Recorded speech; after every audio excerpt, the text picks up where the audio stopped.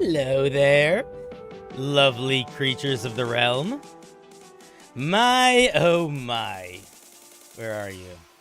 Show me your beautiful faces. Let me see you. Boom! Hi, hello, ahoy hoy, and greetings. Welcome to the show. Let me get my poof up and running. Let's poof it up. Let's poof it up. Oh. What's up, beautifuls? It's been 3 months. Dude, welcome back, sub. Jump scare. Sorry about that. What's up, Floose? Floose is one of our... Floose, you've been real active. You're one of our... You're a newer little member of my enclave. You're one of my newer followers. And it's nice to see you here. It's fun to meet new people. Even if you're only kind of meeting them as a character on the internet. You know? You appreciate the earlier streams? I'm trying to live a healthier lifestyle. Is what it's coming down to. But I'm glad it's somewhat good for some people. Other people don't like it. Other people want me to stream even earlier. I don't know if Faloose is going to like Smolder. Not everybody does. That's okay. Woo-hoo-hoo-hoo! Is my camera blurry or is that just me? Am I just blurry? No, I think I'm fine. Feels like it's weird, right? Give me 1 second. Hi. Hello? There we go, that's better. What's up, Matt? It's good to see you. Lorgu, how's it going?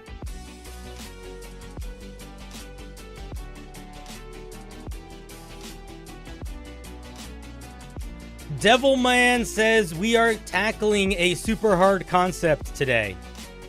And we are, actually. I'm pretty excited for it. So,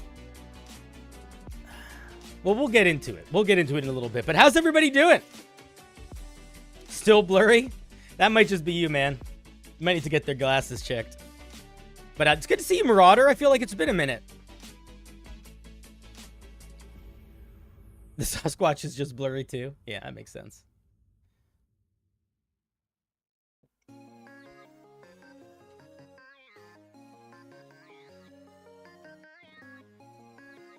I've been pretty good. I went to the beach with my nephew, which was fun. Me and my brother took my nephew to the beach, and he's really little, so it was a fun adventure.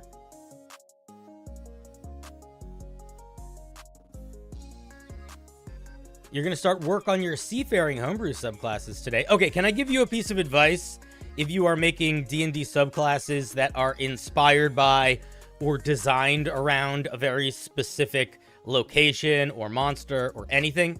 If you're ever doing something like that, you want to make it work well when it's not in its location. The biggest issue with like early Ranger is this, and it's also why something like the Fathomless Warlock works so well, because the Fathomless Warlock is good in water, but they're also good anywhere. So for example, if you want to make like so here's the example I always use.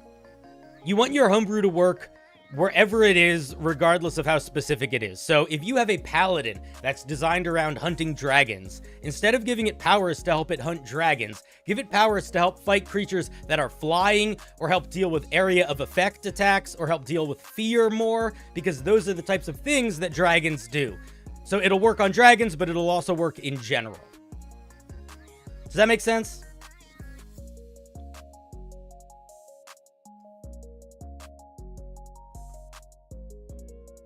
Like, the Fathomless Warlock can breathe underwater, and I think eventually can, like, communicate telepathically underwater. But it can also just summon tentacles and fuck people up.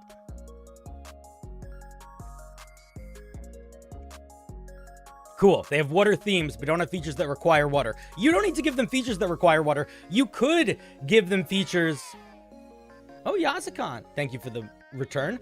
Dude, can't believe it's been more than 7 months. That's crazy, man. We haven't started yet, Drago Knight. We're just hanging out and talking about D&D ideas for a little bit. We'll get started soon. I have a basic idea that I want to build off of. I'm going to talk about it in a second, but the main reason why I wanted to do this stream was because I had like a late night idea that I was like, I think it's a cool idea, and I like wrote it down really quickly, and I was like, let's do this in a stream. But I haven't shared it yet. How's it going, Drago?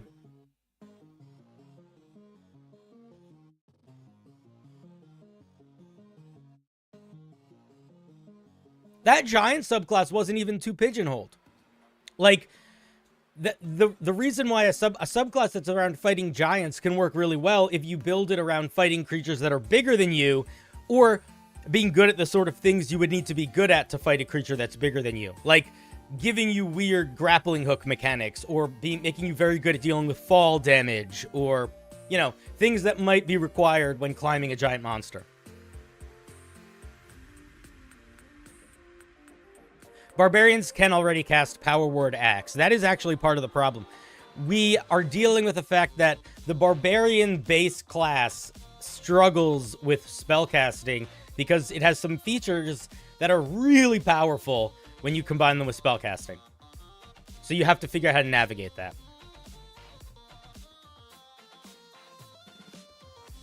I'm going to post this as a short right now. I forgot to do that. But we're going to talk about everything in about 2 seconds. Let me just post this. Guys, did you guys see my newest video? I hope it's good. I think it's pretty good. I think it's at least okay. I think it's better than the last one, which is what matters the most. Can we cast Fist? You can always cast a Fist, my friend.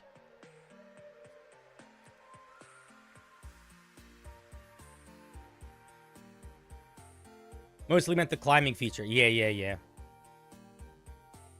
You love the fake Monster House monster? Dude, the fake Monster House monster is so good. It's like a Twilight Zone episode in a monster. It's the Balhanoth. All right. Let's talk about what we're doing tonight.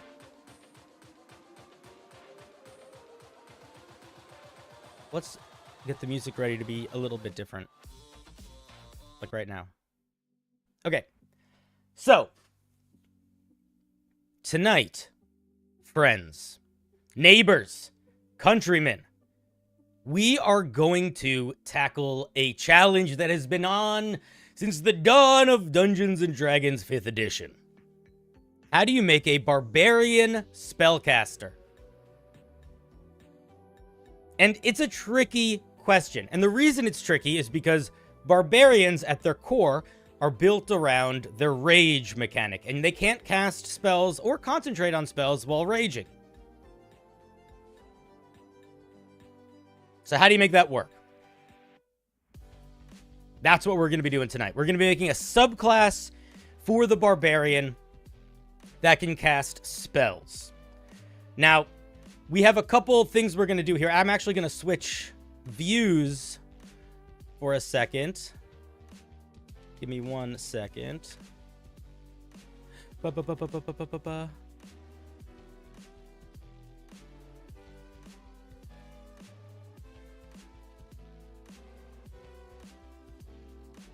Okay.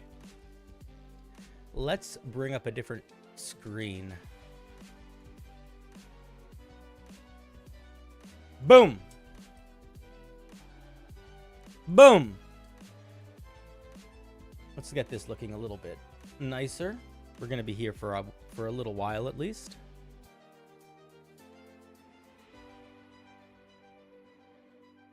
I think we can actually...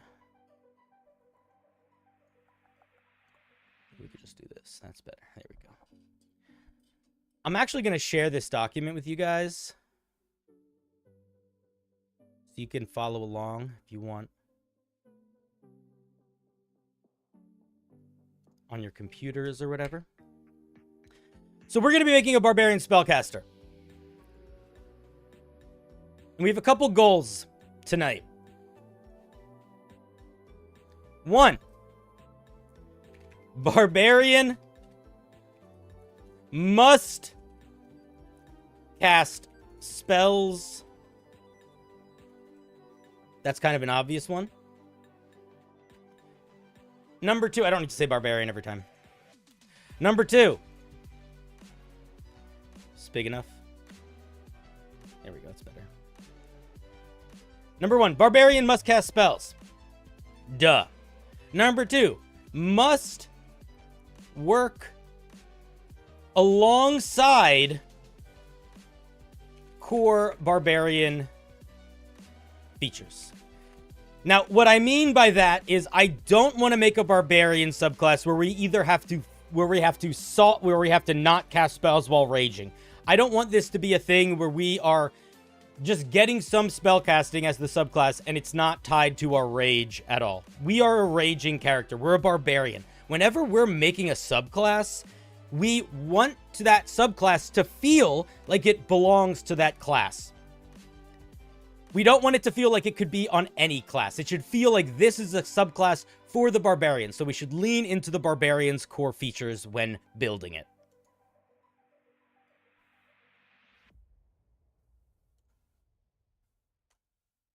And I have one more goal, and I'm curious if you guys have more beyond that.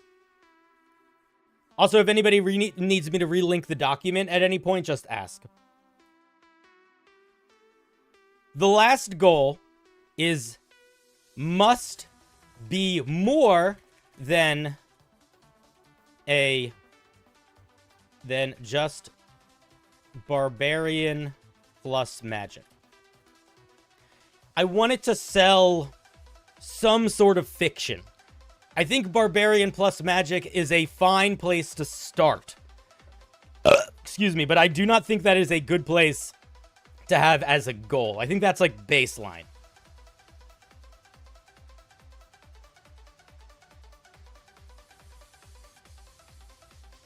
So that's the challenge. And I don't know about you guys,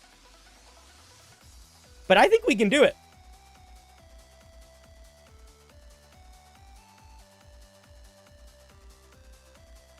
We have not started any mechanics yet. If anybody needs to see the document, I'll reshare it.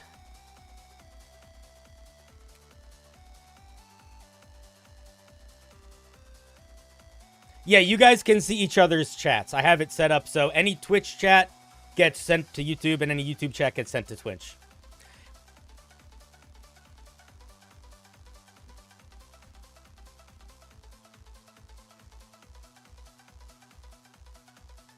Now, Hero of Hyrule, you have actually said, before I was going to say anything, exactly what I want this barbarian to be. I like the idea of a rage mage.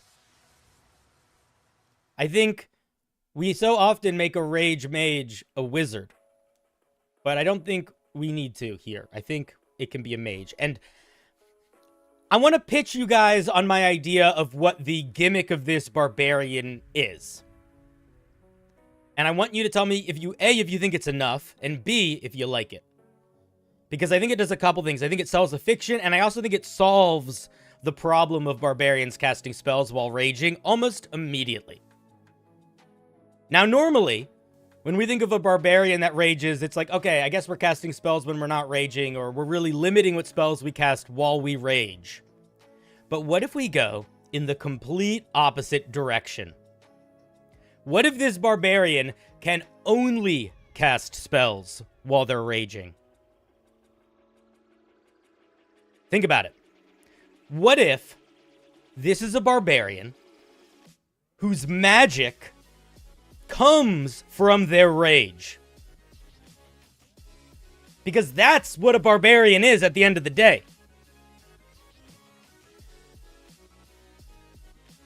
Now, that's going to do a couple things for us. If we handle it correctly, it's going to do a couple things for us. A, it's going to help with the fact it's going to do a lot of limiting spell casting for us already, because you don't get that many spells. You're not raging all day. So you immediately are fairly limited in your spell casting, at least in regard to your spell slots. The other thing that it's going to do is it immediately makes rage and spellcasting linked in a way that I like. Now, in order to do that, we are going to have to make some big changes to something. We could make those big changes to spellcasting. That is almost always the way that people handle it.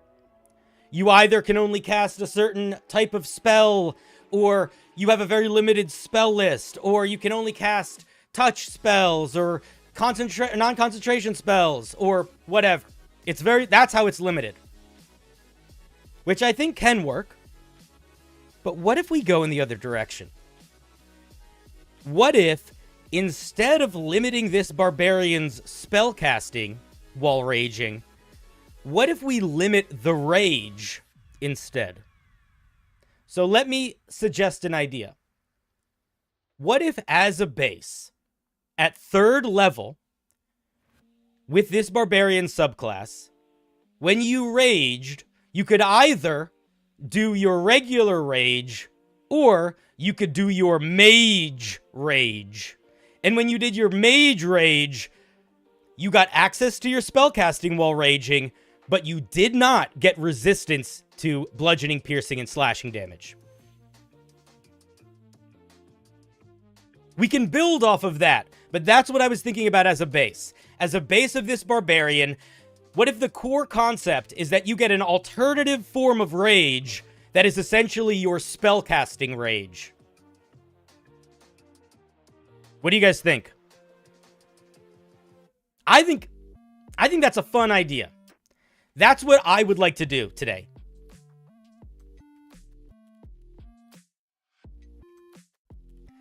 I don't think we've even done designing the core feature, but that's the idea that I want to play with. I like the idea of being limited to basic, like what if it's, okay, let's start outlining a little bit. I have some formatting shit here. We're going to just copy paste.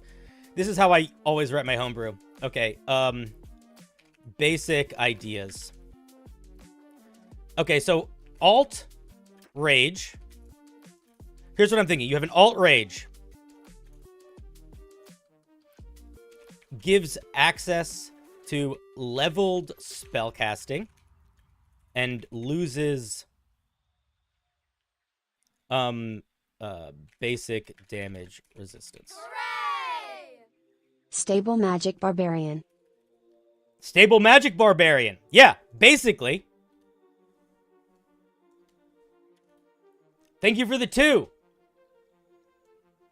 Immortal. I don't know why that took so long to go through. Sometimes it's busted that way. Is this in addition to regular rage? Yes. Yes. This would be like you can choose. Think about it like a berserker barbarian. A berserker barbarian can always do a regular rage, but they can also do a frenzied rage. It's exactly the same way.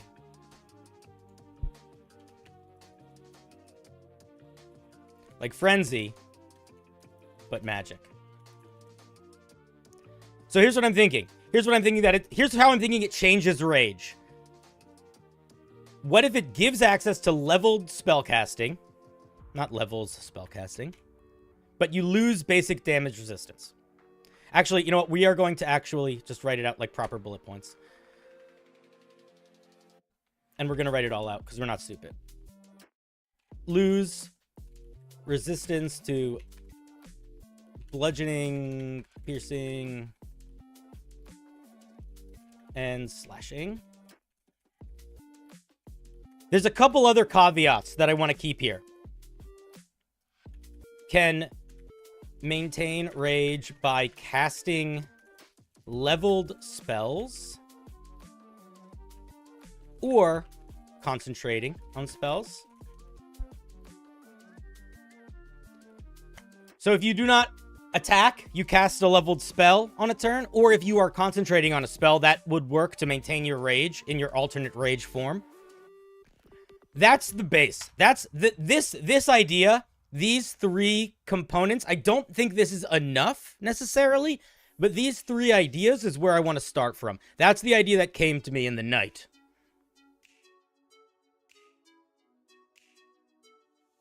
I haven't thought about spells getting rage damage. But here, now let's start just brainstorming some ideas. Actually, let's do it this way. I like this idea as a base third. As a base third feature.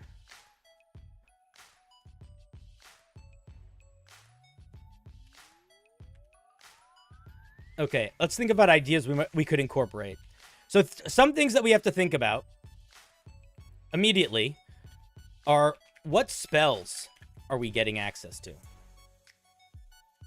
And how are we managing spell slots? That's the first thing. We don't need to answer that right away, but okay. What did Devilman say? Rage damage on spells. These are all different things we want to think about. What else do we want to think about? Magical defenses.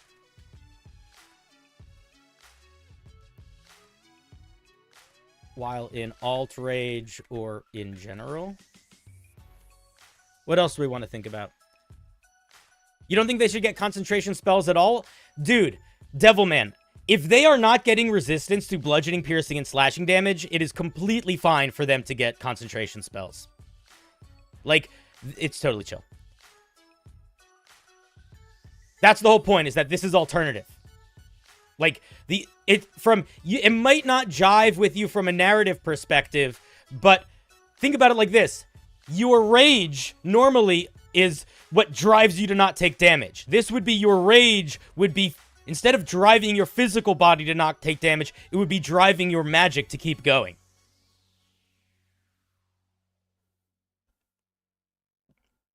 I would have 1 rage, but when you lose concentration on a spell, you lose damage resistance. It's an interesting idea.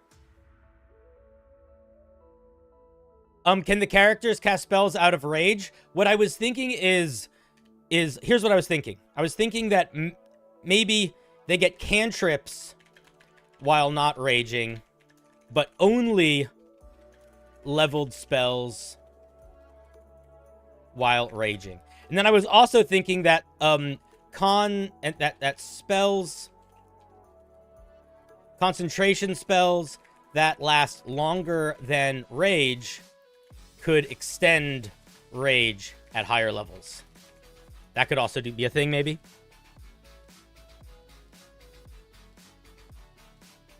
Make it resist damage like normal only while concentrating? No, because then you would be dealing with all of the balance issues of the power of concentration spells while being resistant to so much damage. Because that's the thing. That's what we're dealing with. The biggest issue that we are dealing with in making this work is the fact... This is what I was going to point out earlier that I forgot to point out. The thing that you have to think about when you're balancing the rage mechanic is the spell Stone Skin. Spelled it wrong because I'm stupid. I think it's called Stone Skin. The spell Stone Skin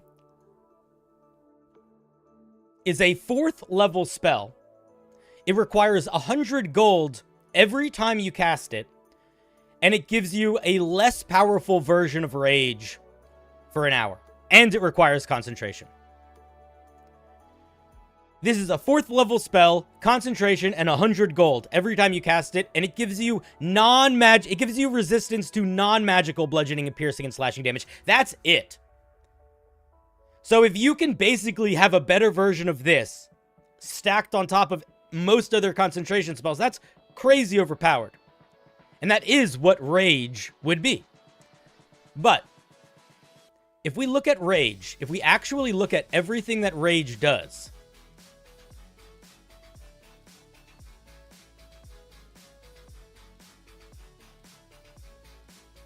oh my god. If we look at everything rage does, advantage on strength checks and strength saving throws. And you do a little extra damage when you hit something with strength. That's not much.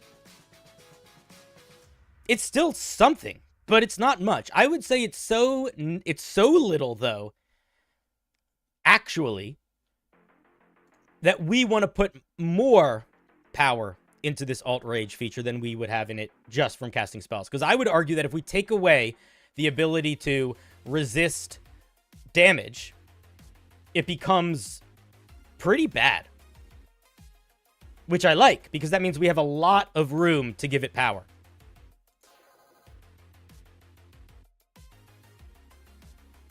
Why is Stone Skin a bad spell? Any spell is arguably a bad spell. I'll tell you what, if you are playing in a low magic campaign, where you are fighting armies of people that don't have magic items, Stone Skin is an insanely powerful spell. It's all, everything's circumstantial, my man.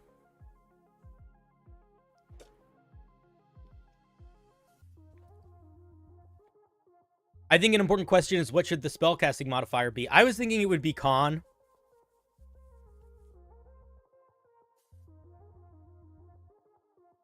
I was thinking con, because remember the fiction is Rage Mage.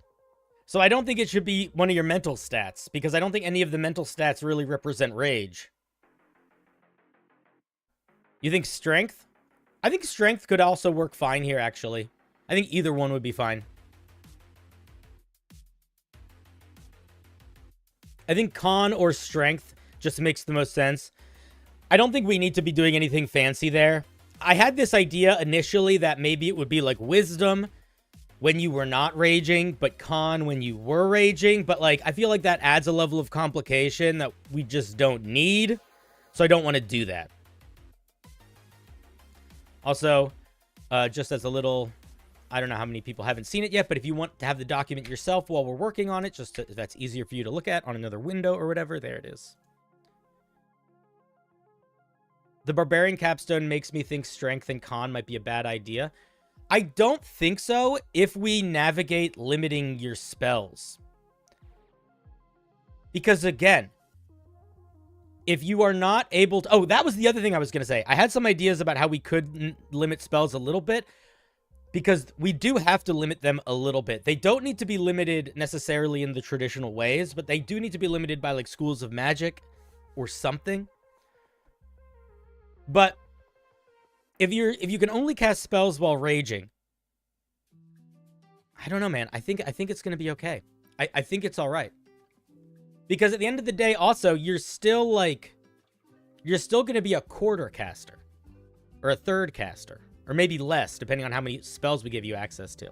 Because that's the other thing, is that I don't think we should do traditional spell slot leveling necessarily if you're getting spells while raging. I think we might want to make it more like a warlock. Like, maybe every time you rage, you get access to a spell slot or two. Something like that. I'm not exactly sure. What's up, Gina?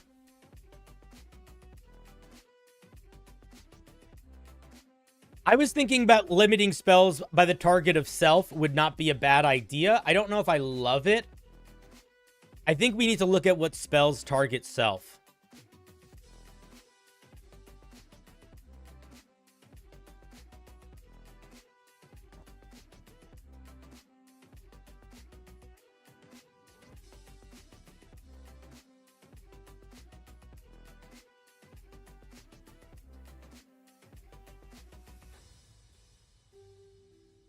Yeah, something like that. I don't want to do a smite thing. Honestly, I only don't want to do a smite thing out of spite. Because someone said, I bet Cinder's going to do a smite thing. I think rage meter spell slots is the move. Yeah. Yeah, I like that idea. That makes sense. You know what you could actually do? If you wanted to be really cheeky with it, you could have a number of spell slots equal to your rage bonus.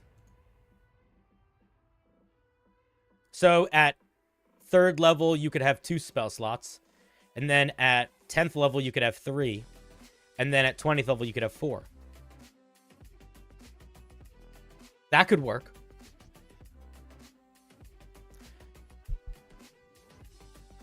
I'll tell you what I don't want to do, but I think would also work. I hate this idea, but I think it might work. It's an overcomplication, but let me suggest it. What if you had spell points? So what if when you raged at level 3, you had 2 spell points? Which means you could either cast 2 first level spells or 1 second level spell. And then at this, you could... Like, how do you guys feel about that?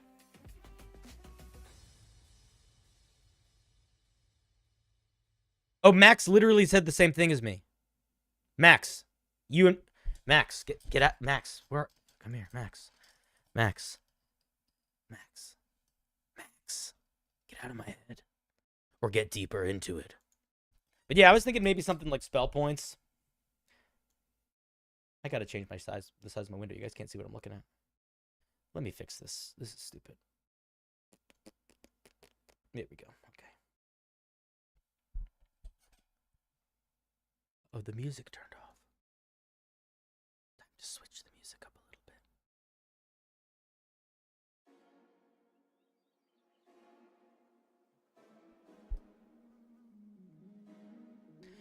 Second level spells at 3rd level. Oh, that's true. That's a little early. You know what? That's a good point. That's a really good point. Getting access to a 2nd level spell, because that means you would be getting 3 2nd level spells a day. If you're getting these every time you're casting it. That's way too much. Yeah, that doesn't work at all. No, that's a really good point. Okay. Okay, so we do need to do... You do need to be somewhat limited. You do need to, I think, have maybe daily spell slots. I don't think we can make it work with rages. I think we can still limit the spell slot usage to only while raging, but I think we might need to do traditional spell slots. Or something closer to traditional spell slots.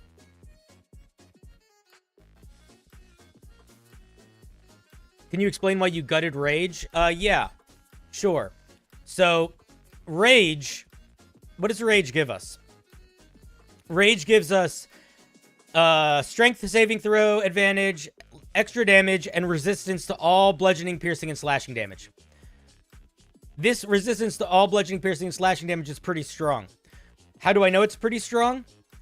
This is the spell Stone Skin. This spell is a 4th level spell that requires 100 gold every single time you cast it and requires concentration. And the only thing it does is give you a less powerful version of the resistance to bludgeoning, piercing, and slashing damage. That is literally the only thing it does. So, to be able to essentially do this spell on steroids while casting additional concentration spells, or let alone this spell just not requiring concentration,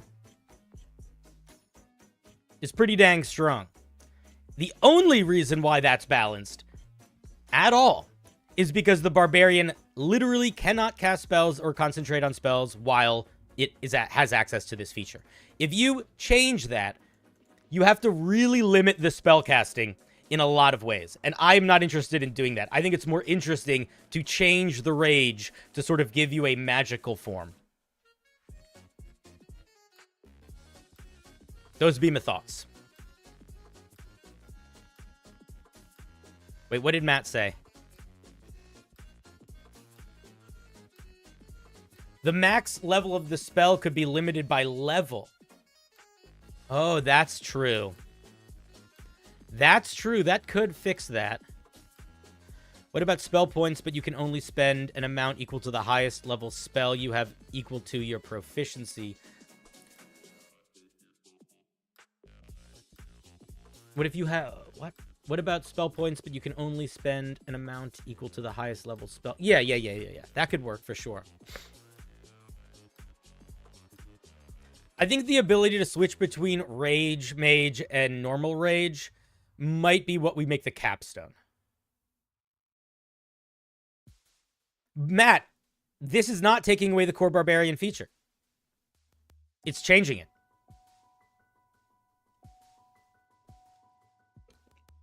That would be my contention.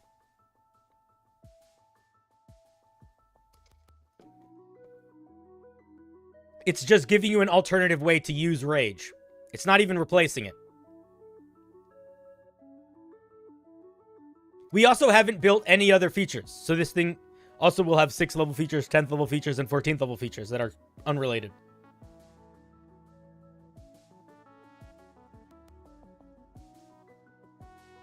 We need to feel... Yeah, that's where I think like the 6th level features and stuff will come in.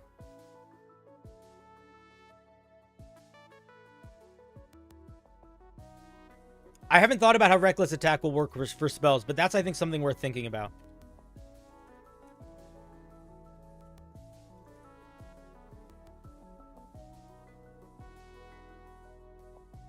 I think we need to look at another angle, if not school limitation. What kind of spells are we working with that let us better understand how we tackle slots? Well, I guess we could talk about that next. You guys want to talk? Let's talk about what sort of spells we would give this guy access to. So the first thought that I had for what sort of spells we would give this guy access to, if we were going to limit spells, which I don't know if I'm not sure how we want to handle it, but if we were going to limit spells and not limit it by school, I think we could limit it by class. That could be one way to sort of navigate it, right? If we limited it to either a sorcerer or warlock, that would do a lot of heavy lifting for us. But a couple people mentioned something in the chat, and it's something I've been thinking about too, which is where is it?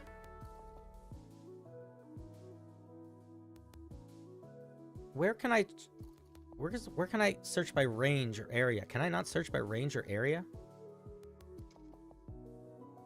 Oh, I can just do this, I guess.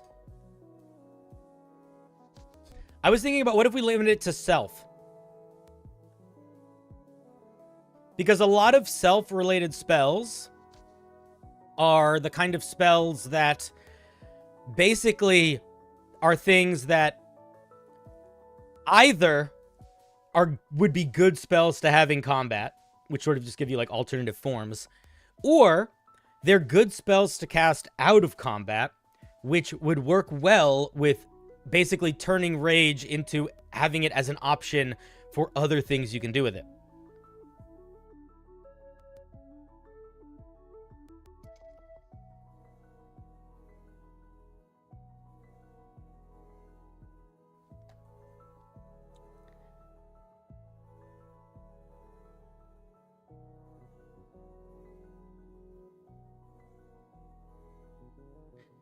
And then you miss out on spells like Warding Bond. Yeah, I don't think we need that. I don't know, man. Because I feel like Warding Bond is just, now you're just a barbarian again. Or now you're just a sort of a basic barbarian, but sharing resistance. Like, I want this to feel like you are harnessing your rage to cast magic.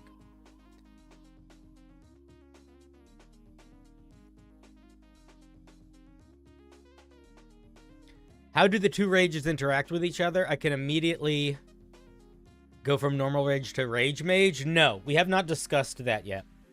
In my imagination, at least for where we're at right now, in level progression and planning this thing, it's not a part of it. Maybe it'll be the capstone.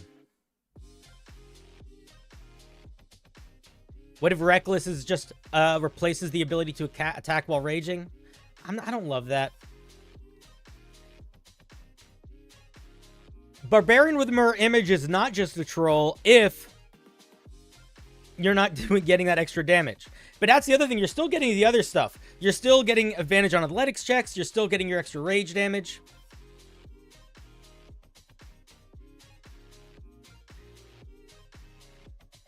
Shades, I want it to be more open-ended than that. I want you to feel like you're a spellcaster while raging. I don't want you to rage and then limit yourself to one spell.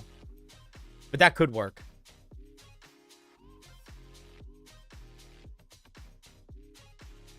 Let's take a look at what some of these spells are. Yeah, no, that's what I'm saying. Limiting it to spell self would be good. We need them to be good, because that's the other thing, is that we need them to be... I think the highest level they can be is 4th. So a lot of these we're not going to get access to anyway. So what would we get? We would get Alter Self, Augury, Blink, Blur. This wouldn't be till higher. We would get Comprehend Languages. We would get Detect Thoughts, Disguise Self. Divination would be a funny one. Divine Favor, Expeditious Retreat, False Life, kind of a nothing burger there. Flame Blade. I mean, we get some interesting... It's a lot of utility and a lot of defense. That's what it seems like it is for the most part.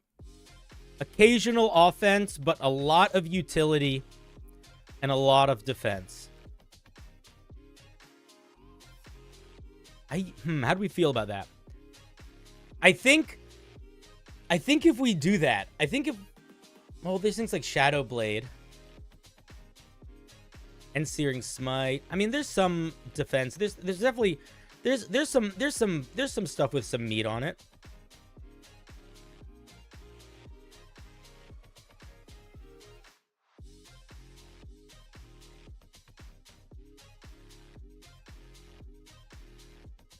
I think we can still limit it to certain schools, or not certain schools, certain classes. Like, if we don't like the idea of smiting, I think we go with Wizard, probably.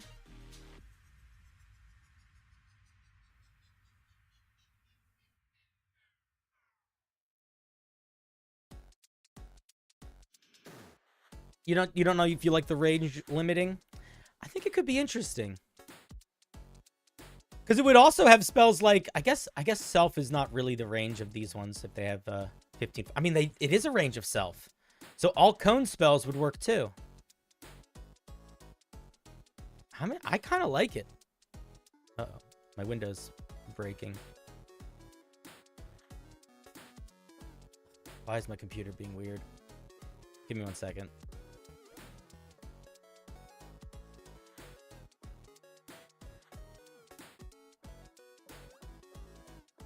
Are you working now? No? Okay. Close. Let's reopen that window. I don't know why it froze. Oh, all of my windows froze. Lovely. Did everything freeze? Am I still streaming?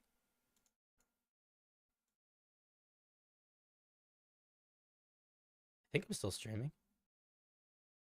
Everything broke. Let me reopen some windows.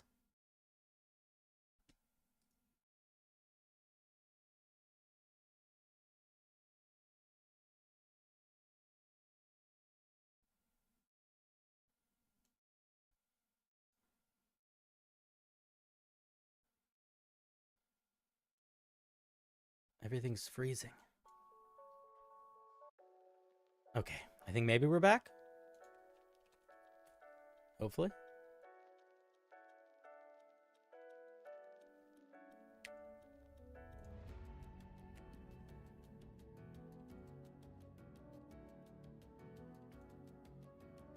Am I here? Am I streaming? I can't see chat.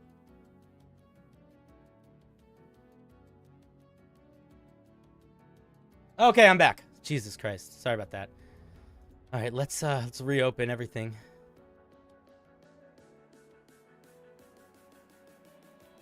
One second. There we go. Okay. Phone and touch-based spells only.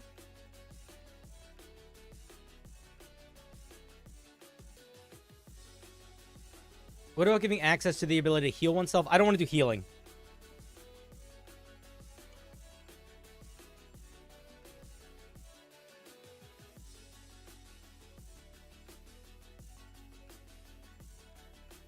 Yeah, I kind of agree with Dominique. I don't think we need to... Maybe we just don't limit it for now and just see how that feels. Let's just try not limiting it and see... Just to see how that feels. Because that might be fine. I actually think it would be maybe more interesting.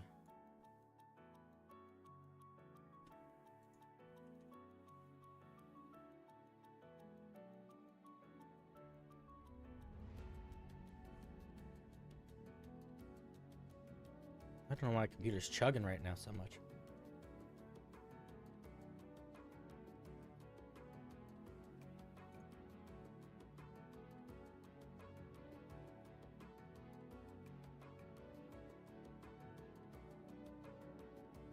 Okay. Magic that makes things happen by accident is already kind of the wild magic barbarian. Okay, so let's okay.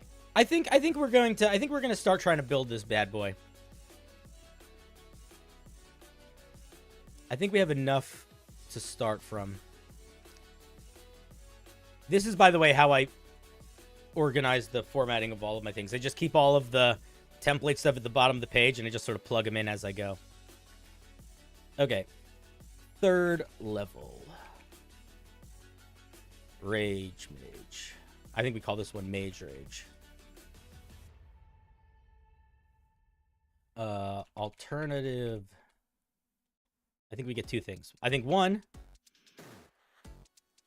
I think you learn. Oops. You learn some cantrips. And you get Alt Rage Magic Power Rage.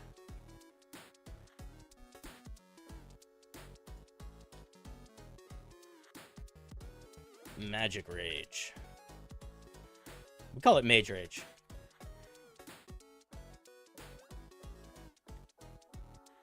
When you rage,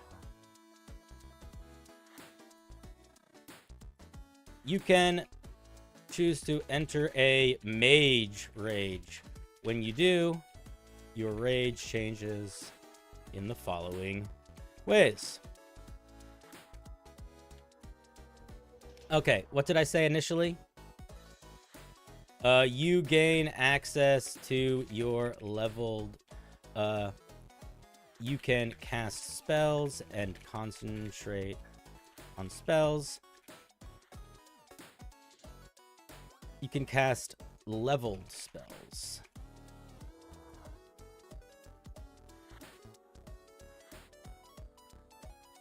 Why is this not doing the thing? Oh my god, I hate when this thing doesn't auto format for me nicely. Do it. Do the thing. Okay, it's going to be annoying. I don't know why you do it this way. I hate when you do it this way.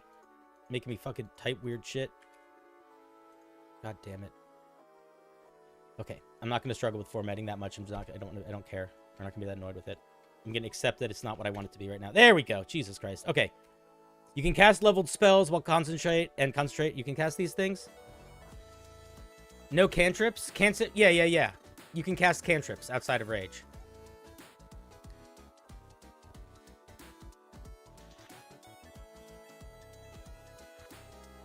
Oh, I want to... Yeah, and cantrips. I wanted cantrips to be in here, too. I just wanted to focus... I want the leveled spells to be the bigger aspect of that. And then the other thing that we're going to do is you do not gain resistance to bludgeoning, piercing, and slashing damage. You can maintain your rage by casting spells or maintaining concentration on them.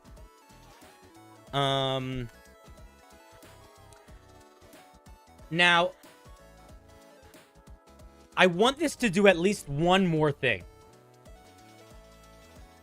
And I think we can go in a couple directions here. I don't think there's a right or a wrong answer. Obviously, this might change as this thing builds out a little bit. We are in the roughest of rough drafts. But what I think we want out of this is something defensive. Something that still keeps the barbarian feeling. Because if we've looked at the chat, the one, and I agree with this, the one really big piece of criticism has been... If you take away the core rage feature, which is the resistance to bludgeoning, piercing, and slashing damage, you are really going to make this guy not feel like a barbarian while they're raging. They're really going into a different mode. We still need to feel angry. Exactly. So I have a couple ideas. I was thinking one of them is you gain some elemental or magic damage resistance. So it's almost like you have a physical rage mode and a magic rage mode. You could have something like that. I don't know exactly how I would represent that. The other thing that I was thinking is you could have some extra offensive our reckless attack spell bonus.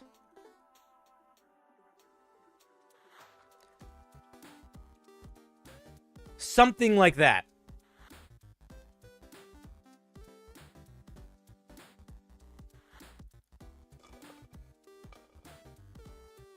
Why does everyone keep talking about advantage on concentration checks?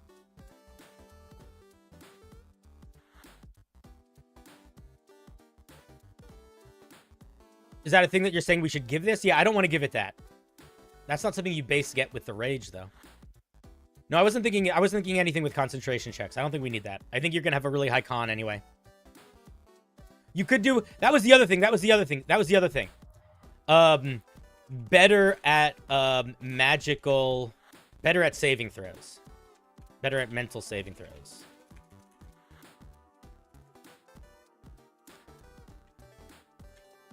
I was thinking one of these three should be the defensive feature, and I don't know which one.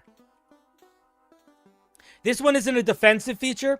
Let me rephrase that. One of these three, or some combination of these, I think need to be present for you to still feel like a barbarian when you're raging.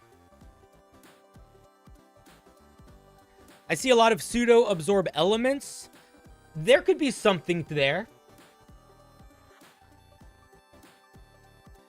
Bonus to saving throws equal to rage bonus. That's not a bad idea. Proficiency bonus, I think, would feel a little too strong. I also don't know if that's super exciting feeling. That's the only other thing. Is that fun? Is the idea of... Is we get more defensive by getting better at our saving throws? Is that still going to make us feel like a barbarian in the ways that we want? It could. I think it could.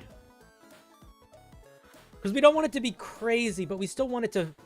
We really want to feel like a barbarian. Because I like everything about this except for that feedback that I think it was Dominique or someone said, that we still want this to feel like a barbarian. And we want that to feel that way all the way through. What if you choose a damage... What if you choose a damage type when you rage? Oh. Interesting. Wait a minute, that...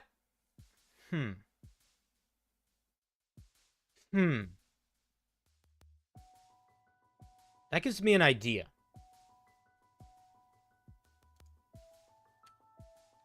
I don't know if this is a good idea or not.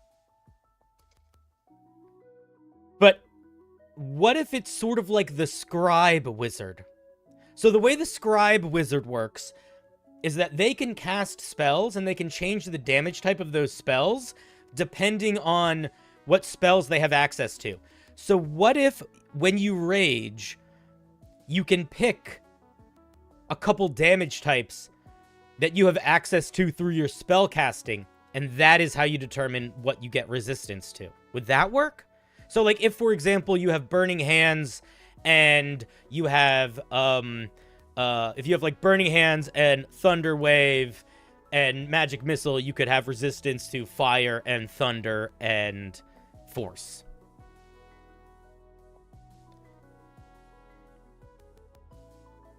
It's only better than normal rage if you assume that you can access everything. And the way that we limit that is by either limiting the amount of resistances, like not giving you 3, giving you less than 3. That will do a lot immediately. The other could be somewhat determined by what spell schools and spell classes we pick for what you get access to. Because there are spells like Chromatic Orb or Absorb Elements, which just give you like a bunch of damage, which give you like every option that matters anyway. So there, we could also limit it like that.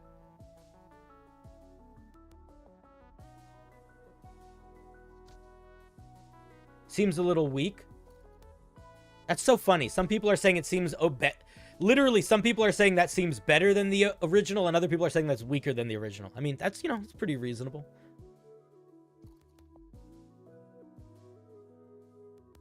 Because here's the other thing. If you're limiting it by what spells you have access to, that's doing a couple things immediately behind the screen that I want to make sure you're thinking about. It's going to play into what spells you pick. You are now very limited by spells because you want to pick spells that you have good damage, that give you good damage resistances. So there's an element there that I think people should be thinking about a little bit. I think that that's important. I don't think that's a nothing burger. I also think that I would probably not allow you to pick bludgeoning, piercing, or slashing damage. It's not going to be a half caster. It's going to be a quarter caster or a third caster, whatever subclass casters are.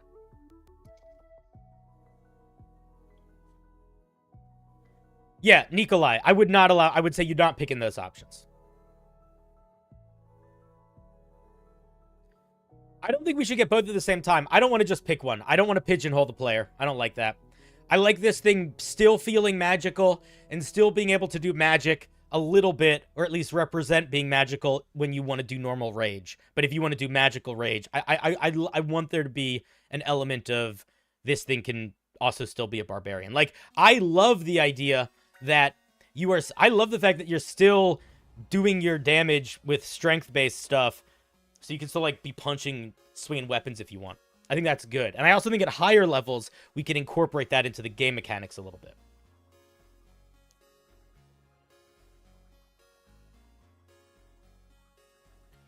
Limiting by spells, you know, is probably the best way to handle it. Yeah, I feel like that would be solid.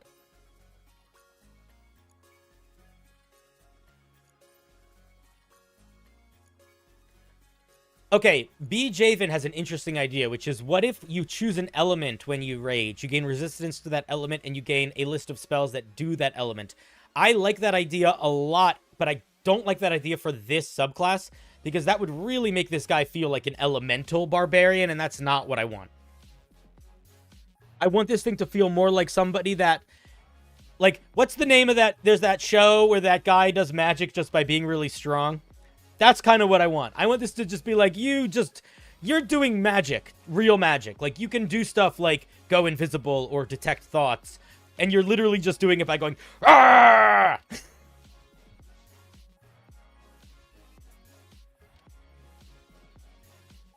You think resistance to force damage sells it, and pretty much nothing gives that normally?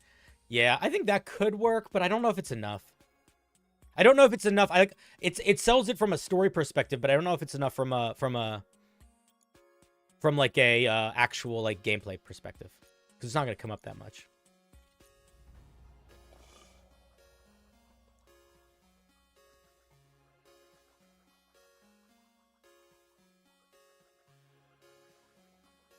You could do something like the Blood Hunter, where there's like the base damage types and the higher damage types, but it's the opposite when you're getting it as defenses, because those base damage types are only base damage types because they're more common and they're more commonly resisted.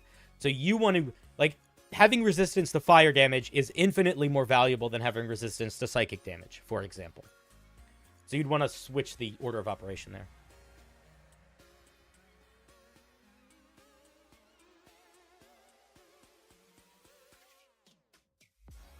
Oh yeah, I think it already I think it already feels very different than the Wild Magic Barbarian at 3rd level, because the Wild Magic Barbarian is essentially the opposite, where it's like you have no control. This is like you are activating control.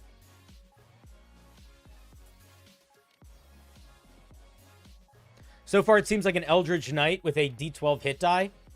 I don't agree. Does the Eldritch Knight get cantrips? They might get cantrips, but the Eldritch Knight can access their spells all the time. This guy can only access their spells while raging.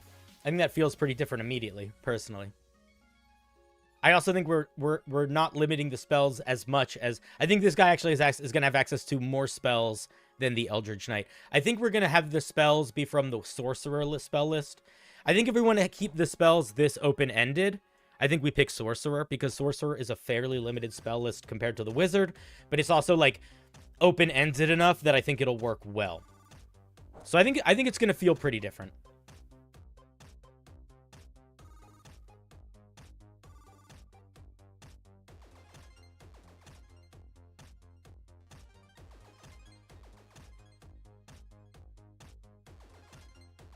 Okay, I think that's what we're gonna go for now. We're gonna keep these ideas, maybe for later, but I think for this, what we're gonna do is, while raging, you gain resistance to number of damage types from spells of your choice from spells you know. Okay, I think that's enough for Mage Rage. What do you guys think? For a start, this all might change later, but for a basic start, you can cast cantrips and leveled spells and concentrate on spells while raging. You lose resistance to bludgeoning, piercing, and slashing damage. You can maintain your rage by casting spells or maintaining concentration on them. And while raging, you gain resistance to a number of damage types that I haven't decided yet, equal to your of your choice from the spells you know.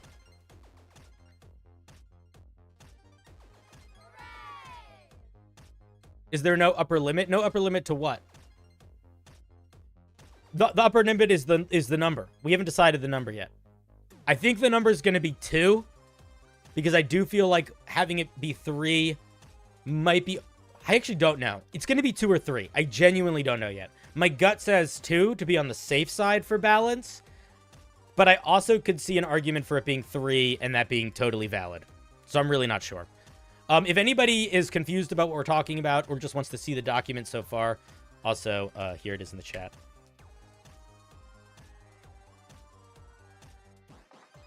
I think we're going to go... I don't know how many cantrips known. Let's say... I'm not sure. 2 to 3 cantrips. I'm not writing out the whole mechanics of this, so we're going to have, like... Okay, let's say you get, like, 2 or 3 cantrips. And then this whole feature, like needs all the table / casting rules stuff. Okay, so I think that what we're gonna say is, I think we're gonna say your spells are, I think you're picking from the sorcerer spell list. I don't know how we should do, how many spells you have access to at a time. We're going to come back to that. I know that that is a really important thing for balance and might impact features later, but for now, let's just start to brainstorm out some higher level features too, so we can sort of see what shape this thing's going to have. I want to copy this whole thing in case we want to do some options at level 6. Though I don't know how many options this thing gets so many options just from being a spellcaster that I don't know how many more options it needs.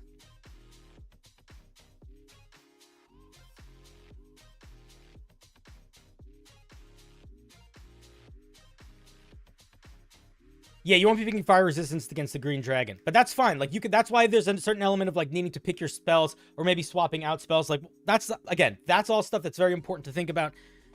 And I think we'll work on at least a little bit, but I want to make sure we have a good base that feels good. I think, personally, I think that this is a reasonable balance of power so far for Mage Rage, personally.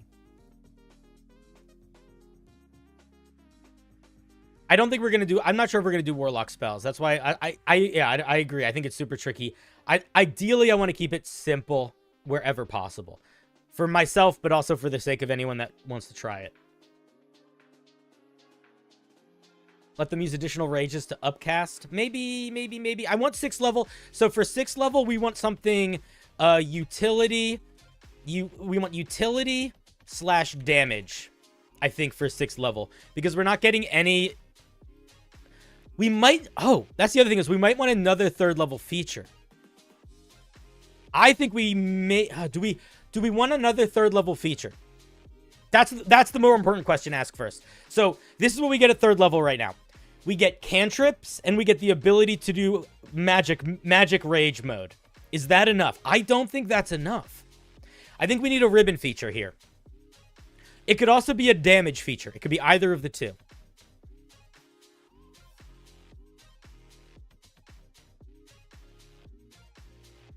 Spell list is going to be sorcerer spell list. That's what we're sticking to for now. We might make it more limited than that later, but I think that that's limited enough. The sorcerer spell list basically is you do not get all of the spells, and you also don't get any healing spells.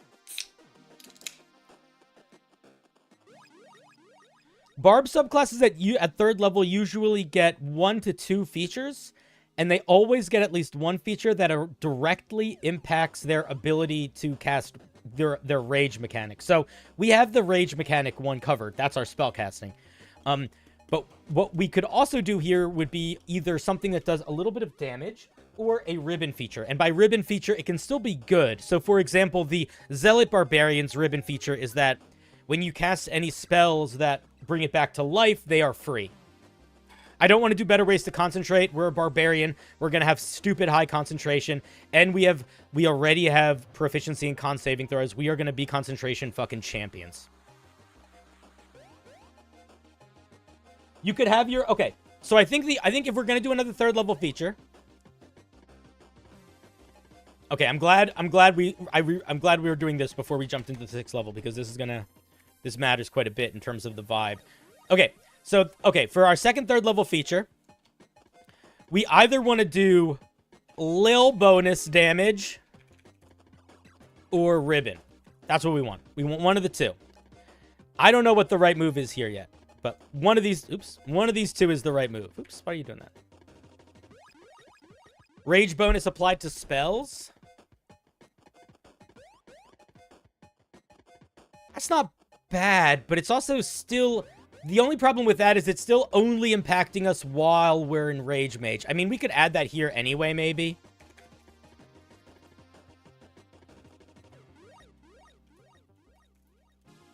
To spell attacks.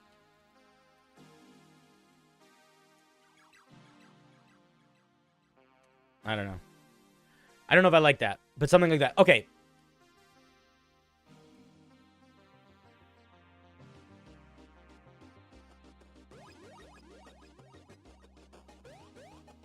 Detect magic at will? No. Why? Okay. Why do not... We don't want to do detect magic at will because there is already a barbarian that gets detect magic.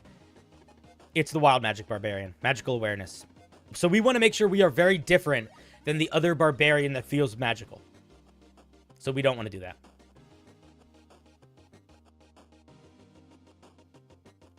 I don't think we need to necessarily do rituals also because... The other barbarians that do magic are the Totem Barbarian and the Zealot Barbarian, and both of them have magic with ritual vibe.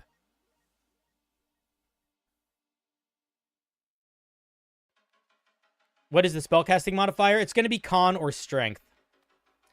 If I'll tell you what, if the spellcasting modifier is Strength, rage damage will be applied to spell attacks. So I think that might sell it.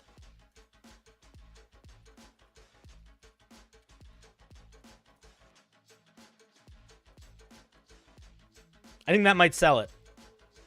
That might be what pushes it overboard for me. Because that means, because with rage, if I remember correctly,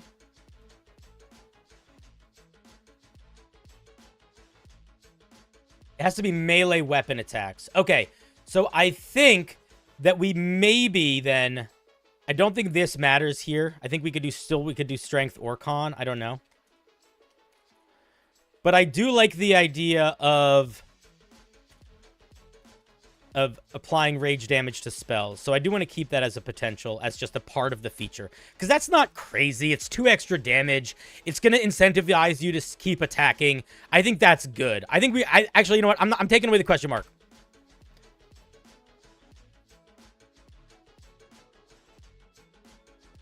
What we need to do is we need to have the right language so it is applied to like, I want to make it applied to... Here's what I want to do. I don't want it to work with AoE features. But I do want it to work on features that require that maybe have multiple targets. I don't actually know if I like that. Maybe we just make it spell attacks. Because that way it'll work with something like Scorching Ray. But it won't work with something like Fireball or Cone of Cold or something. Or, not Cone of Cold. You're not going to get Cone of Cold. But you know what I mean.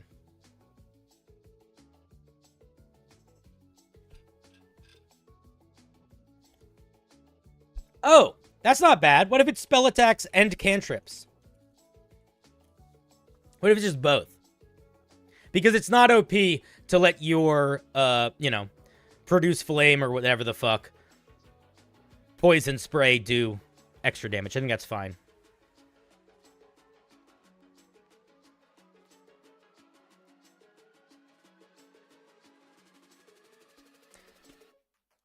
Fat Cheesy Pants, you just resubscribed. I'm sorry I didn't say anything earlier. I just noticed it. Thank you for the resub. What's the fluff of this subclass? The fluff of this subclass is that you are a barbarian. Here, let me just say this. You have learned to harness magic through your rage. You rage to make magic. I think it's going to be sorcerer vibes. The power is in you, etc. It needs to be a little bit more fleshed out than that, I think, but that's the basic vibes.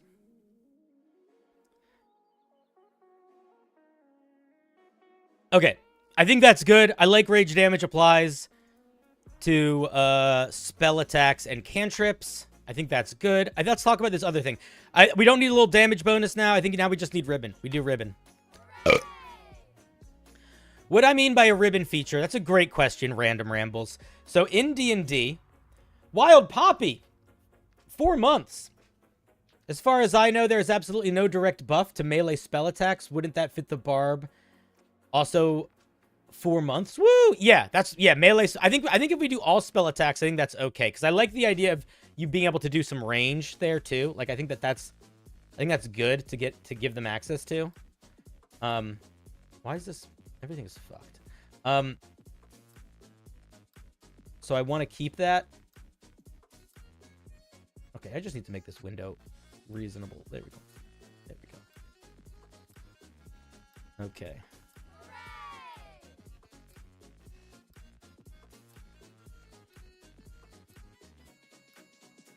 Levtron resubbed for 2 months. Thanks for the great content. You're making all of us better DMs and players. Here's to many more. That's very kind. Oh, and thank you for the biddies. Thank you for the biddies, RevJoe417. RevJoe417. Okay, what is a ribbon feature? A ribbon feature is a feature that is mechanically interesting or powerful in very specific circumstances, but most of its legwork is in helping sell the fiction of your character. So, for example, being able to breathe underwater. That is sort of a ribbon feature. It's very good sometimes, but mostly it makes you feel like you're a fish person.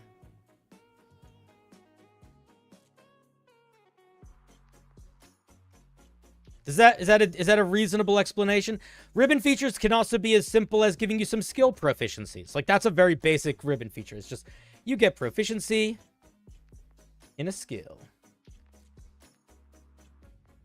Okay, let's fix this window. This window is annoying me. Being not working nicely. There we go. It's a little bit better.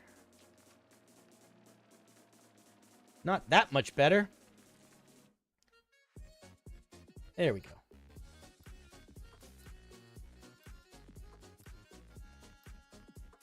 Okay, so what is the ribbon feature for this fucking guy? What do they have all the time? Now, this is a feature that we do not want to be tied to rage either. We want it to be something that they always have access to. I have two thoughts immediately. What if one, you can use athletics for arcana checks or investigation checks related to magic? How do you guys feel about that? Now, I'll tell you why I like this. This is something that is good for two reasons. One, it's on all the time. But two, you have advantage on athletics checks while you're raging. Which means that this gets better when you're raging. So it turns rage into, like, not only are you activating your magic, you're, like, hyper magically aware while you're raging, too.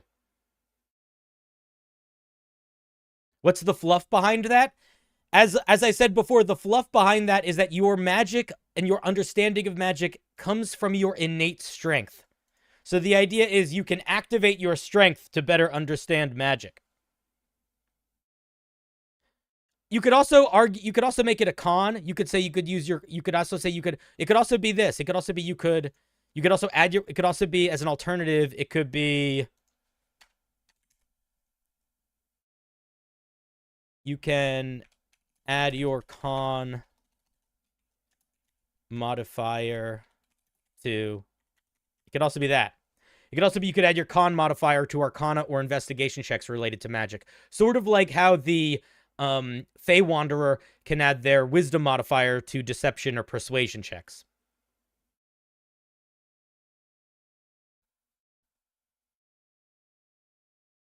What do you guys like more?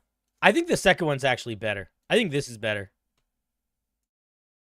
I like the way this mixes with rage, but I think this might sell the fiction a little bit better. And I also agree that it won't make everything super focused on strength, which I like a little bit more too. But somebody said they struggled with the fluff of that. That was Brent. How do you feel about that? Do you feel like that helps with the fluff a little bit? If we're trying to sell the vision of this barbarian magic user as like a sorcerer barbarian, where it's like, it's not always logical. It's just that they're so magical in their bones that they kind of get it.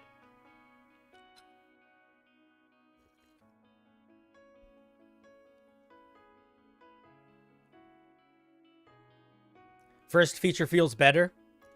Yeah, I genuinely don't know which one. I'll tell you what, though. Let's pull back. Let's pull back. Bigger question. More important question. Is this a good ribbon feature?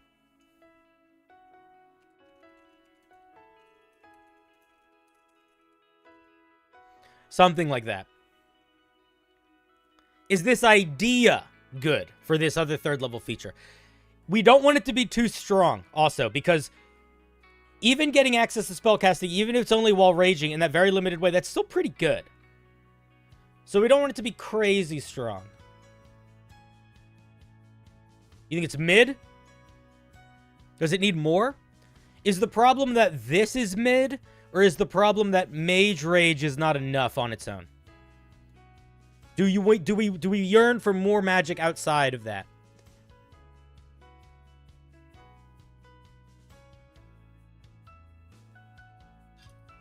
Rage mage is mid? What is mid about it? What's missing? Whenever we want, if we're feeling something, the most important thing about actually changing it is to analyze why it feels mid. What feels mid about it? Is it mid because you feel like it's too dissonant from the basic rage mechanic? Like, is losing resistance to bludgeoning, piercing, and slashing damage too big of an impact in the context of gaining additional damage resistances as an alternative? Or is it mid because you want it to feel more magical and explosive, and getting access to spellcasting is not doing enough of that? I'm not sure. I would guess it's one of those two, but if you could clarify, I would appreciate it. Because other people are saying Rage Mage feels too strong. So I don't know. I feel like this is maybe the argument of, like, how powerful do you think an Eldritch Knight being able to cast spells is? Because if you don't feel like it's that powerful, I don't think you're ever going to feel like Rage Mage is that powerful.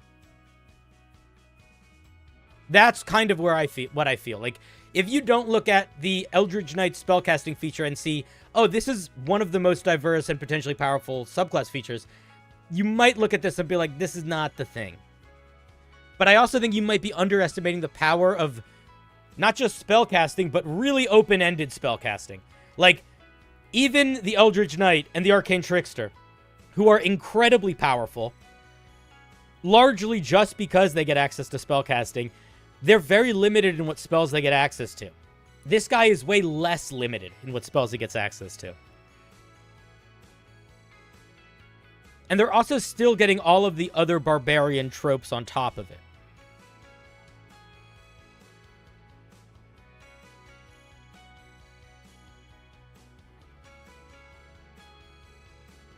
You think the second one, you think this borders on being too strong? I thought this one was maybe too strong. I thought the con modifier one felt like it was a toned down version. Yazakan, we're gonna bring in reckless attack at higher levels. I have thoughts on it already. I also have thoughts on ways we could maybe even bring in brutal critical if we wanted to. Yeah, if you don't, here's what I'll say. If at your core, you don't believe being a quarter caster or third caster is that strong, I'm going to say I don't know if you're ever going to be satisfied with the way I make this. Because I think spellcasting is pretty strong. I think really the only limitation to spellcasting on Eldritch Knights and stuff, aside from not having that many spell slots, is the limitation of the spell schools. So, it's okay though. We can always agree to disagree. That's whatever. If you want to use this in your own game and you're like, this isn't strong enough, you can always also add stuff.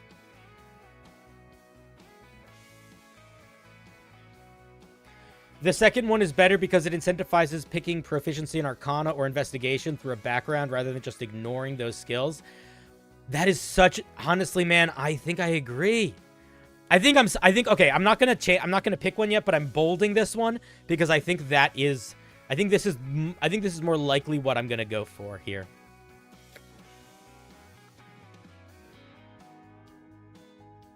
But Liorli, this spellcasting is not limited to combat. Because you don't need to take damage or attack every turn to maintain your rage anymore. You can simply be concentrating on a spell. So if you cast a spell like invisibility, you can just be invisible. As long as you're concentrating on a spell, you maintain your rage.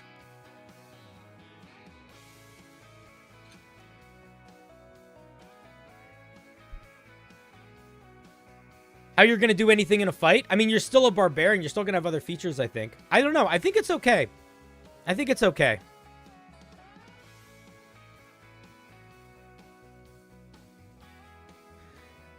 Yeah, but they also can't become resistant to every damage type. You know what I mean? Why doesn't this feel like rage? Let's look at it honestly and answer the question. Why doesn't this what about this doesn't feel like rage? Does it feel like rage because it doesn't get damage resistances? Because it does get damage resistances. That's the only thing that changes. Another way to think about this is when you rage, you change what you get damage resistances to and you get spellcasting. I understand that it's arguably weaker depending on the circumstance. Almost always weaker depending on the circumstance. But is it not rage, is my question. Because I think it still feels like rage. I think that you are over worried about not getting resistance to bludgeoning, piercing, and slashing damage as a feeling of not feeling like you're raging. But I think you're losing the forest for the trees, because remember the goal here. The goal here is to make a barbarian that can turn their rage into their magic. So I think it's okay to make that alternative rage feel a little different. And I would argue that maintaining the resistance to other damage types or magical damage types is maintaining the core feeling of rage, which is you are resistant to stuff. And you can also always still do regular rage as well.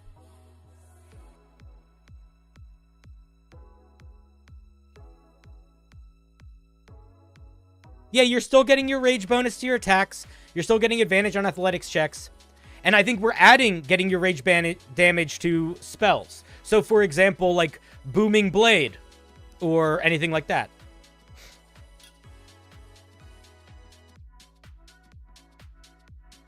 Lukavi, you're not losing Barbarian. Like I'm saying, how do you lose where? I appreciate that that's how you feel, but you have to be clear. That's not saying anything.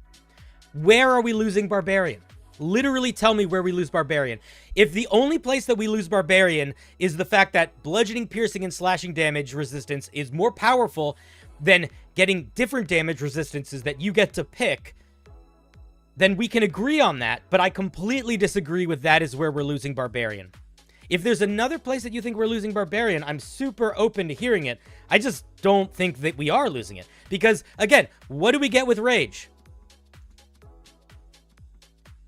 Advantage on strength checks and saving throws. We still get that. Dealing extra damage when we hit stuff. This gets better. And instead of having resistance to bludgeoning, piercing, and slashing, we might have resistance to cold, lightning, and fire. It's not like losing sneak attack. It's like changing sneak attack damage from whatever damage you normally would do to changing it to fire damage. It's not losing. You're not losing sneak attack. What are you talking about? You're being goofy, Shy X. You're being goofy. I think you're limiting the way you're thinking about it. If you didn't get any damage resistances, yeah, maybe you'd be losing, or any extra resistance types, maybe you'd be losing sneak attack. But you're not fucking losing sneak attack. You're getting it. It's just a different form. Is there a link? Yeah, I got you. Where is it? How can I not see it? Oh, there it is.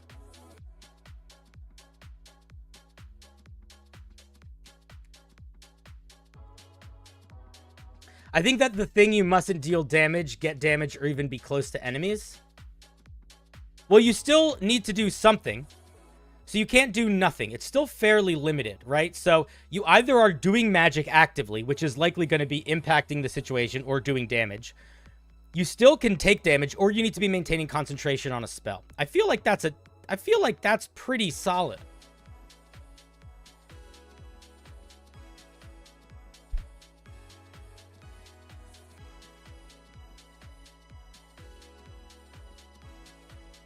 I think they're wanting the core and spells. Is the issue that But that's not what... maybe that's the issue. I thought people were saying they didn't like Mage Rage. They just didn't like it as a feature. Or they felt like it was too different feeling from regular Rage. And I just don't know if I agree with that. But I don't know if we need to get super spellcasting all the time. I don't know. I don't think we do. The other thing that I think is... yeah, I'm not sure. I see what you're saying. Okay, let me ask this as an alternative. Because I also think that there is another way that we could change this. I think there's another way that we could change this. And I think it might actually solve all of the contention that people have about limiting the spells to rage, which I still kind of think is a neat idea. But if we don't want to do that, it also solves the problem of spell slots. What if it's this? What if you get you know, quartercaster, spellcasting, sorcerer, spell list. Okay. And you get cantrips. And you can cast spells all of the time. But in order for you to cast spells while raging, you have to do it in Rage Mage. So you always have access to your spellcasting. You can choose to enter a regular rage. Or if you want to still have access to your spellcasting while raging, you could activate Mage Rage, which essentially keeps it so you still have access to it. Do you know what I mean? How does that feel? You're never going to use Mage Rage? Why not? You're going to have you're going to have utility spells and normal combat rage? That doesn't feel cool at all? Little OP?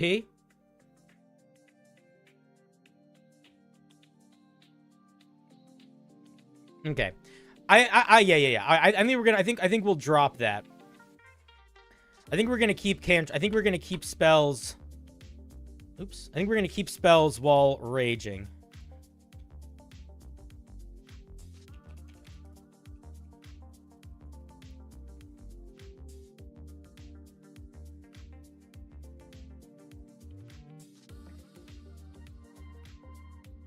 Makes rage feel less impactful. Yeah, I agree.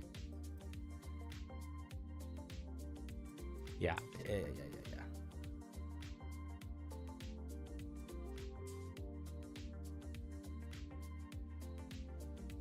Yeah, I think at the end of the day, I just very much disagree with you, Leah Lore, on what you said about never using Mage Rage. Oh no, I agree with you on that. I misunderstood what you said that in the context of. Might be.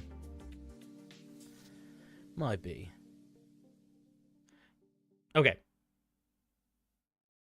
So we're going to keep the spell casting while raging. Does this now feel like enough at 3rd level?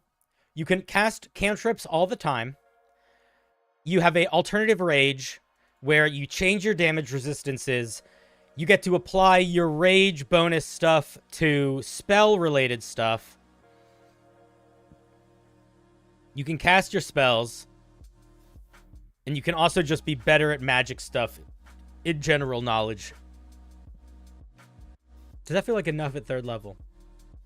Should we also apply reckless attack to spell attacks at 3rd level, or should we save it till higher levels? That's the only other thing I'm thinking about. We could apply it at higher levels very easily. I think that is what I was initially thinking about doing.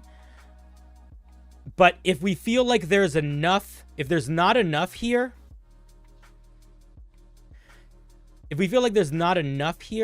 that should go here. But if we feel like there's enough here, we put that into higher levels. Okay, we save it for higher levels.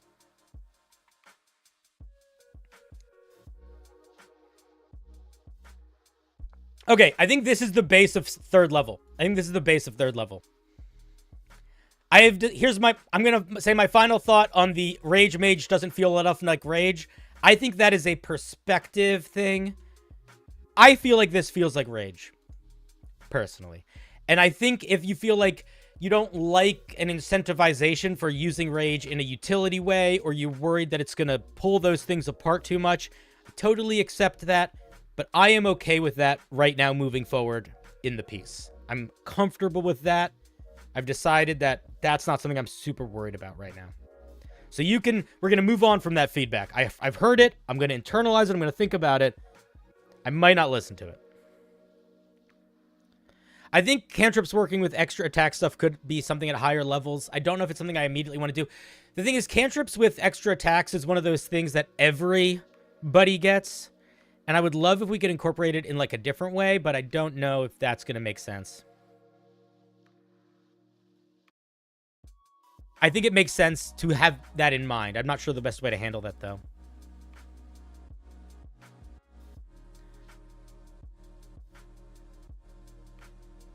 Yeah. No, I'm very happy with Rage Mage mechanic right now. Genuinely, the only thing I'm not confident about with this is should they get Reckless Attack at 3rd level.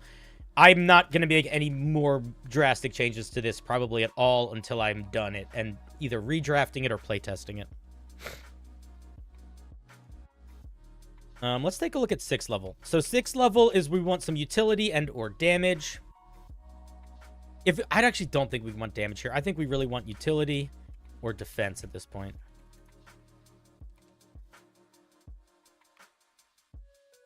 We could do like cantrip fighting better. I don't love that at 6th level here. We could do that if we need to, though.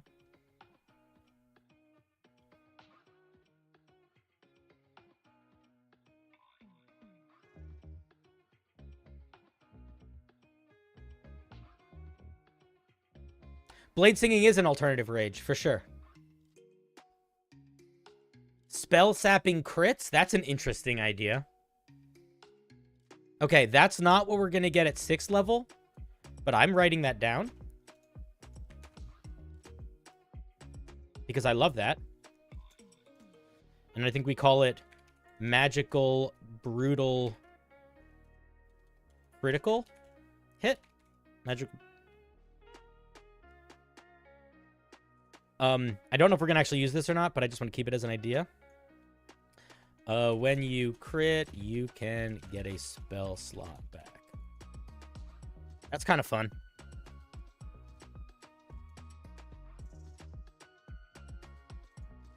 Maybe this is a 10th level feature. I have no idea. Okay, let's talk about 6th level. That's a fun idea, though.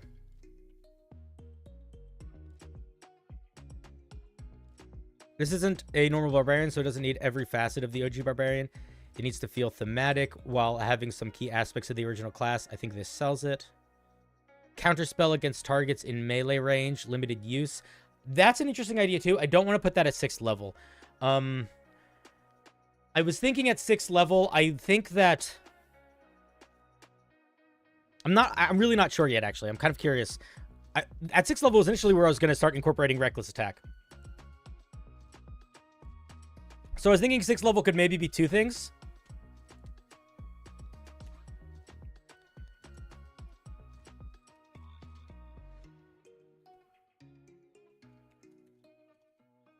Reckless Magic. And we have to be careful with how we word this and also how we think about this for multi-classing, because you don't want to be able to recklessly attack. You don't want to be able to do this necessarily with too much other things, but maybe at 6th level it's okay. You can use reckless attack with spell attacks. Melee only? Unsure.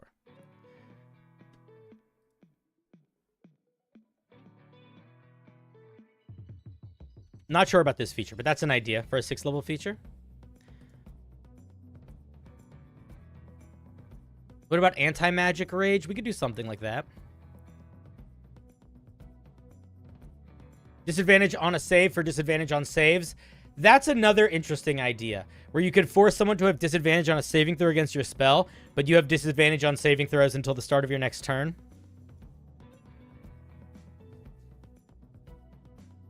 I like that idea too.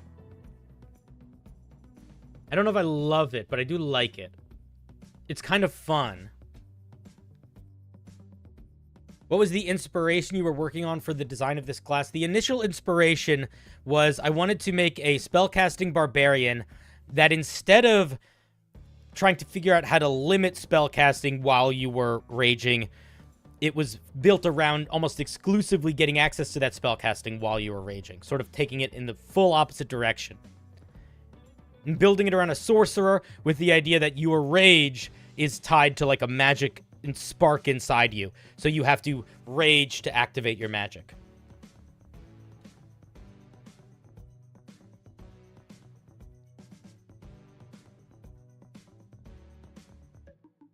Bringing both rages together is something we're desire to do. I don't know. I don't love it. I was thinking maybe the 14th level feature would be the ability to switch between the two forms while raging. But that might be too powerful, but it might actually just be fine. That also might not be that powerful. Let me just ask you guys, how does that feel too powerful?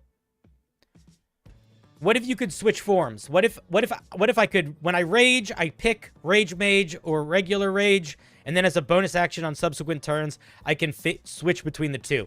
Does that make this feature, does that break the game? And if it does, when does it?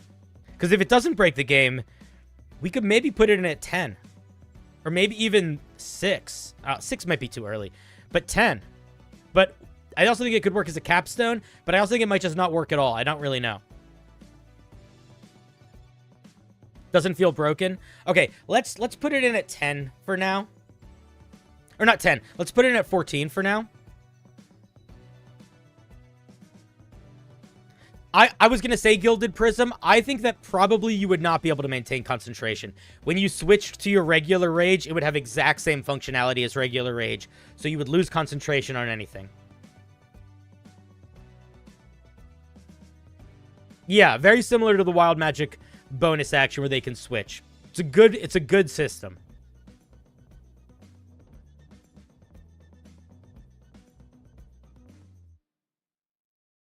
Default rage without buffs isn't a big deal unless it is. Like, when you want to be able to resist bludgeoning, piercing, and slashing damage, or you're out of spell slots, that's going to be lovely.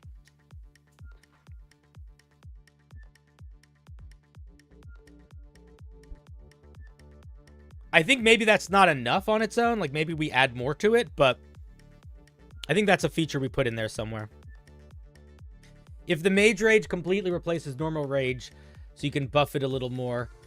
I think that's true. We could also add a buff to it. It doesn't completely replace it, though. You can also always pick to regular Rage.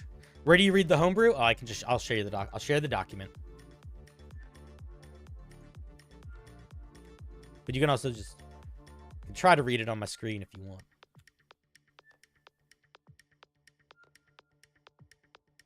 I apologize if it's hard to read.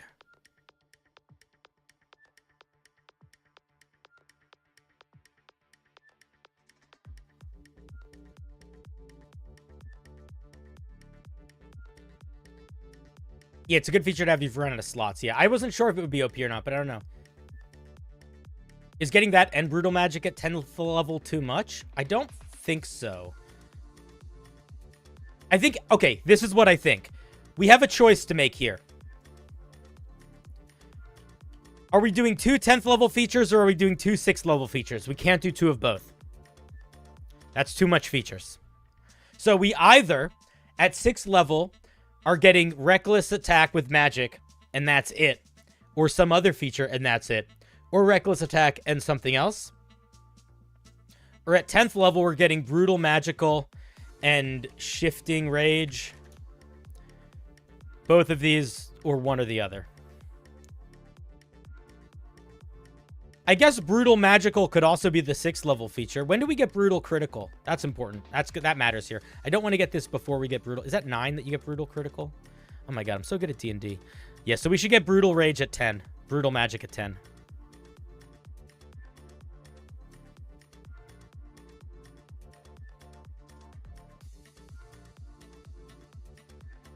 I don't want switching between forms to cost a spell slot, because then it de-incentivizes using the magic when you have access to it. I don't want to do that.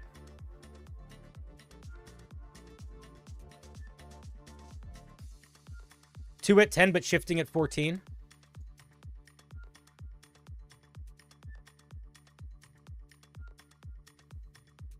Yeah, they could already use Reckless Attack with those, but now they would be able to use it with things like Scorching Ray or like Primal Savagery.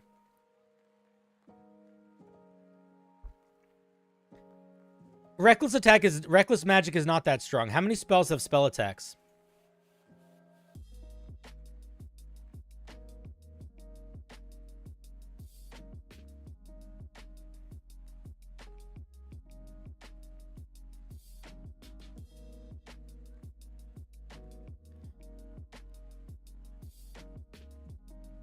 These are all the spells with spell attacks. How many? Don't worry about the higher level ones. But it's not that many. Chaos Bolt. Firebolt. It's like very few, actually. Like, maybe few enough that I think maybe it's not enough. Unless I have another filter up that I'm not noticing. I guess it's just limited to Sorcerer. Yeah, that might actually be almost too limiting, right? It's not actually that many spells. Interesting.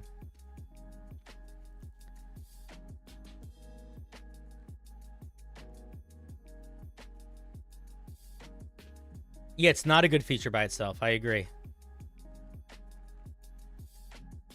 No, Wizard's not going to help enough there. Wizard is going to not help enough. I mean, let's actually, you know what? I don't want to make assumptions. Let's just check.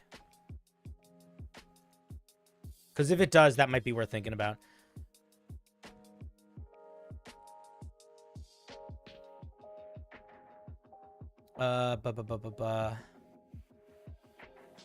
It adds a couple spells at second level, but not enough to justify it, I think. Okay, Reckless Magic is not enough. That's good to know. We need Reckless Magic to be a little bit cooler than that. So we have a couple ways that we could make Reckless Magic cooler. One of them is the thing that somebody suggested earlier, which is that you can force disadvantage on spell save to have disadvantage on all saves. Like Reckless, but saving throws. That was an idea that I was thinking about for a little while that I think might be decent.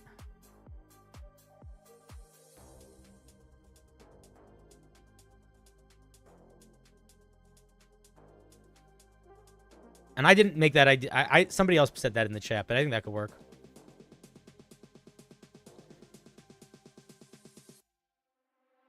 The force disadvantage takes up one attack, and you can use the other. It is incredibly dangerous. I think, here's my argument. Here's my argument for why I think it might be okay.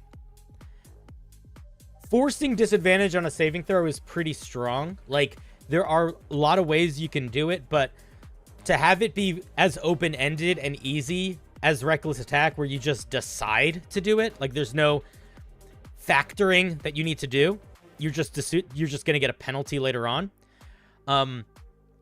That's very strong compared to all the other ways you can force disadvantage on saving throws, like the Hound of Ill Omen, which is good, but like requires some setup. The reason I think that might be okay here is because, sort of like what people were complaining about earlier, you don't get access to your magic all the time. So it's not like you can force disadvantage on saving throws all the time. You are still only casting spells while you're raging. So there is almost an incentive to make them a little bit more, to make them a little bit more impactful. You know? Because you're not getting nearly as much access to them as you would be if you just could cast spells all the time. Reckless Attack is not rage only. You can always Reckless Attack.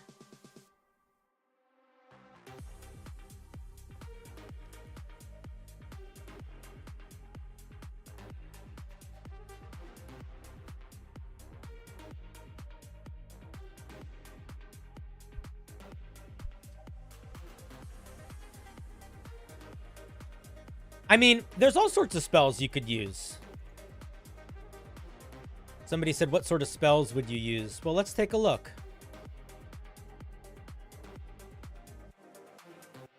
Let's take away these. We don't need these. Let's go back to Sorcerer.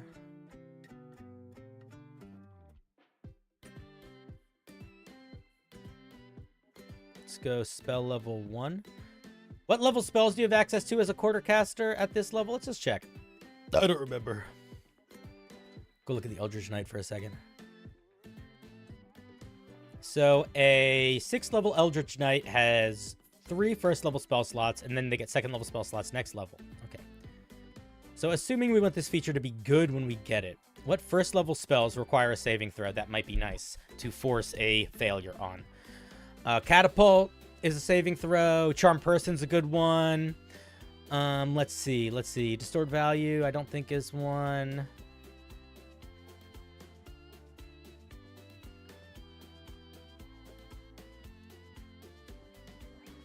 Might not be enough. Thunder Wave. Let's see what happens if we make it wizard spells.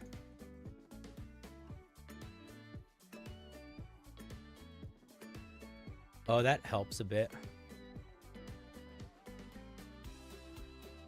That helps a lot. Okay, maybe we're making this a wizard. Wait, does the fucking sorcerer not get access to grease? Wait, what the f... something was wrong when I was searching earlier. What the... Why is this not working? There's no way sorcerers don't get access to grease. What the fuck kind of D&D games are we playing? Well, butter my biscuits. They do not. Yeah, fuck that. All right, we're using wizard magic. We need more spells. We need more spells that we can pick. Otherwise, this isn't going to work. We've built this in a way that it's designed around limited access to a lot of spells. I think if we were going to build this barbarian to be getting magic all the time, we would go with the sorcerer. But we got to go with wizard. Because, okay, if we look at this from the context of wizards now, let's look at the spell list. There are a lot of opportunities here to be useful to force saving throws. Like, it immediately gives us a handful more interesting ones. Immediately. Okay, that's the move.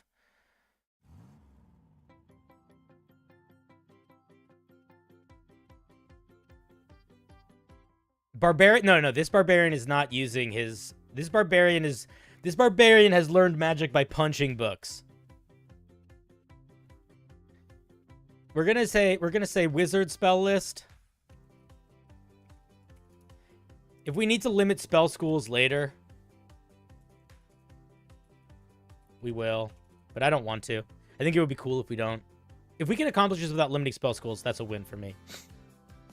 Oh, we could also go bard, but I want damaging spells. And I don't want them to get healing spells. I don't know why. Am I being too judgy there?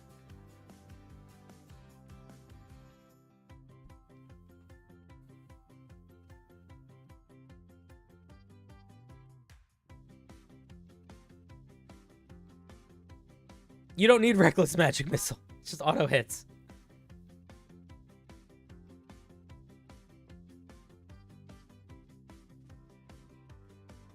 He eats spell books. Yeah, exactly.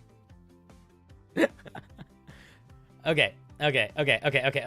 So let's think about 6th level. 6th level, we get Reckless Magic.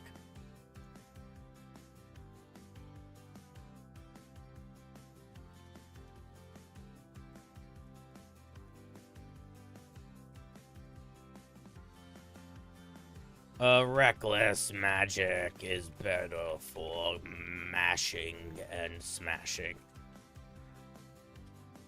Is that enough at 6th level? Or do we want a defensive feature too?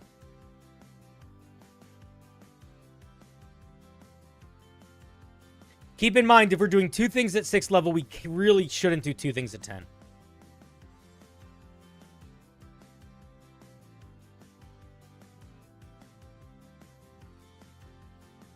It might be enough at 6th level.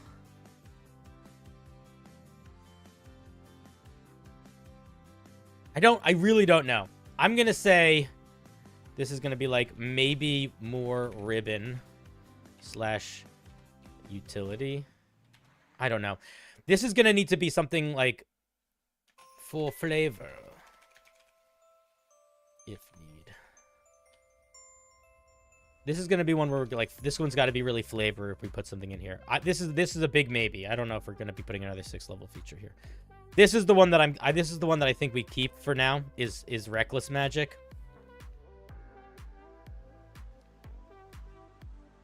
The combat fantasy in my mind is a barbarian that can focus their rage in such a way that instead of expressing itself through physical might, it expresses itself through magical might.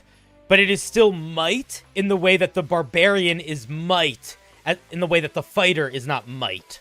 Like, I still want to capture that in the same way that the barbarian feels different than the fighter.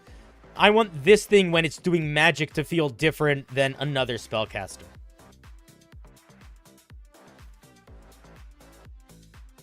You prefer to at 10? For sure. I think that could work. Yeah, I can see YouTube chat. So the way that chat is set up is that both YouTube chat and Twitch chat in chat see each other. But because of Twitch's terms of services, I cannot show Twitch's chat on stream. Or I cannot show YouTube's chat on stream. I can only show Twitch's chat on stream. So you only see Twitch's chat in the video, but in the actual chat, you both see each other.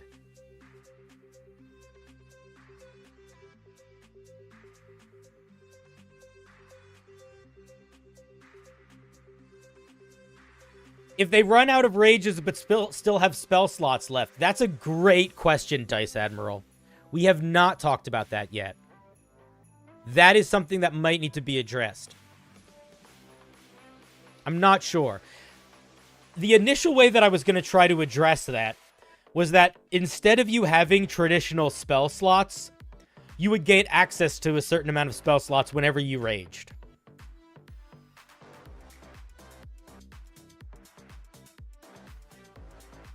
That's kind of an interesting idea. What if you could expend those spell slots to get limited rage? I like that idea. Okay. We have two problems we need to solve immediately. The first problem is, where the fuck do we put this feature?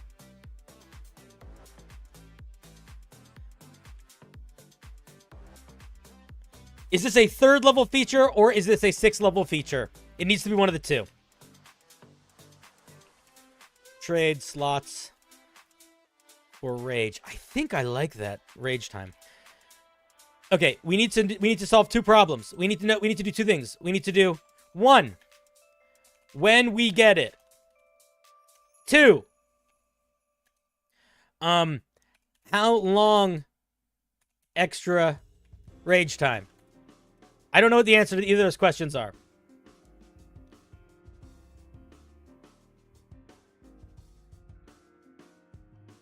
You think this has to be a 3rd level feature? It could be. Okay, if we give it a 3rd level, it's got to be fucking brief. It's got to be really brief. Really brief. Like a round.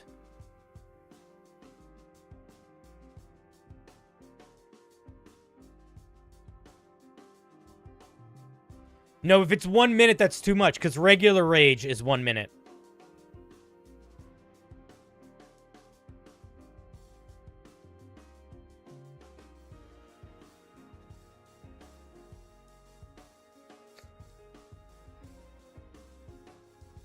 Who at Dice? God damn it, Dice. I really appreciate that question. That was such a good thing to think about. That's such an important element of this thing, and I really wasn't thinking about it at all.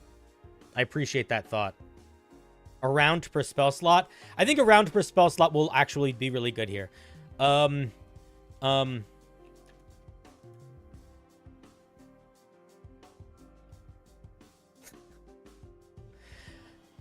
What if we call... We're not going to do this. What if we called the ability to turn into... What if we called this feature the ability to turn into... To do your special mage rage where you're doing magic while raging? What if we called that feature mage rage? And we called the feature where you translate spell slots into raging. What if we called that Rage Mage? So you had a feature called Mage Rage and another feature called Rage Mage. I hate that, but that's not what we're gonna do. Okay, this is third level. It's gotta be. Third level, what do we call it? We call it, magical. No, I don't want to call it magical. I think we call it, like, arcane adrenaline.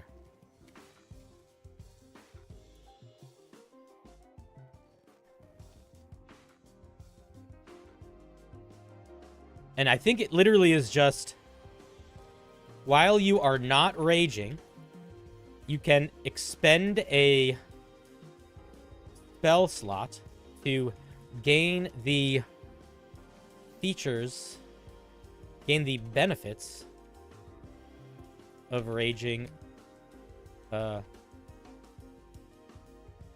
a number of rounds equal to the spell slot expended. How do we feel about that?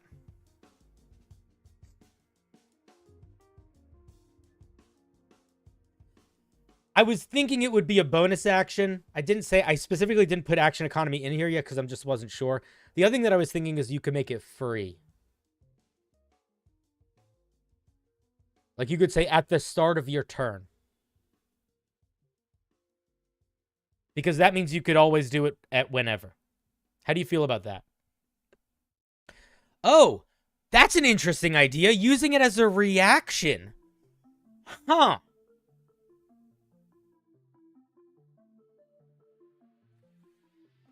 I don't know. Interesting. Okay. Okay, so we have three options here. I don't know what the right one is. It's either a bonus action, or it's beginning of turn, or it's reaction.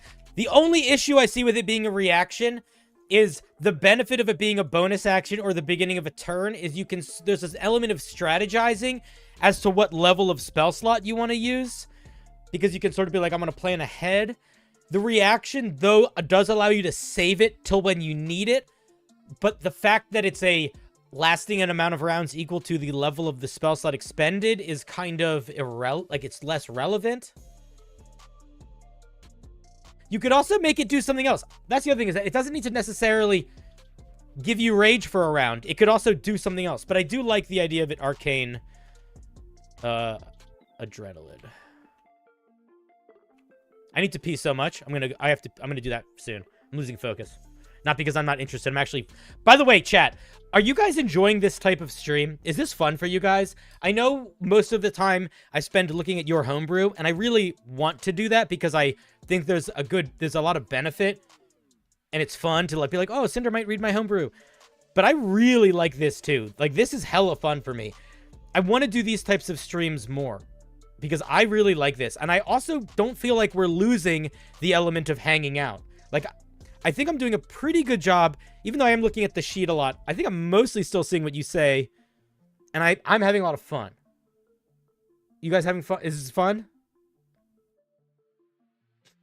Tuna Melt, I love you so much for that honesty. Tuna Melt just said, I like this, but the concept of Mage Barbarian is disgusting to me. God damn, do I appreciate that. Oh, but you're a sweetie, buddy. You feel like the Warlock spellcasting would fit better since all your spell slots are maxed? Okay, I don't 100% agree or disagree, Casper Ghost. The main reason I have been avoiding using the Warlock spell list, or actually any sort of alternative spell slots, is because that is annoying to balance. And when we are already pushing the boundaries pretty hard here, by building a barbarian that's around breaking like one of the foundational rules of a barbarian, I'm a little bit nervous to push that boundary in so many directions. Like, I almost want to keep it at the basic style of spell slots as the other arcane martial classes, because I want there to be a level of confidence that, like, do you know what I mean? Like, I want there to be some foundation in something that exists. The idea of building, in addition to building a magic casting barbarian and then building a third caster version of a warlock at the same time, I'm dubious of those two things working together and it feeling balanced at the end. It's possible, I'm sure, but I'm dubious of it. I'm nervous about it. I don't know what... that doesn't necessarily mean it's the wrong thing to do. It very well might be the right thing to do. I'm just, like, looking at that and I'm like, that seems difficult.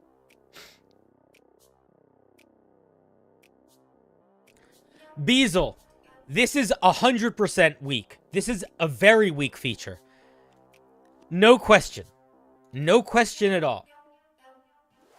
That's okay. It is a ribbon feature. It doesn't need to be strong. The point of this feature is twofold.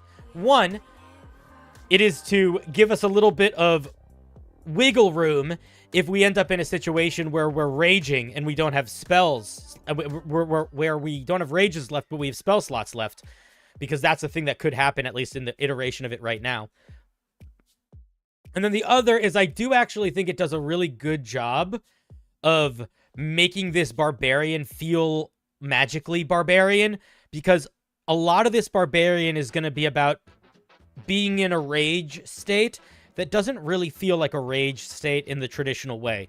So giving you a way to alternatively tap into that base rage state, but through a completely magical means, I think also does a little bit of legwork for like making the vibe feel more complete. So I'm okay with it not being too strong. I like it being there. That might mean it needs to go at some point, but we're still in draft mode, so I think that it's okay as is for the current iteration.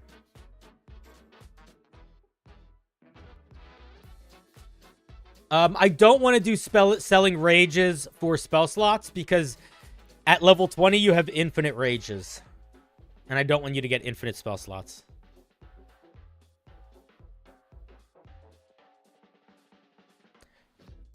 That's the main reason. Okay, guys, I need to pee so much. I'm going to go pee. I'm going to leave the document up. I'll be right back. Here it is. Go look at it. Discuss amongst yourselves what you want to do, or what you think we should do next. I'm going to be right back.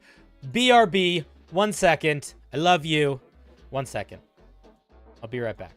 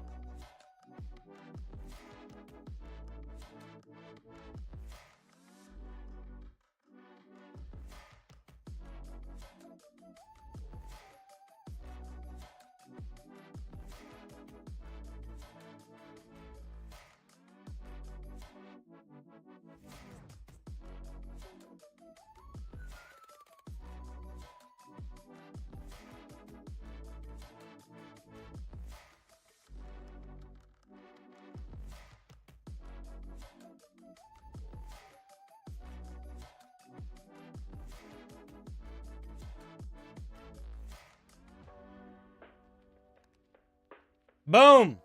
Surprise. I'm back, baby. Welcome back.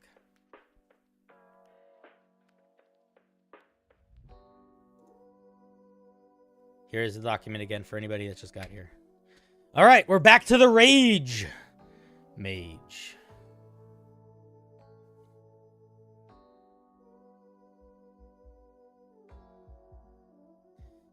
Druids have infinite wild shape at level 20. Level 20 rage mage with infinite low level spells would be kind of funny.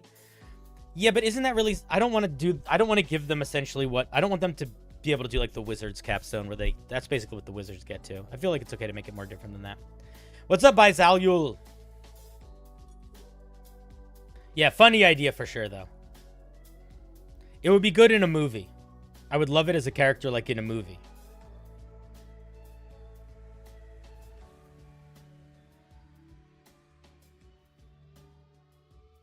Okay. So if you just got here, what are we doing? We are building a Barbarian Spellcaster. This is what we've working with so far. At 3rd level, you get access to cantrips. You're picking spells from the wizard spell list. I don't know if we're going to make them limited or not yet. You're going to be strength or con based. I think con. You get an alternative rage mechanic. This does not replace rage. It's like frenzied rage, where you can do something different.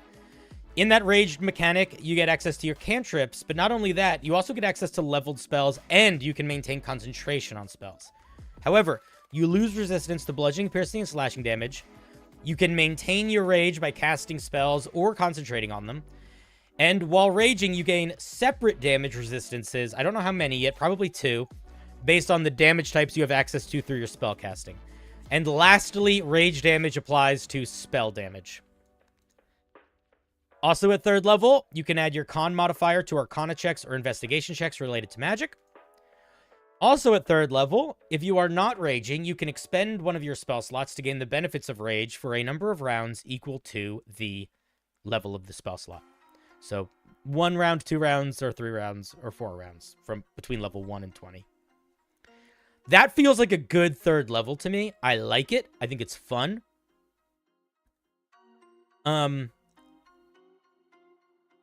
So if you don't cast while mage raging, it goes away.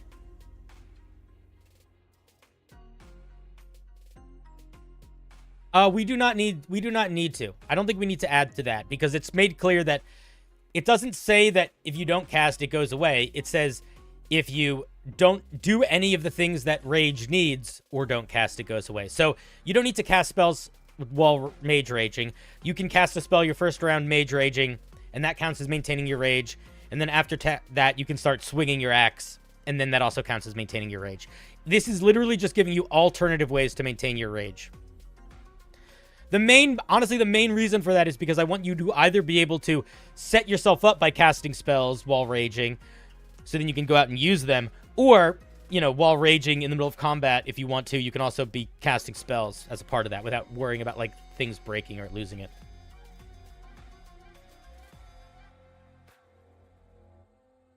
Loses all usefulness when you get infinite rage? Yes. But that doesn't matter. Because that's not a thing you get till level 20.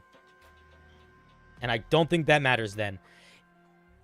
And I'll tell you why. There's other features that work that exact same way. There are plenty of other features that do basically that same thing. Not exactly the same, but the Druid, Moon Druid, it has a feature where you can wild shape into a creature. And then at 10th level, you can expend 2 uses of wild shape to turn into an elemental. At 20th level, it doesn't matter that it takes 2 uses to turn into an elemental because you have infinite uses. So you can just use it forever. Basically the same thing. You're not going to use this feature anymore after level 20. Or you're not going to use this feature anymore after level 20, but I genuinely don't think it matters. I would also argue you might still use it if we wanted to make it a reaction. But I think it's fine as like as a thing to have in there beforehand. I really like the feeling of it.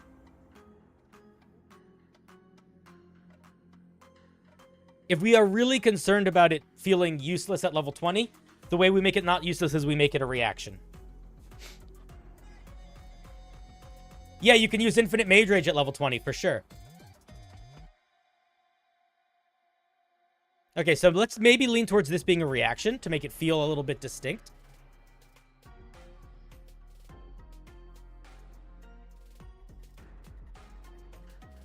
But I like 3rd level so far. And then at 6th level... Okay, we don't need this note anymore. At 6th level, we have Reckless Magic. With Reckless Magic, you can... In the same way that Reckless Attack, you can give yourself advantage on an attack roll to take disadvantage, to give everybody else advantage on attack rolls against you. I'm thinking you can force disadvantage on a creature that's affected by one of your spell saves to give yourself disadvantage on all saving throws in that same way. And you can apply Reckless Attack to your spell attacks. That's what I'm thinking for 6th level. You think it needs more than that? I don't think it does.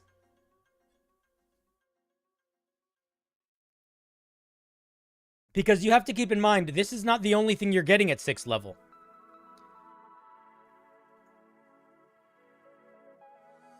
Because you're getting all these bonuses. Look at all these other spells we're getting. It actually is the only thing we're getting at 6th level, but immediately we're getting other things later. You want to keep in mind the power level of the fact that you are still a quarter caster in there a little bit.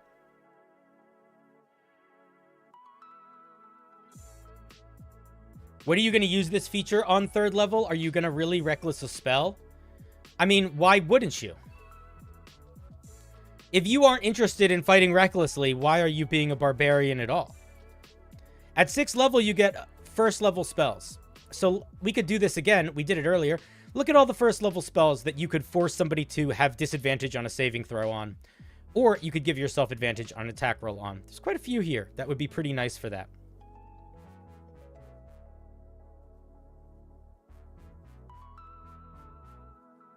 You got options here. And if you are like, yeah, but I don't want disadvantage on everything for the next round, that's literally how Reckless Attack works. That feels like you don't like Reckless Attack. But that's what I mean, Liar Lord. If you don't like that risk-reward, that's a you thing, not a rules thing. That's the same as not liking the risk-reward for Reckless Attack. I guess you could argue that you have innate damage resistance for Reckless Attack, and you don't have innate mental resistance here. Maybe that could be another thing that we could tweak later, but personally, I feel like forcing disadvantage to give yourself disadvantage is completely reasonable. And I think assuming that it's bad is very much a you thing as opposed to a actual thing. But that's okay. We all have our opinions. I just disagree with that one. How does Danger Sense affect Reckless Magic? It doesn't really right now. Danger Sense and Reckless Attack are not related.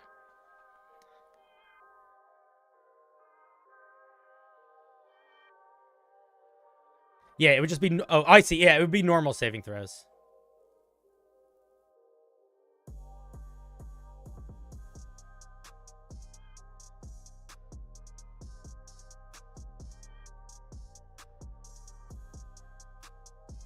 Leia Lear, are you really going to use an action at level 6 to cast Cause Fear if you can attack? No. Not if it's the most advantageous thing to do. But if you are in a situation in combat where there's a spell that you really need to have happen, whether it's something at range or debuffing a creature, you're going to want to use that spell. And now you have the ability to use your Reckless Attack with that spell. Because if you are saying, am I really going to cast Cause Fear as opposed to attacking? That's, again, my guy. This is you having an issue with the core concept. This is not you having an issue with this mechanic. Do you understand what I mean? You're also really not taking into account a whole aspect of this thing, which is that you are able to basically maintain rage while not in combat. So it's also just giving you more open-endedness to when you could use these things. So yeah, you could fight and cast Cause Fear, or you could use this to cast Charm Person. And you don't need to maintain it. You don't need to do anything. You can just be like, you know, hanging out.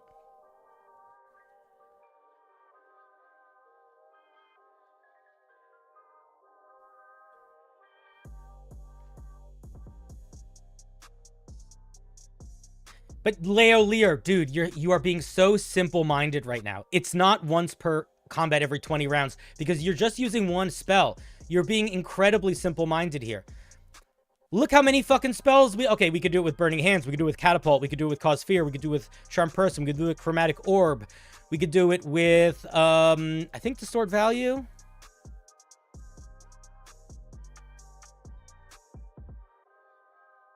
Nope, not with Distort Value. Oh, I hate when this thing goes slowly. Website. Why are you going slow? You could do it with Earth Tremor. You could do it with Frost Fingers. You could do it with Grease. You could do it with Hideous Laughter. You could do it with Ice Knife. You could do it with the Ray of Sickness. You could do it with Hideous Laughter. We already said that. Caustic Brew. There's a fucking shit ton of these, dude. Thunder Wave. Witch Bolt. You got options. And to ignore those options is to be silly. Because each one of those spells is very useful in a very different variety of ways. One of the things you are really not keeping in mind is how powerful options and variety are. I don't remember if you were the person that said this earlier, but this is the same exact issue that I have with people that just say the Eldritch Knight is bad. Because it's not. It has an insane amount of power simply based on the fact that it's getting access to spells.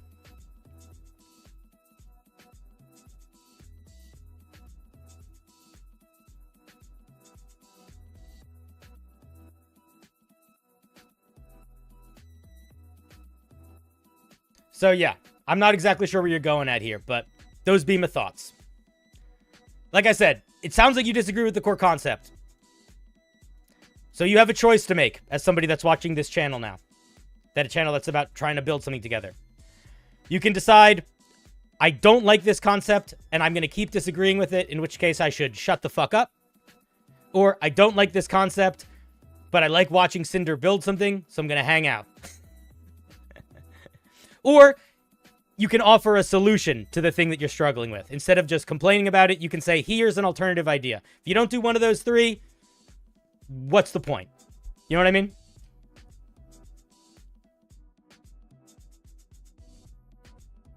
And now you're just literally misinterpreting the way this thing works. Because you can burn a rage to charm a person at level 6. That's literally one of the things you could do with this feature.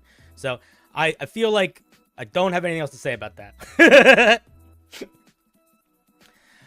Could it be cool at later levels or at some point when you are knocked to 0 hit points, you can perform upcasting of a spell's reaction before becoming unconscious? I don't know if I want to...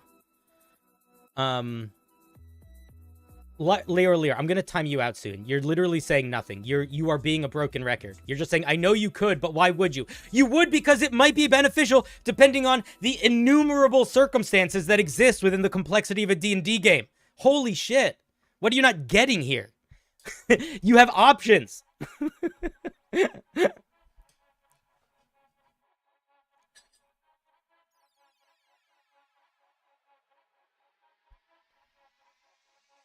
Does Reckless Magic force disadvantage on all targets or just a single target? It'd probably be single target. I'd probably make it single target.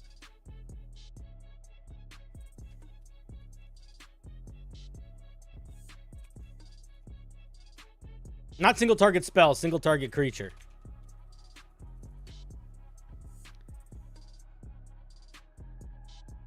Will you be accepting submissions of spellcasting barbarians that are written in a different direction? Yeah, I don't care. You can send in whatever homebrew you want to send in. I love looking at things in other directions. We looked at a homebrew barbarian that was made by Databank last night that I thought was really interesting, and it was a completely different direction than this. Excuse me.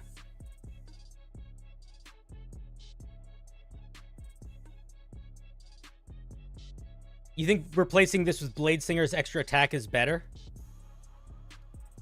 I mean, we could maybe do both, is the other thing. That's the other option here at 6th level. Is there could be this, but there could also be bonus action. There could also be, either one. It could be you can, when you use extra attack, you could cast a cantrip as a part of it. It could also be when you cast a spell on your turn, you could bonus action make an attack. I think we could do either of those.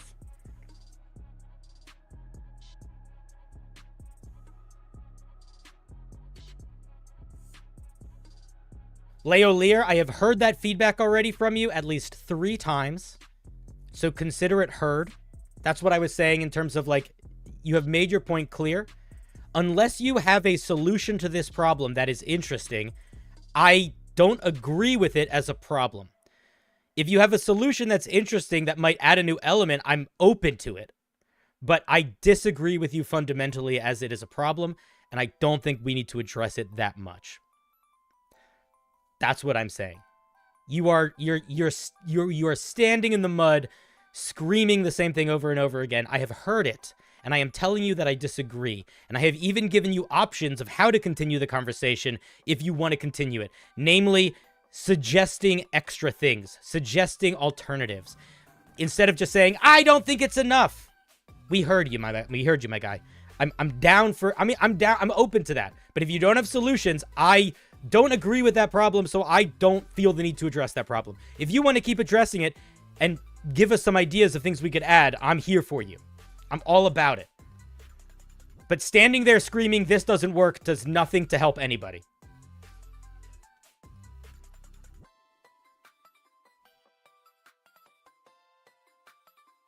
We already have casting while only enraged. What the fuck are you talking about? Dude, that's what I mean. You're not looking at the fucking document. Or you're not being a part of the conversation. I don't know what to tell you, man. We already have casting only while raging. I don't know what you're talking about. Oh my god. Okay, we're moving forward. I don't care anymore. This is you're repeating yourself and you're not listening. Oh my god, okay. Jesus Christ. Lear, that's... Dude, do you know what's insane? Do you know what's fucking crazy? Why are you repeating yourself? I literally just said, we heard you. We fucking heard you. Really? Is that the problem? Oh, I didn't realize because you haven't been saying that for 10 fucking minutes. I haven't addressed it. Oh, wait, I've addressed it 3 fucking times. In fact, I've even told you what the fuck you should suggest as a solution. You're not suggesting solutions. My God. Saying that's the problem is not suggesting a solution. Suggesting a solution is, hey, that's the problem. Here's a way we could address that. Holy fucking shit. What a bag of sand. Use your brain, man. Be a part of the conversation. Holy shit. I don't care anymore. Genuinely. If the next thing you say is anything other than just moving on from that or offering a solution, I'm fucking timing you out. You're being so frustrating. Jesus Christ. Okay, we're moving on. Because you're not adding anything to the conversation other than making this a little bit entertaining to watch people yell. And people like watching me yell. So I'm fine leaning into it. But my God, if you have the attitude of I'm just going to keep pointing at the problem and offer no solution, you are in the wrong room. This is a review session. This is feedback. This is critique. We are building. We are building. If I did a writing workshop with somebody and the thing that writing workshop and somebody in that writing workshop raised their hand and just kept pointing at problems and never offered solutions, I would kick that fucking person out of my writing workshop. I would... That is the kind of student that I would have where I would pull them out of class and I would be like, hey, we need to address the way you are handling this because you are not adding anything and you're just making people upset. So instead of just pointing out stuff that you don't like, offer solutions or shut the fuck up. That's what I would say to my students. It's what I'm saying to you. All right, I'll move on. I'm moving on. Guys, it's good to yell every now and then. It's fun. You would be kicked out of my group in an hour? Maybe. I don't think you would be kicked out of my group in an hour, realistically. I think most of the time, I just play with exactly the people I want to, so I don't have to worry about that. What's up? Wait, what? How's it going?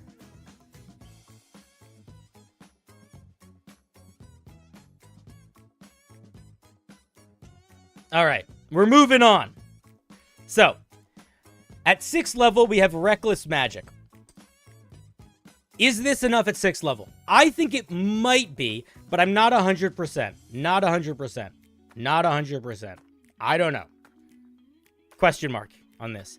Let's take a look at 10th level. So at 10th level, I have 2 ideas. At 10th level, we have Brutal Magic. We're changing the name to Brutal Magic. And it's when you... is it land or score? What's the right term? Score I think it's land. When you... May roll? I don't know. When you land a critical hit... When you land a critical hit, you can regain a spell slot. I don't know exactly how we want to handle that. I don't know what level of spell slot we want. I don't know. What if it's you regain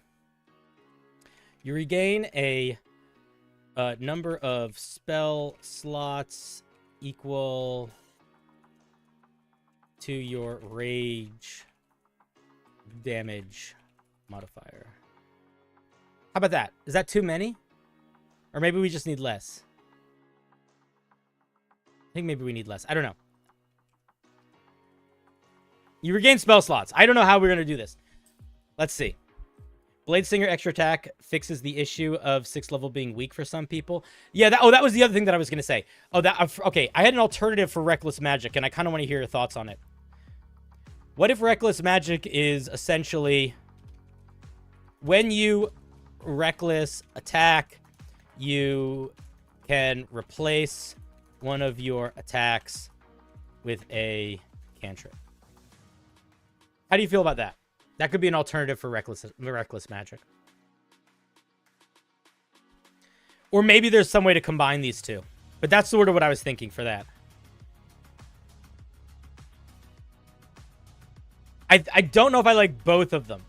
But I do like this. But I also do like this. Although Reckless Magic could maybe come in at a higher level if we want to keep it.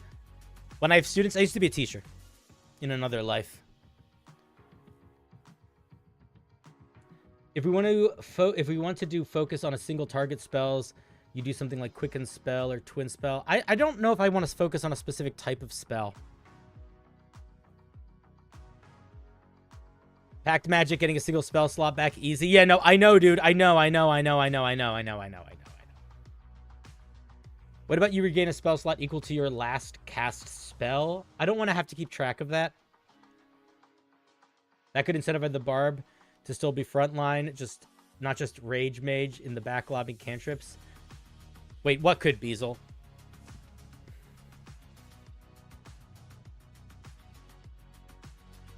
Oh, yeah, we could do a Brutical critical to spell attacks. I just like the idea of your critical hits now also help your magic.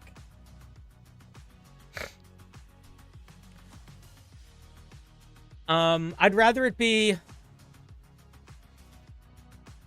Score a critical hit. Thank you.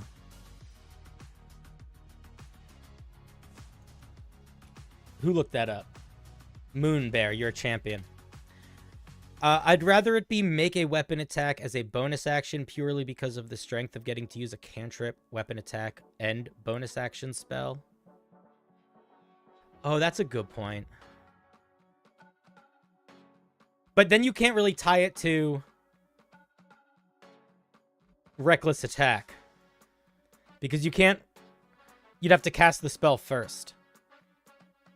Like, I like it's like when you use Reckless, you can do a thing. And this actually is not going to... I actually think it's okay. I don't know. I think it might not be the end of the world to give you attack, cantrip, bonus action, leveled spell. That's a very rare situation that would happen. And you still are always pretty damn limited in your spell slots. So I think that might be okay.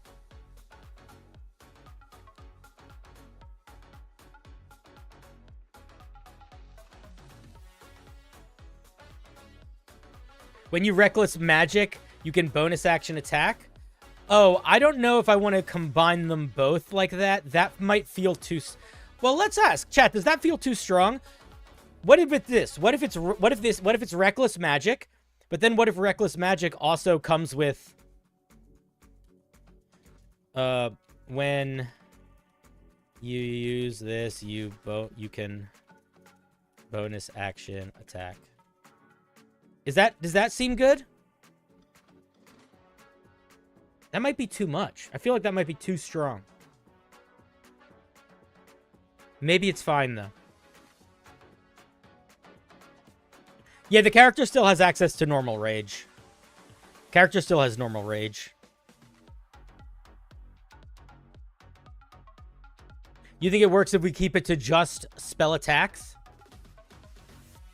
You prefer keeping it separate?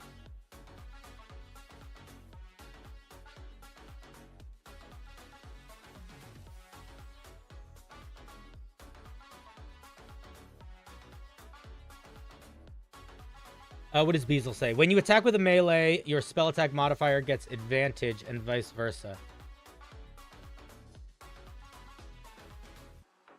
Oh.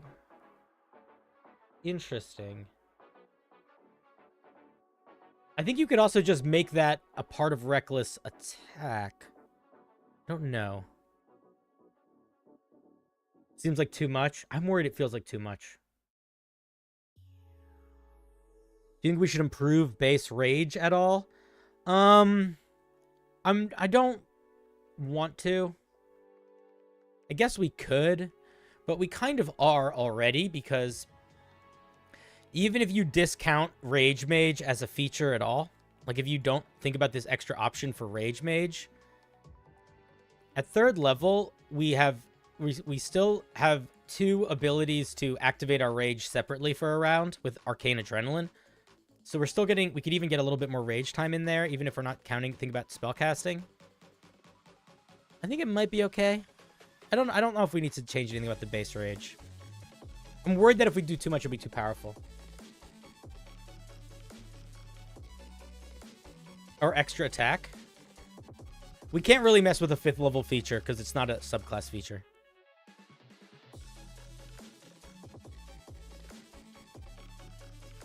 Just spell attacks would work if also giving spell attack brutal critical, if only thematically. My feature says inmate. It is inmate spellcasting. Where does it say? Oh, inmate. Thank you. Thank you. Inmate spellcasting.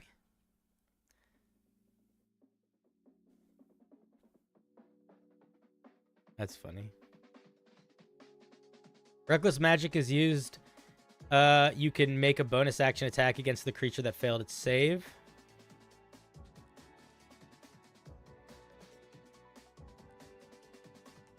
For the critical hit thing, gain spells back equal to half proficiency bonus rounded down. That's not bad. That's not bad.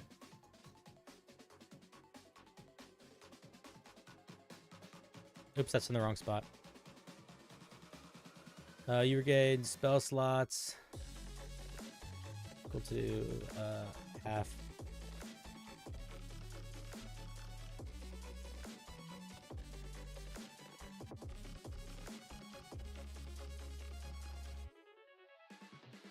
I want to figure this out first. Let's figure this out. Is there anything in the spell weapon attacks like Booming Blade, Green Flame Blade, being able to use the mechanics of your primary weapon while getting the secondary effects of the cantrips? No, we don't have any mechanics like that just yet built in.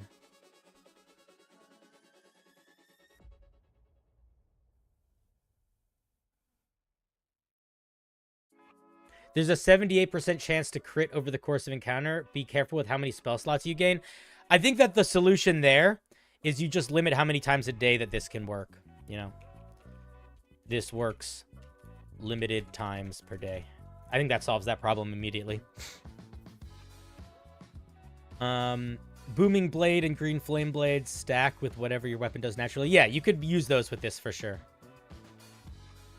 Reckless attack is reckless reckless attack is like reckless attack. Reckless magic is the same as reckless attack. You just choose to activate it when you use the feature. You're not being annoying, Kit. I didn't know what question you asked. Instead of a unique bonus action attacker, I didn't see what you said, so it wasn't annoying. What if instead of a specific spell list, they just get all spells that use spell attack of each spell level they gain access to? Let's look at what that looks like.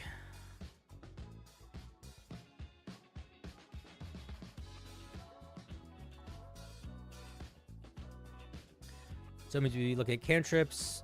Oh, whatever. We don't need to do it that way. That means they would get access to all these. Honestly, it's not bad. It definitely changes the dynamic of this thing a lot. Part of what I liked about the idea before is that it really opens it up to be used in a bunch of different ways. This really makes your magic very combat-oriented. So I think it might be too much of a limit.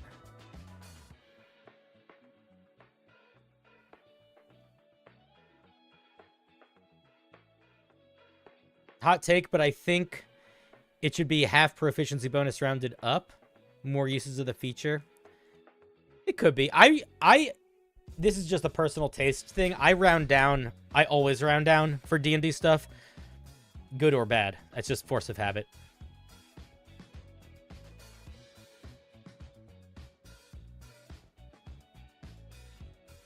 Divine power can be used a number of times per day, but can be reliably used. Yeah, this is...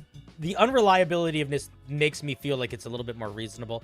I'm not sure where that 78% chance came up, because I feel like I have gone sessions and sessions and sessions and not crit many times. So I think it might be okay. I don't know. We'll think about it a little bit.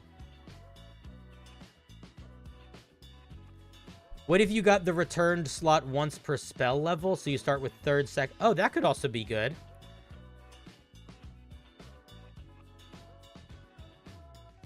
I mean, honestly, it being limited times per day is not that big of a deal, because it's not like realistically, you're not going to get 5 crits a day. I guess you could. You could use the saving throw disadvantage out of combat. Yeah, for sure. What if you got the returned slot? Oh, you said that already. I read that already. If you're limited to spell attacks, the concentration nerfs seem unnecessary. Well, there's no concentration nerf we're doing here at all, but yes, I think it's too much.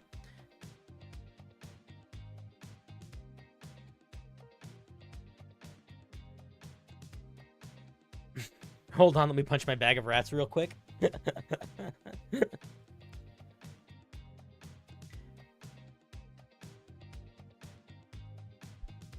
That is a reasonable thing to worry about. But I also think it is okay at the end of the day to not game design too much, at least at the initial steps, with the annoying, willfully confrontational player in mind. Too much. Like, you can try to get the whole idea out before you worry about that player.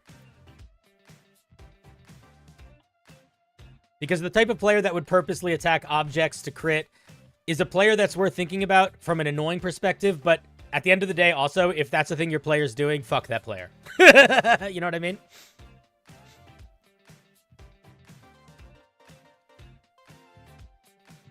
Regain the number of slots equal to your brutal critical. Yes! Okay, that's it.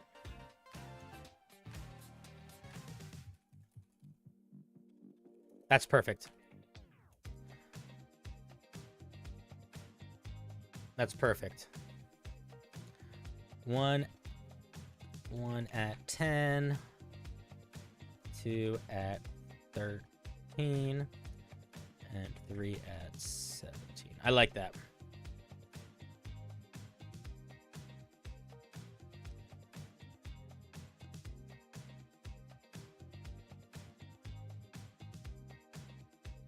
What's up, Playmat?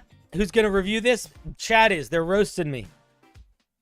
No, they're not. They're giving me good advice. They roasted me a little bit. I yelled at somebody. It was fun. They haven't said anything in the chat since then. I think because they decided that instead of trying to solve the problem, they were just going to shut up. Basically, they were complaining about something they didn't like. And I kept saying, okay, stop complaining about it. We heard you give us a solution. And they were like, no, you don't understand. I don't like this thing. And I kept saying, like, yeah, no, I understand. Give the solution. And they were like, yeah, but this is the problem.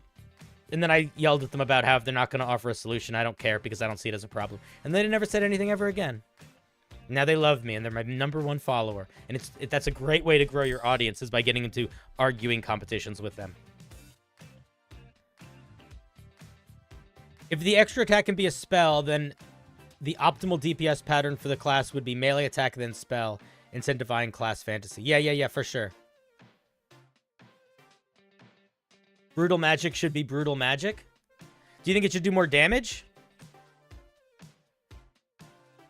Is that what you're saying? I like it getting spell slots back, but we could also make it do more damage, I guess.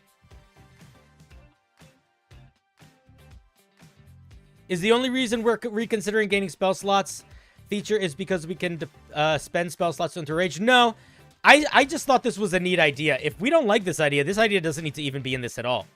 I just thought it was a fun idea to play with. I don't think we need this if we don't want it. Indeed. Well, listen, Leolier, I'm really, really glad that you figured out that you don't have solutions. You just wanted to complain. So you decided to shut the fuck up. I think that is a smart move. All right, let's see here. What's the spellcasting modifier? It is going to be con-based or strength-based, I think. Probably con. Oh, you were talking about the name, not the ability? Oh, the name I just liked because it was brutal critical is a feature that is... it functions the same as brutal critical in a lot of how it works. So I just thought that would be a cute wink and a nod. I'm happy to change the name if we don't like it. The name is like... I feel nothing about it.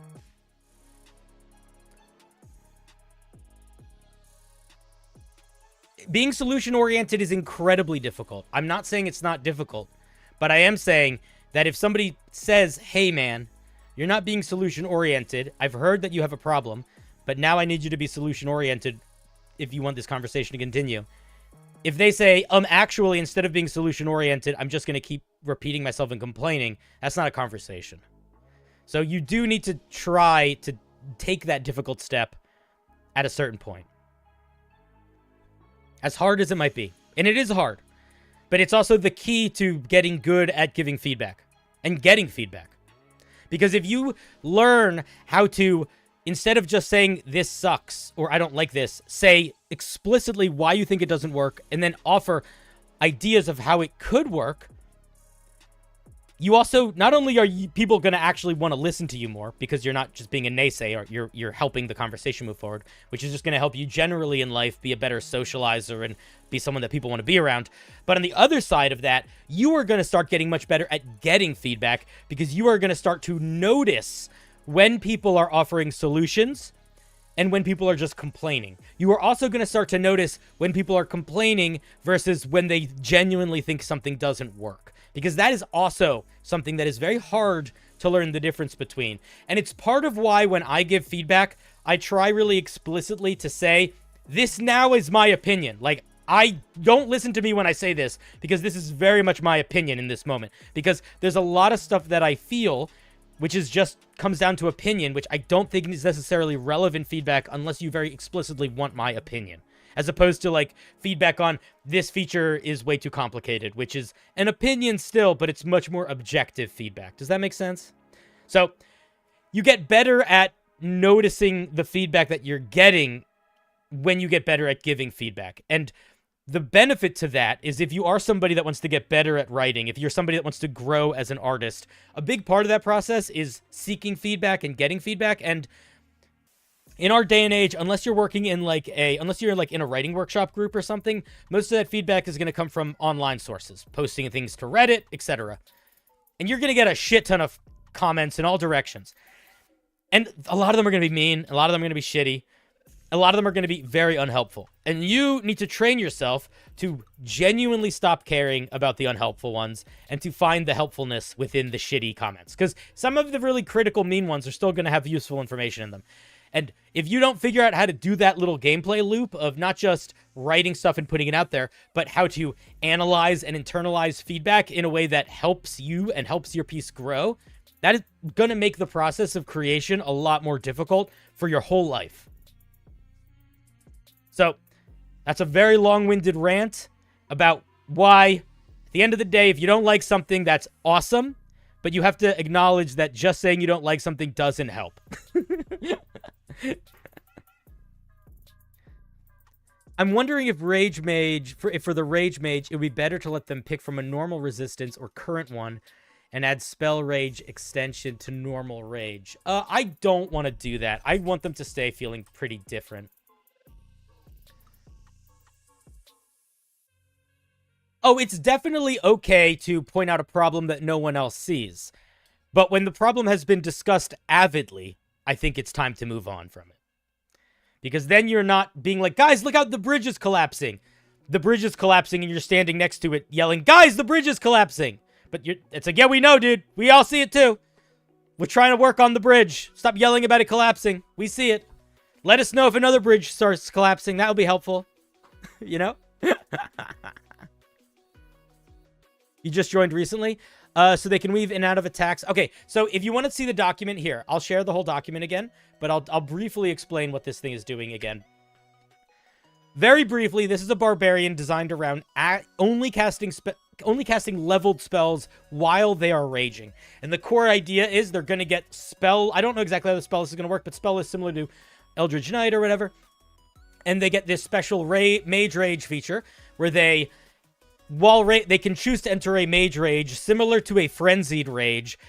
They don't lose regular rage. They just get a different option for rage. And the way that option works is they lose the basic damage resistances, but they gain new damage resistances based on the spells they have, and they can cast spells and concentrate on spells while raging. That's the basis of it, is that you basically can apply your barbarian features somewhat to magic by entering a magic state.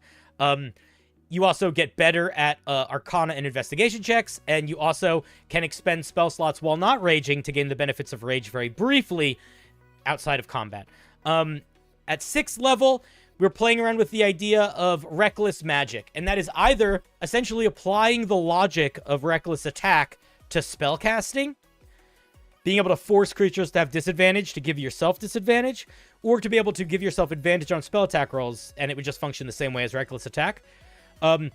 Alternatively, playing around with the idea of if you use Reckless Attack on your turn, you can replace one of your weapon attacks with the casting of a spell of some sort. Maybe a cantrip or a single target damage dealing spell. I don't know exactly how we want to balance that, but something like that. And I think I like the second idea more, personally.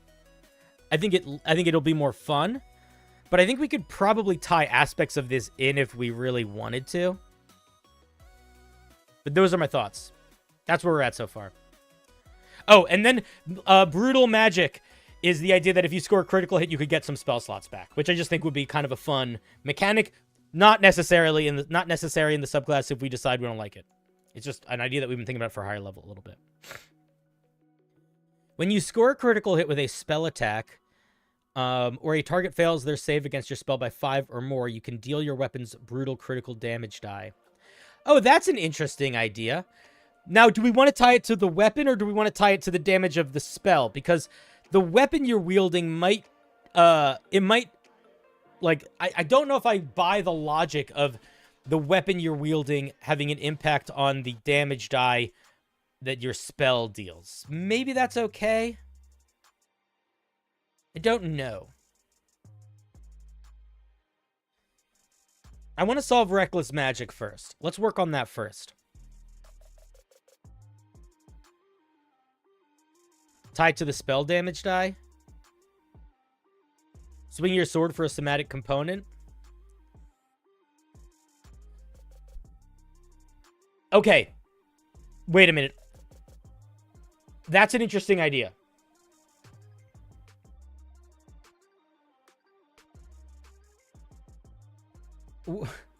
This is kind of a weird idea. I want to check something first. This is what we're going to check. We got to check something first. Is there a way we can search by what components are needed? Somatic. I just want to check something here.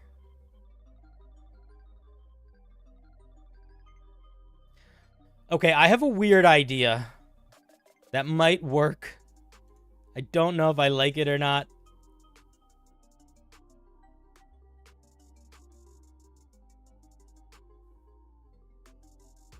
Not bad. It'll change things up. Okay. What about this? This is a weird idea. What if... This is a really left field idea.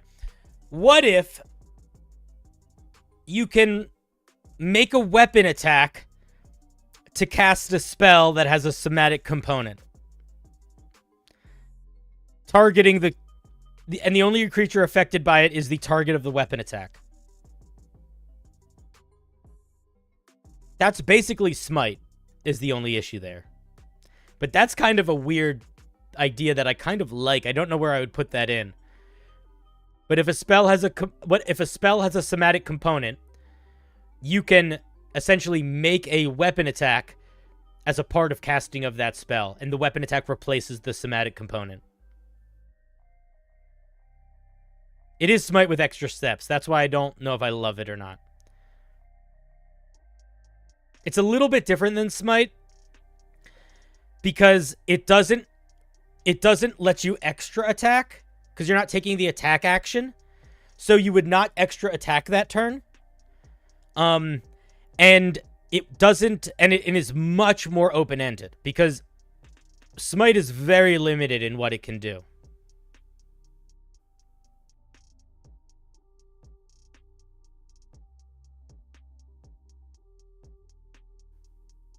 Does Fireball have somatic component? I'm not sure. We could check. I mean, a lot of spells do.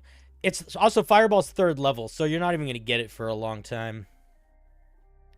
I mean, you could ignore the yeah, it does. You could also ignore the somatic component if you wanted to be more open-ended with it. Like if you it could also just work.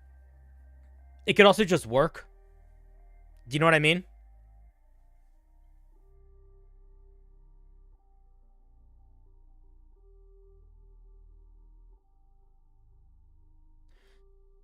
Okay, now here is the real question. I think that ability replaces Reckless Magic. That's what I think. I think that's the feature.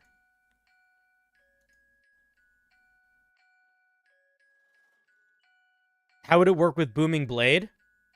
It would basically not change anything about Booming Blade at all. Booming Blade would function exactly the same. It would have no impact on it. Because Booming Blade already does what it would do.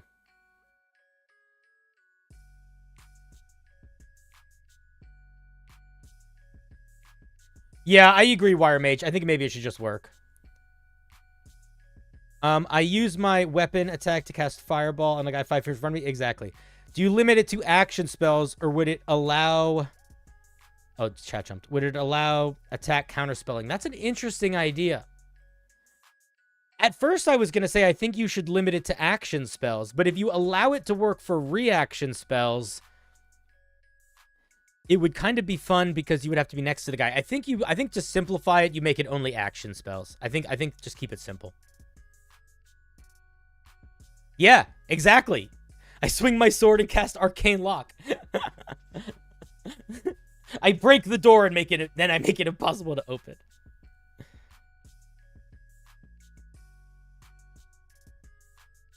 Yes. So Starlight says, I think it's cool, but it's basically just saying you can do a spell and a melee attack all at once. Yes, that is what it's saying. But that is an alternative way of expressing essentially what the other martial melee characters get, where they get some other way of either because that's what a lot of guys get, is they get a way to replace one of their attacks with a spell. This is just another version of that. That's what the Blade Singer gets. That's what a lot of guys get. It could make True Strike good. Well, you don't need True Strike to be good because you already have Reckless Attack.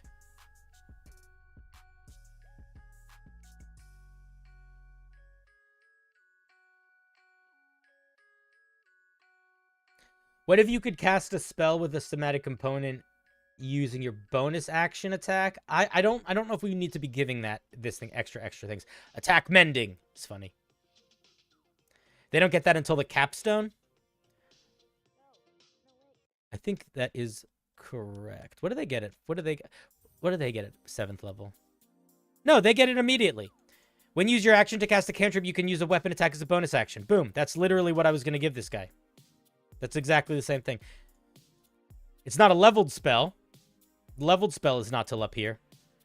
But the power level of a cantrip is what we're going for.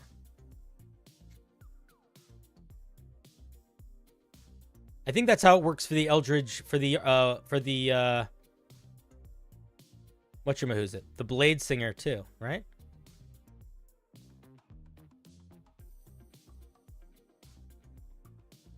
Yeah, cantrip. We're keeping it cantrip for now.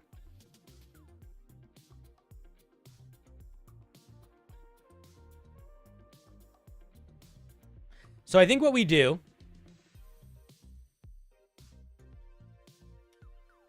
This is how I think we handle it.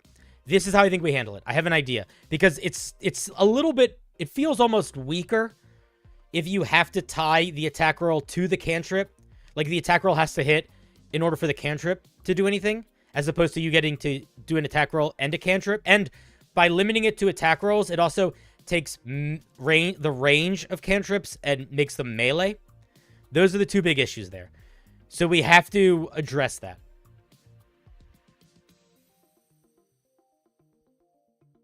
Yeah, no. I don't want to give them leveled spells yet. So, I think I want to offer an idea that I have for an alternative solution here. So, what if it's this? When you reckless attack on your turn, you can... Oh, this is... I don't like how this is... I don't like how this sounds even before I say it, but I'm trying to think about how I want to word this. I don't like what's in my head right now. When you reckless... This is what I want it to be. When you reckless attack on your turn, you can forego the second attack to target the creature with a... I don't like how this is worded. Fuck, I have to think about this for a second. Here's what I want to have happen. This is the order of operations. I want you to be able to choose to recklessly attack. Then I want you to make a single reckless attack. Then, if that attack hits, I want you to be able to apply a cantrip to it that also is impacted by that reckless attack. Something like that. I don't know if that's good. I don't like that, though. I don't like that. That's what I want it to do. But I don't like that journey. I don't like that at all.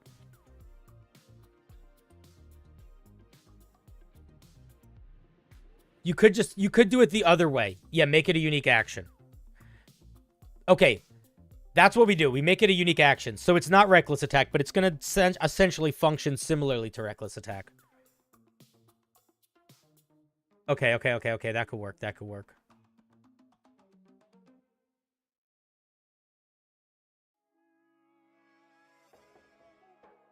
Yeah, okay, I think that's the move. I think I was thinking about it sideways. I was coming at it. I thought I needed to come at it from... What's my brother texting me about? I just got like 6... Oh, my sister sent me a video. I'll go watch it later.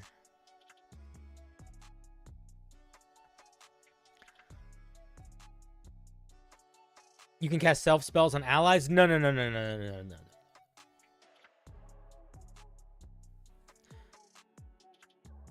Okay, so here's what we can do here. As an action, you can...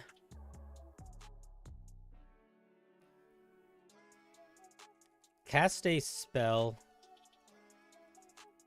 with a range other than self. Targeting one... Oh no, we gotta think about how to say this. I think we start with the attack. As an action, you can make a special attack. You can make a special magic attack.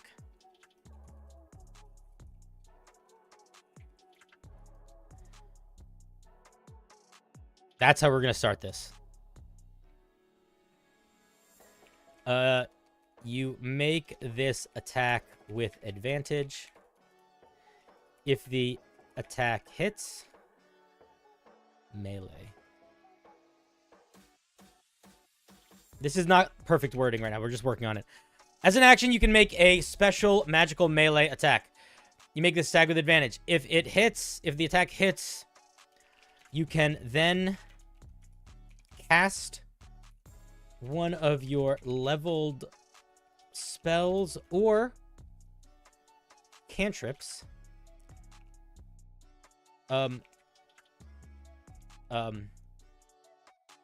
affecting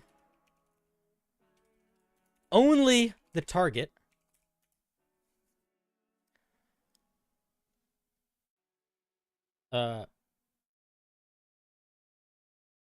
as a part of the same action. That's what I'm thinking.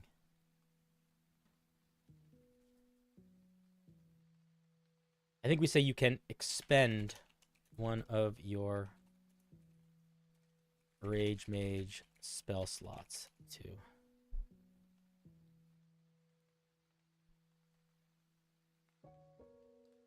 No. We don't want to expend the slot here.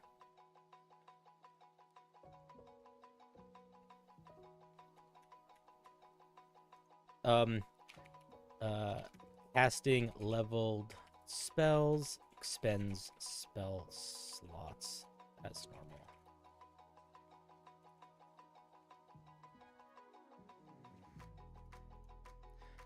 Okay, that's what I'm thinking. How do you guys feel about that?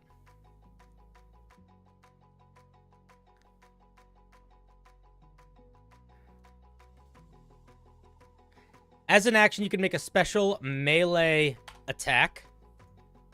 You make this attack with advantage. If the attack hits, you can then cast one of your leveled spells or cantrips affecting only the target as part of the same action. Casting leveled spell this way expends spell slots as normal. If you have no spell slots left, you can only cast cantrips. I think we... Actually, wait. I think we drop the make this attack with advantage. And we say you can use reckless attack with this feature. That's how we fix that.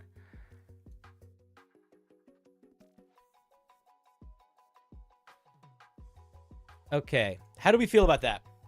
For Reckless Magic, 6th level feature. I think that the way that I would want this to work...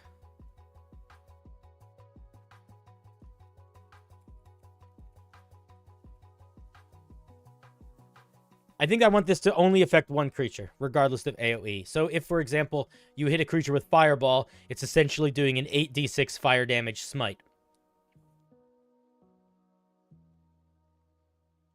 Either make it spend a spell slot, make it a reaction, or make it limited by prof bonus. I mean, it's limited by spell slots regardless.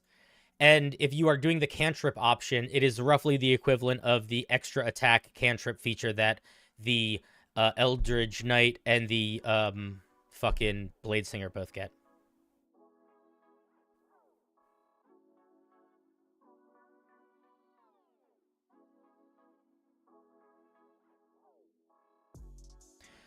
This is too good with leveled spells. Not only do you get to cast as an attack, you also don't risk burning the spell slot. Dominique, this does not automatically make the spell happen. That's not the goal. The creature still has the opportunity to make a saving throw and stuff against the spell.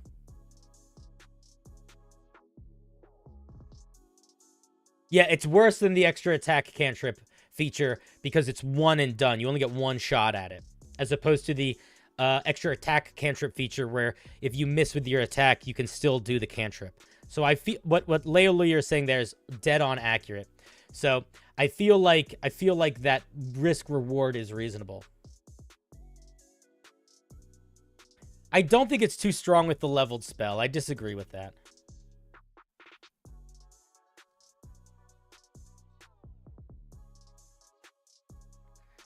Why do I not think it's too strong with the leveled spell? Let's look at what the Eldritch Knight actually gets word for word at level 17. Let's just read it. Or 18. When you use your action to cast a spell, you can make a weapon attack as a bonus action. So, that is casting any spell, and that is making any weapon attack. This makes it so whatever spell you cast is now limited to a range of not only this limits the spell you can cast quite a bit is the issue here, is why it's not an issue. You can't cast any spell. You don't want to cast because it takes away any buffing spells, right? You only want to cast damaging or debuffing spells because you're targeting a creature. So invisibility, haste, any of the really heavy hitting spells are not going to be, they're nothing with this. Separate from that, doesn't matter what the range of the spell is. Now the range is 5 feet or melee. Separate from that, it doesn't matter what the AoE of the spell is or the number of targets of the spell are. Now it is 1 target. So I think it limits it in a way that it feels decent. Oh, of course it's limited to spells you're getting as a part of the subclass. Yeah, this is not any spell you want. This is spells that you have through your subclass. This is letting you cast. What this is doing is this is doing 2 things all at the same time. One, it is giving a way for you to cast spells while you're not raging. That's the first thing that it's doing. This is not tied to rage. So you always can have access to your spells a little bit if you need them. The second thing that it does is that it allows you to maintain that damage output if you want and be doing magic while doing extra attack type stuff. Maybe you would pick spells that only target 1 creature, but this is not the only way that you could cast those spells. So it's sort of a matter of the way you want to play it. That's kind of why I like it. Like, you envisioning playing it in that one way is reasonable, but I think that there's a lot of people that would be like, shit, I would love for my barbarian to be able to go invisible. I don't need that everything to work with reckless magic, because the other thing is that reckless magic is going to work with your cantrips. So even if you never use this feature to cast leveled spells, it always is going to be somewhat decent.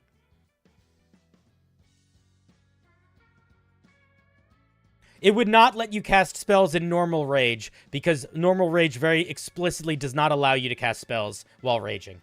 So essentially, with this feature, you could cast spells in normal mode by sacrificing your extra attack, or you could cast spells in mage rage mode by just doing your thing.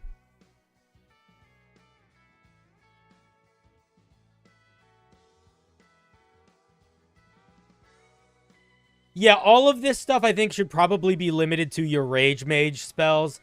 That's a good idea. I'm not 100% sure if that's going to matter or not. That's more of like we have to kind of think about that thing in the context of like, okay, if you took 3 levels of this and then went wizard, how fucked up would that be? Or vice versa. Good night, Flucina.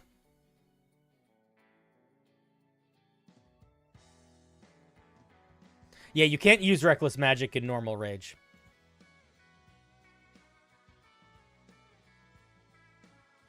This is just a better reckless attack with no downside.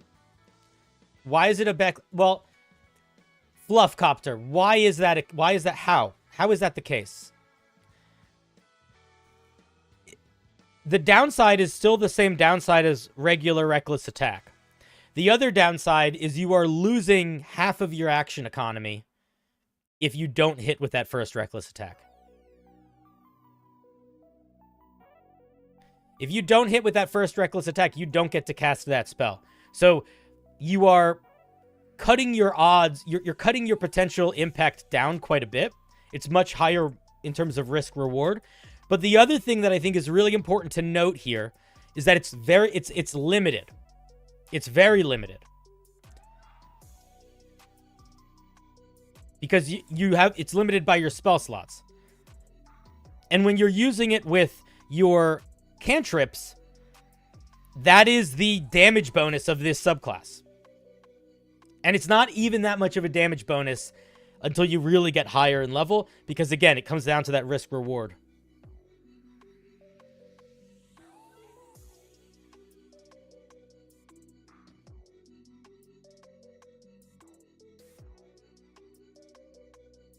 Yeah, enemies will still get advantage on attacks against you.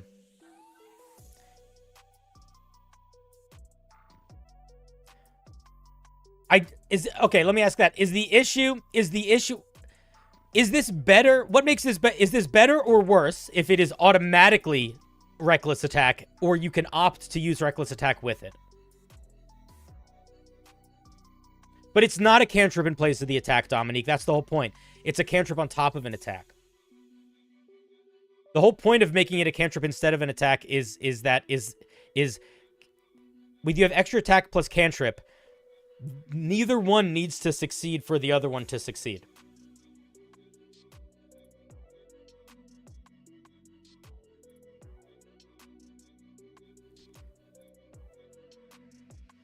Because Fluffcopter, the way that it's written right now, you don't have to use reckless attack with this.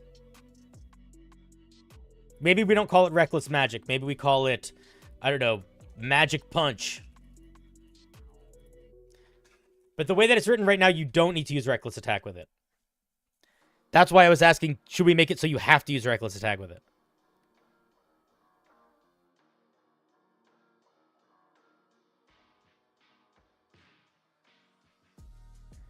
So you can use this twice with extra attack? No, you can't. You get a special melee, as it's an action to use it. You only get extra attack if you are using your action to take a normal attack. This takes a whole action. So it takes it, so this whole thing is one attack. That's how features work. But if a feature requires an action and it gives you a special attack, that eliminates your ability to access extra attack for that feature. Always, that's the case.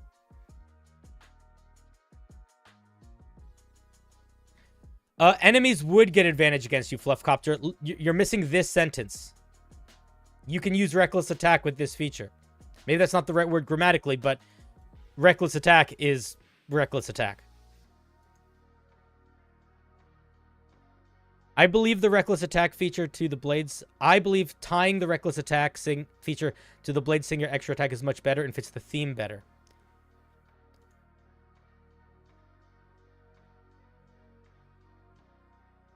We could do something. I mean, we could. I'm not against it being required for it to be a reckless attack. I think that's fine. The spell does not auto hit. No.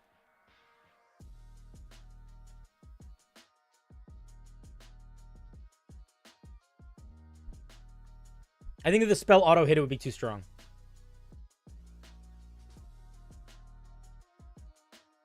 If it's automatic, you got to be really limiting about what the spells are, because there's too many ways to juke your attack roll.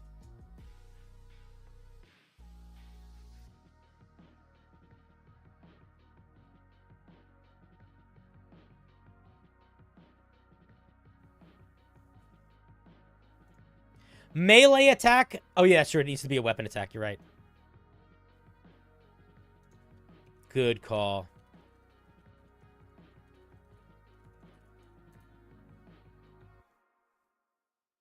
Yeah, ideally you wouldn't cast Enlarge on an enemy with this. That might be trouble. It's going okay. There's been some interesting conversations, some dialogue, some arguments. I think it's been a good... honestly, I think it's been a pretty energizing stream so far. Read the feature. The way this feature works, you cannot cast spells on anything other than the target.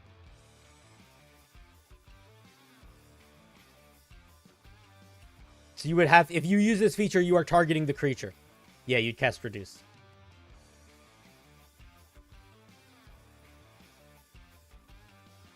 What are you combining this with that's breaking the game? I don't know. Like, it's good, high damage, blitz turn. I don't think it breaks the game at all. I'm not sure if it does. That's why we're building it. I think it's a pretty interesting... I think it works mostly fine.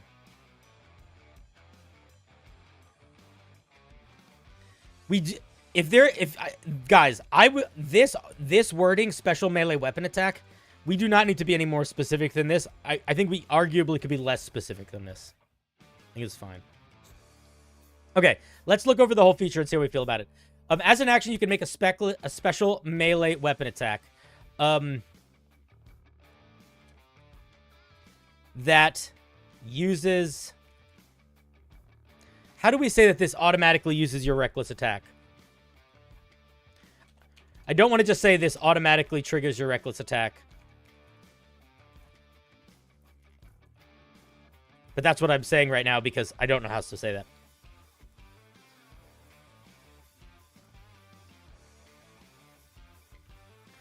Okay, so here's the idea of the feature right now. As an action, you can make a special melee weapon attack. This automatically triggers your reckless attack feature. I don't like that sentence. But it is explaining what it needs to be right now, which is all it needs to be right now. If the attack hits, you can then you can immediately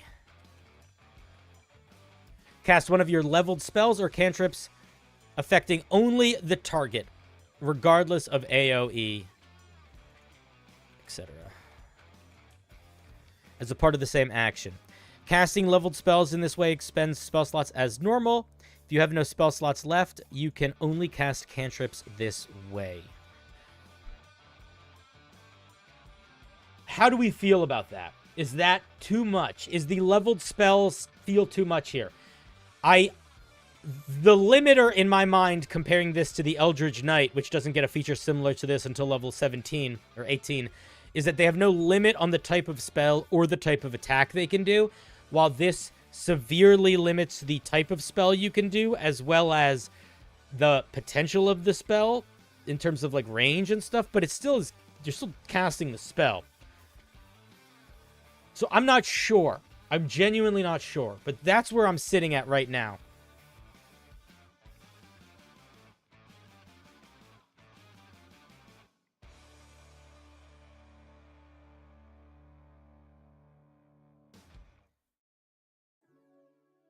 As an action, you can make your reckless attack to make a special melee attack. Maybe we could just say this automatically. We could just say triggering your reckless attack feature. That I think I like that. Let's see how that sits in the sentence structure first. That looks okay. I'm not anti that.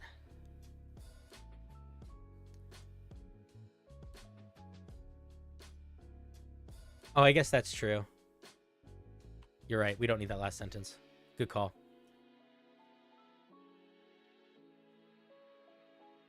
Also, it's a melee Eldritch Knight. Can range attack fireball. Yeah. The difference is the Eldritch Knight gets to be a mage and a fighter. This is both, but with the feature, you're limiting to specifically using magic to brutalize your enemies in combat. Okay, if people are feeling good about this, I think we keep this. I think we lose this. I think we just completely remove using reckless attack on your spell attacks, and we replace that with this. Right? That's the move, right? I don't think we do both. I think this is pretty strong, honestly. So I don't think we need this. I think we get rid of this. You might want to limit it to spells with a duration of instantaneous. That's worth thinking about. I don't know if it's needed.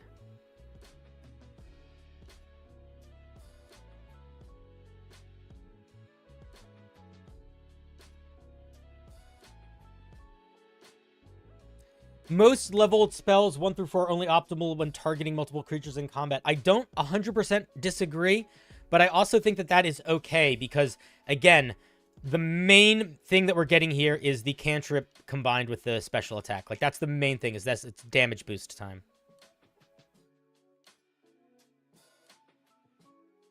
It feels bad to be forced to use 2 attack rolls on the same target.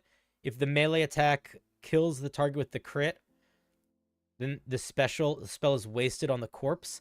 I think that if... that's not a bad point. Okay, that's actually a good point.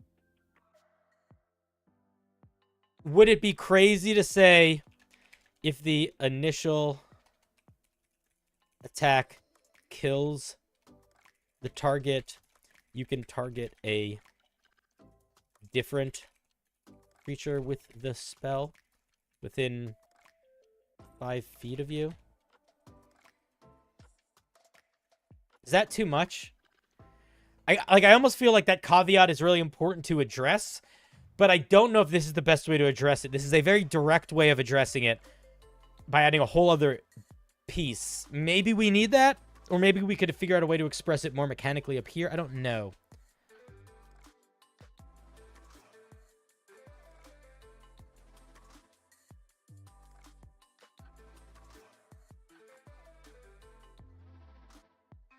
Oh, the limit is limiting. Yeah. Yeah.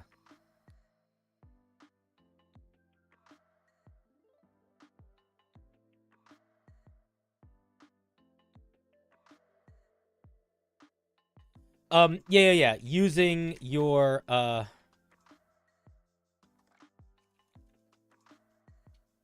guess that might also be a thing we need to think about here, too. Are you making a secondary spell attack, or are you just making a secondary saving throw? I don't know. I don't love the idea of having to make a secondary spell attack, but I do think making a secondary saving throw would be important, just because spells with saving throws usually hit a lot harder.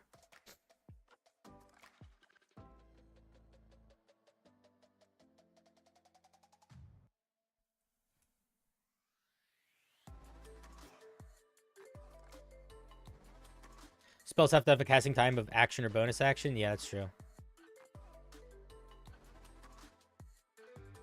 Where is that?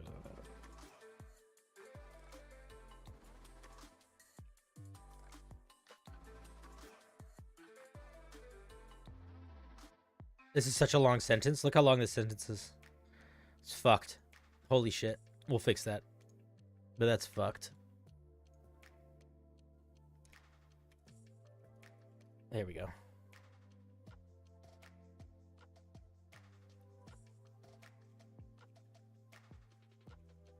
That's how you fix that. See that? Turn the long sentence into two short sentences. Easy peasy lemon squeezy.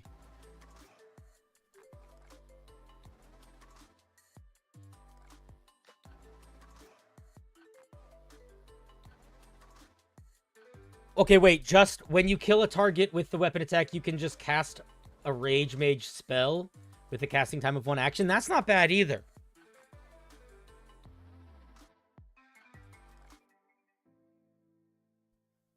That's not a bad idea.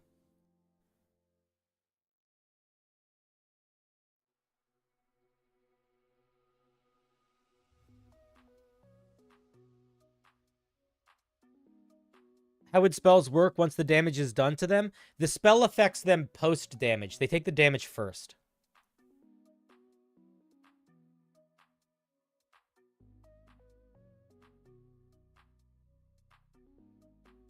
Just tie the spell attack to the actual attack. Yeah, we could do that. That turns it into sort of smiting in a way that I don't love, but I accept if we need to do. You think we should wait on leveled? I mean, we could also wait on leveled spells. I think that's okay to do. But if we're going to do that, then I kind of want to change this so it's just basic. The same as Bladesinger. Like, the only reason why I'm really comfortable with the risk-reward of limiting this to you really only get 1 shot is the fact that you get access to those leveled spells.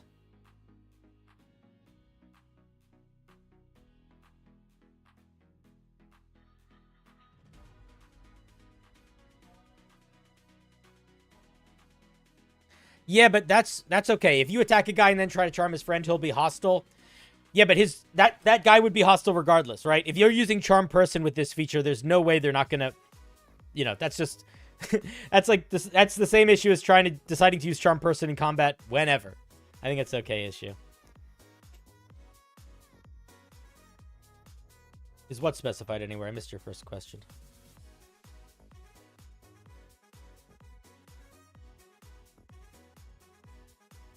I think the unique features, you need to go through the attack to get the leveled spells. Yeah, I think I agree.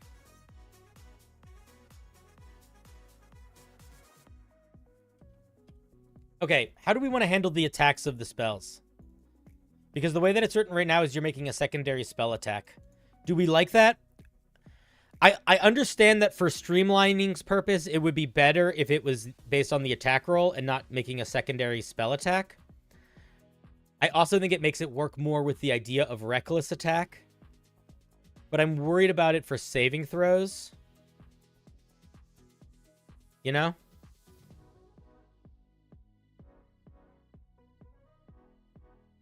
What's the max level spell you can access at level 6? First level spell.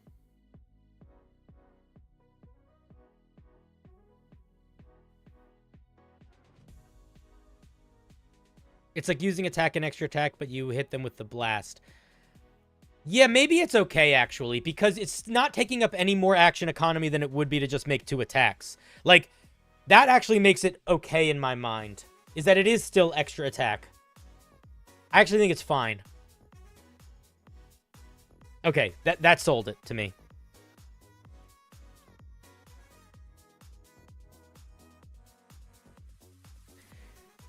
This feature also makes your extra attack with advantage. Yes, it would, but you don't get extra attack with this feature. This feature, you're using a whole action to use this thing, so you're not getting any extra attack. Now, the question that I have here, and I think is important, is your reckless attack applying to the magic that you're doing afterwards? Like, if you are if I'm whether or not if I'm raging, this could be a rage only feature, but if I'm using this, I get advantage on my base attack. Do I also get advantage on the spell attack if it's something that has a spell attack roll? I don't know if we need that, but that's the thing that I think is worth thinking about.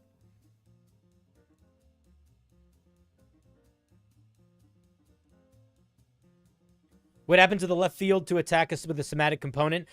We sort of stepped away from that. I think it's better to just sort of I think it's better to focus it in. I don't like somebody said something in chat which I thought was a good idea, which is like, you don't want this thing to feel like it has multiple spell lists that it's accessing. That's kind of confusing.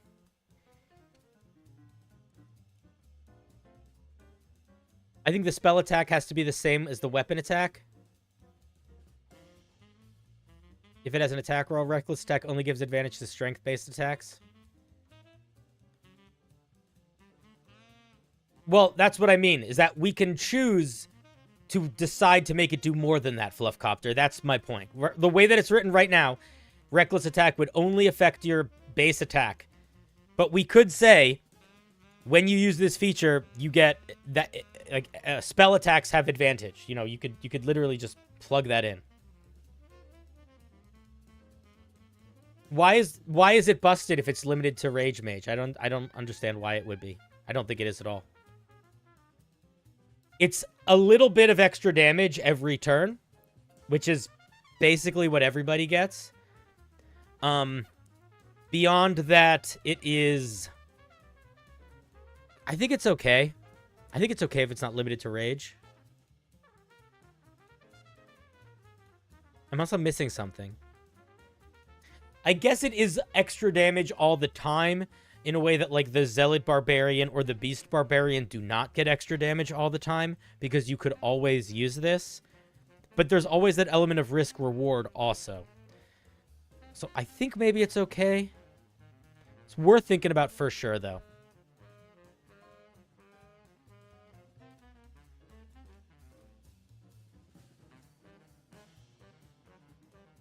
No, I don't think I want to do disadvantage on saving throws here. I think we're moving away from that. I feel like that's too much.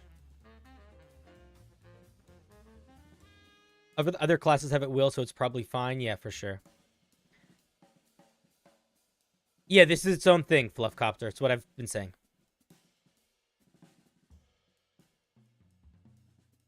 Yeah, I like it. I like it. I think we keep this as is.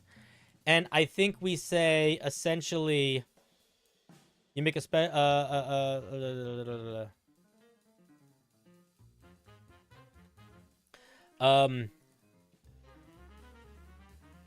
cantrips or spells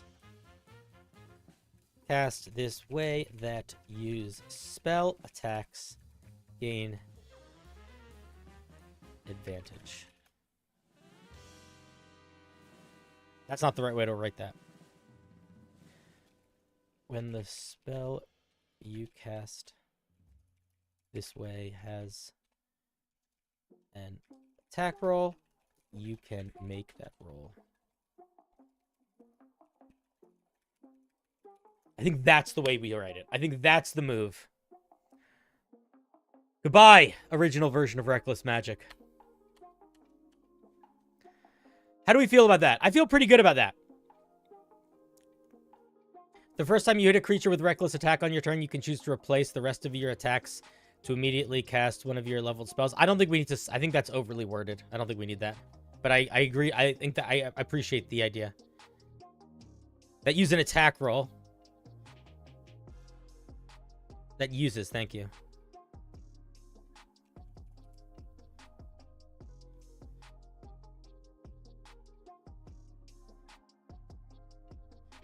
When the spell you cast this way uses an attack roll. I think that's an okay sentence. I don't love it, but it's okay. It's okay for now.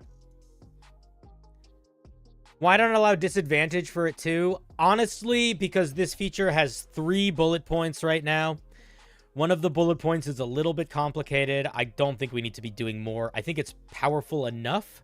I think that there are enough attack-based spells and cantrips that the Reckless feature will feel good when you want to use it. But I also think that I don't know if I want to worry about giving this thing more, like, runway. One of the things that's important to think about when you're making homebrew in general is literally how much space it takes up on the page, and like how many.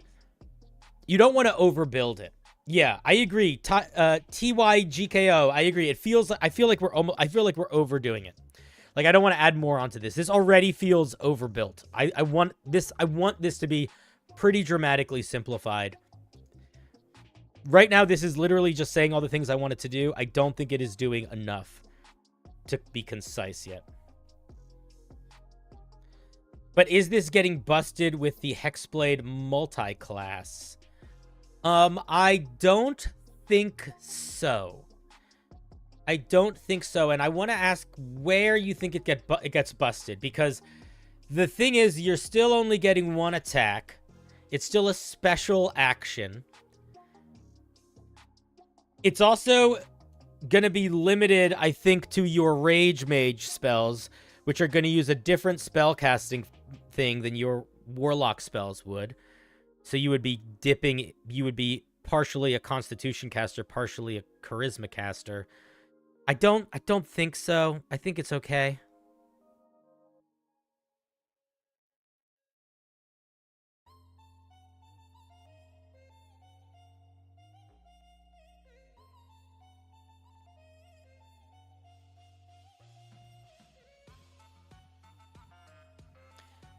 We're not going to worry about multi-classing. That has never been the major factor in balancing. I mean, it's a pretty big factor in balancing. I don't think it's a nothing burger. Oh, you enjoyed the hustle of the 100-word homebrew? Oh, for sure. Those are fun. Very different vibe than this one. Do you need to say that it only concerns your Rage Mage spells for this feature? Yeah, every single unique magic thing that you get for this whole subclass is only going to be tying to your Rage Mage spells. Aside from the spells that everything is going to be tied to that.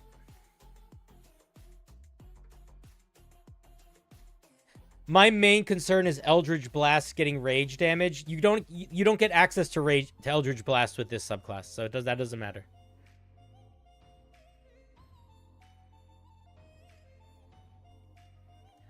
A 1-level Hexblade Warlock dip is good for this, but it's also good for every paladin. That's also true. I don't like this feature. Too many edge cases to think of for just an overcomplicated blade singing extra attack. I think that's a legitimate critique. Like I said, I'm not 100% confident with it. I just like the vibe of it.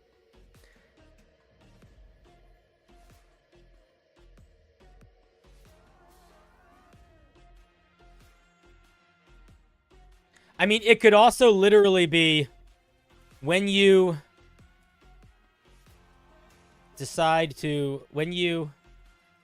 choose to recklessly attack, you can replace your extra attack with a cantrip. Right? It could literally just be that. But I feel like that's boring because this is also giving you leveled spells. Like, I think the leveled spells thing is not nothing. Maybe it's not is that just not a big enough deal to you guys? Or is the issue, like, I think people are underestimating that. But maybe they're not.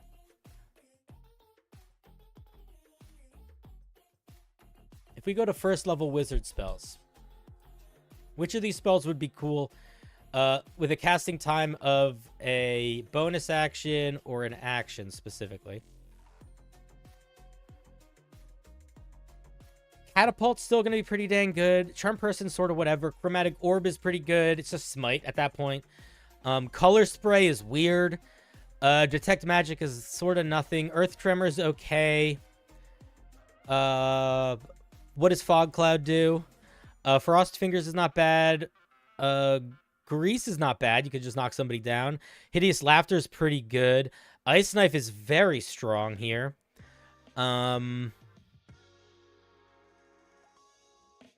Magic missile is also pretty strong here. Ray of Sickness is also pretty strong here. Sleep is also weird. Thunderwave is pretty strong here. Witch Bolt, weirdly, is not bad here either. Because for once, you're going to be a class where you're going to go out of your way to have the guy near you. Although it's an action to use again every turn, isn't it? So it's actually pretty horrible. Witch Bolt's always horrible. Witch Bolt is never good. My kingdom for a Witch Bolt. What cantrips do you get? Any wizard cantrips. Fluffcopter, I feel like you're not reading the homebrew before you're giving feedback. So I would read this sentence before you suggest that sleep is an AoE spell would make it an issue.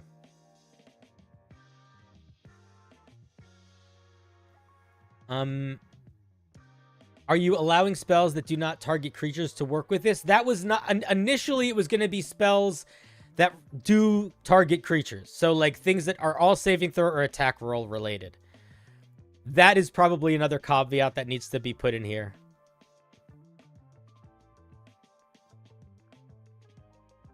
I fucking hate how many caveats this needs.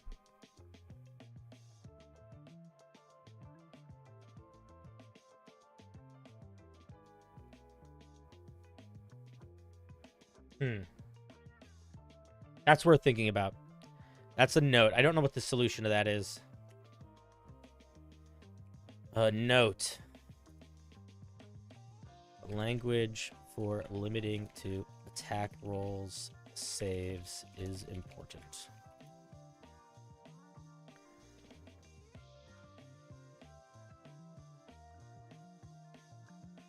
I still argue we could use the Warlock spell list.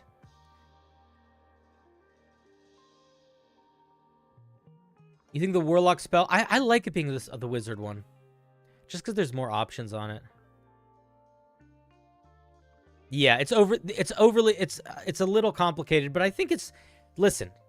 It being overly complicated in this draft is not an issue. Because I have never thought about this idea until today. Which means that if I think about it for a week, I'm probably going to have some new ideas. You know what I mean? This is why you should never rush your drafts and your redrafts. You want to give yourself time. Just because something seems insurmountable in a moment doesn't mean you can't do it. It means you got to think about it a little bit.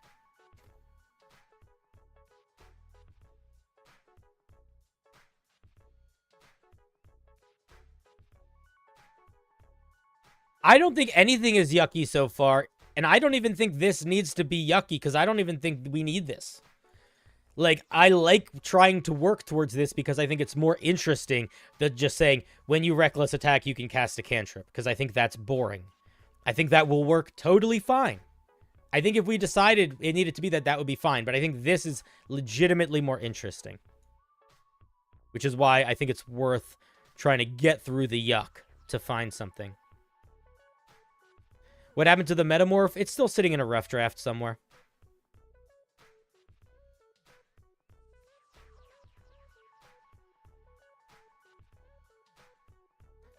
I think for now we're just gonna accept that this is not done, this piece or this section, but I want to keep the core concept of filling that same role that the Blade Singer's extra attack or the Eldritch Knight's extra attack thing do, but feeling unique and feeling specific to this barbarian.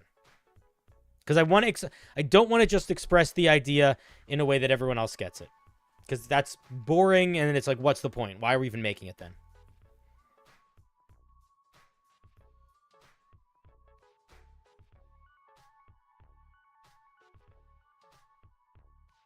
If the spell uses an attack roll, you can make that attack with advantage. That's a good way of writing that.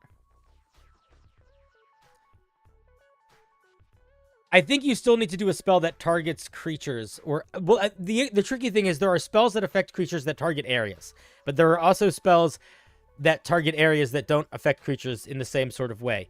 So, like, for example, we could make it work with Fog Cloud, but then we're sort of like needing to deal with a lot of mess. Really, I think we need to limit it to spells that have attack rolls and saving throws. That's the solution. That's the solution. That's the fastest way to get to this being workable in a way that we don't need to overthink it.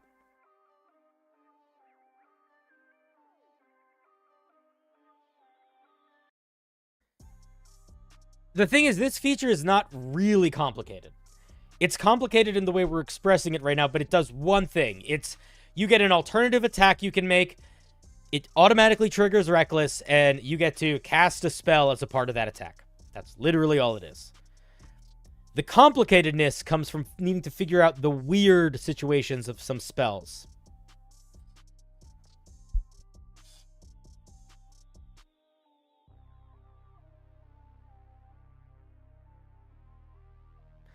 But that's not a complicated mechanic. The complication is solving the problem. The complication is not the mechanic.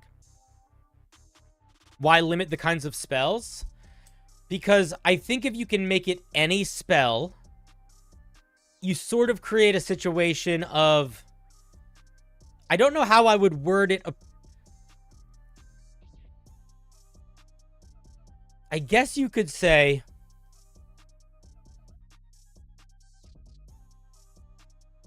Because I don't want to create situations where AoE spells are affecting creatures other than the target. That's really what it comes down to. So I think we got to figure out a way. That's the issue.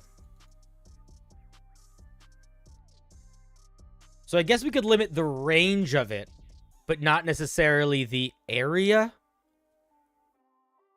That could be the solution. It could be when you cast a spell this way, it has a range of 5 feet or touch. That could be the solution.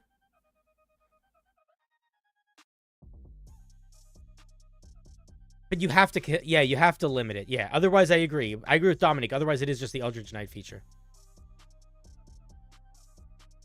The AoE is limited to the target's space. That's not bad.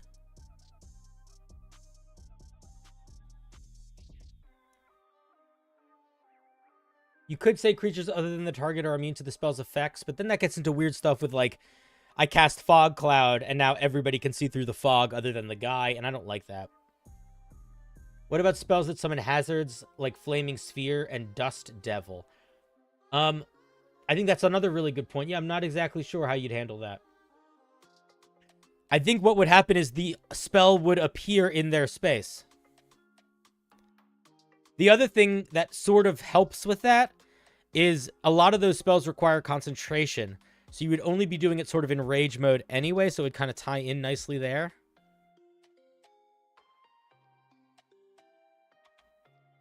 Spells cast in this manner with a range other than the target's space are confined to the target's current space. Yes, that is what it needs to be, but I don't like how long that sentence is. Go the other way around. Work with making cantrips a melee cleave attack. You could do that.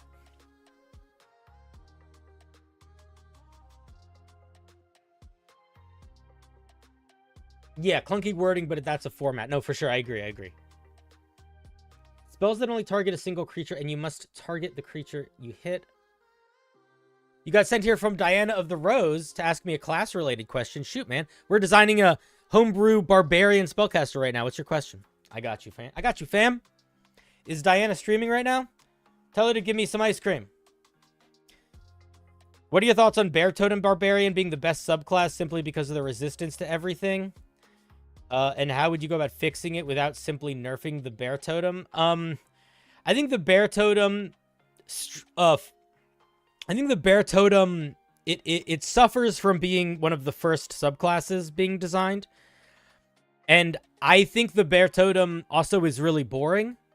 So I feel like that does a lot of work to make it not the thing people will pick, because it's fucking boring. But I am not a big fan of lowering the power of things. I don't think it's overpowered. I think the main issue is that the other options you get for the Totem Barbarian are not good enough to justify picking over the Bear Totem. So I would make those options more powerful. That's what I would say. I would not weaken the Bear Totem because I pretty fundamentally disagree with the Bear Totem being the best subclass in the game, like by a lot. I think that single third level feature, if you are playing a game without thinking of any context, it's like playing Smash Brothers in final level. If there's no environment to think about, if there's no extenuating circumstances to think about, or extenuating conditions to think about, if you are having a fight in a blank space, then that one subclass feature is probably the best of the Barbarian subclass features at that level. But I would also argue that in the context of a D&D game, with the variety of things that there are, that is circumstantially the best subclass feature. But I would also argue that once you get past third level, the Totem Barbarian is not that good compared to the other Barbarians. So, yeah, you get a third level feature that's really good in a very specific circumstance. But you're missing out on also a lot of other stuff and a lot of more diverse tools. That's how I feel about it. I hope that somewhat helps. That's not really answering your question, but I sort of disagree with the question because I don't think barbarians, because I think that you are thinking about the power of a barbarian outside of the context of the world that exists in, I think is doing it a disservice.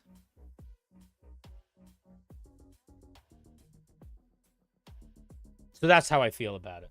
I hope that somewhat helps answer your question. If you did feel like the Totem Barbarian was too strong and you didn't like it and you were just like, fuck that, I just need to nerf it, the way you do that is you just don't make it resistant to all damage. You make it resistant to a couple other damages. They get resistance to fire, cold, acid, lightning, and poison. Or whatever. You know, just give them the elemental. Give them all the damage types that you get resistance to from absorb elements. Instead. Just do that. Cut out Radiant, Force, Necrotic, Psychic. Well, Psychic's not there anyway. But any of those extra ones. That could be a way to balance it too. But again, I don't know if that's necessary.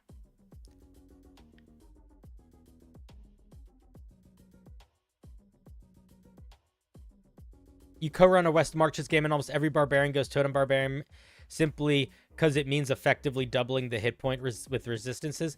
That, I think, speaks that the issue there, I think, has very little to do with the Totem Barbarian, and I would argue probably has more to do with the structure of a West Marches game, or the way that you guys are running your West Marches games. Because, again, the Bear Totem Barbarian is unquestionably stronger in very specific circumstances. And those specific circumstances are generally combat encounters where there's not a lot of extenuating circumstances, which is often what West Marches campaigns turn into a lot of the time. You know, West Marches campaigns very often don't have... It's very hard to get a lot of, like, weird conditional nuance into West Marches games because the goal of them is to make them as fun and playable as possible for everybody, because you never know who's going to show up. So it's very hard to do... What am I doing right now? We're building a magical barbarian / talking about game design.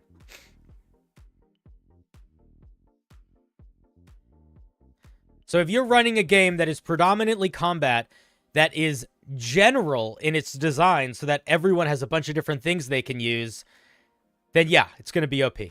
But if you're running traditional D&D or you're running your West Marches campaign in a way that there are times that really lean into certain things, like monsters that really don't hurt you through damage.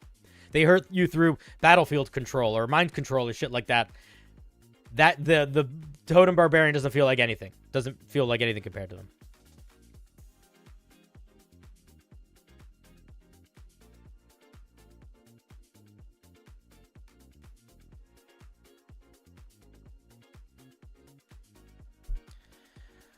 yeah, I don't know. Also, people are power gamers, man. Sometimes people look at D&D and they think big number, go up, nice, yeah, strong, me. Huh. And the reason they think that is because that is the easiest way to feel stronger in D&D. If I have no idea who my dungeon master is, and if I don't really know much about my game, the only guarantee I can have for having more power is having numbers go up. Because at the end of the day, as much as my dungeon master might like running one sort of thing versus another sort of thing, or might interpret magic one way versus another way, or allow skill checks to work in one way versus another way, if I roll a 12, that always means a 12. So it's a way that you can reliably guarantee power.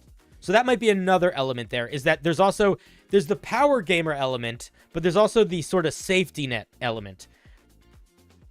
If I want to be a wild magic barbarian, there's going to be so many times where that's not reliably helpful. Largely depending on my dungeon master.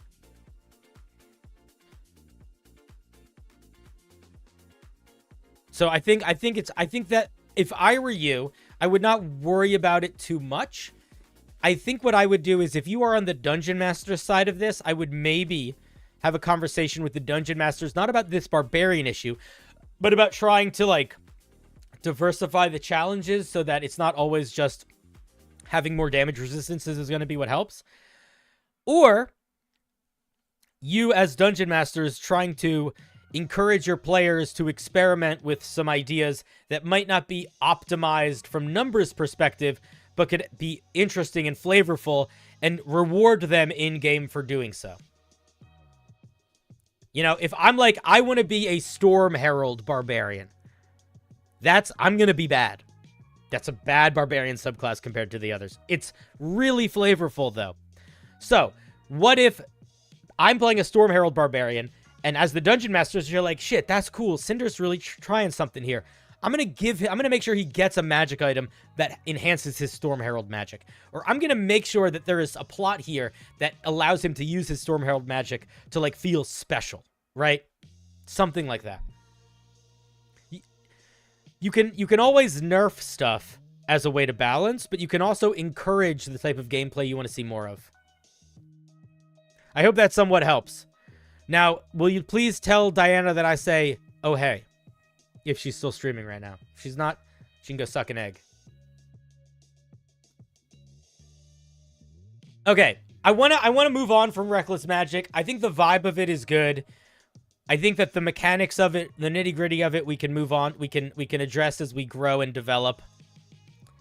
I want to move on to see... I want to at least outline the 10th level feature and the 14th level features.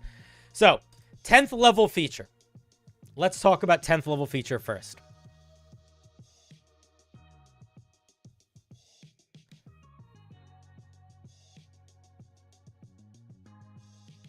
She'd get me ice cream at Gen Con? Alright, word. How do we feel about this? Ability to gain spell slots back. Keeping in mind, we are going to be doing something like Reckless Magic. Not exactly, but something like this. Keeping in mind, we're going to keep something like Arcane Adrenaline. How do we feel about the ability to get spell slots back? Do we like that? Is that a vibe we want? Does it feel... It's good. I acknowledge that it's good. The question is it also helping us feel like the type of barbarian we want to feel like? I don't 1,000,000% know. I agree that it feels basic. I think that this would be one of two features. So if we do two features at 10th level, do we like this being one of them? That's kind of how... That's the question. That's a better way to ask it.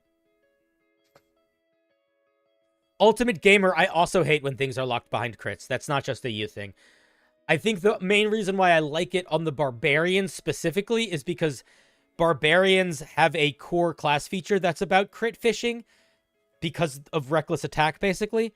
So I think tying something to Brutal Critical that is magic related, I think is just fun from a thematic perspective. But I also agree, it gives you no agency to get your spell slots back. It is all entirely luck-based. So that might rub people the wrong way.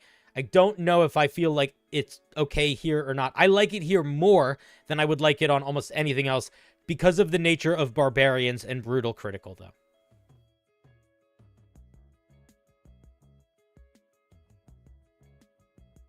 It's medium strong. I think it's medium strong.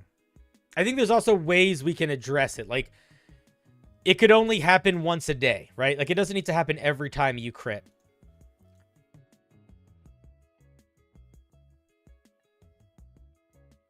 Yeah, it feels like a quality of life feature. It feels like icing on the cake of a critical hit. That's what it feels like.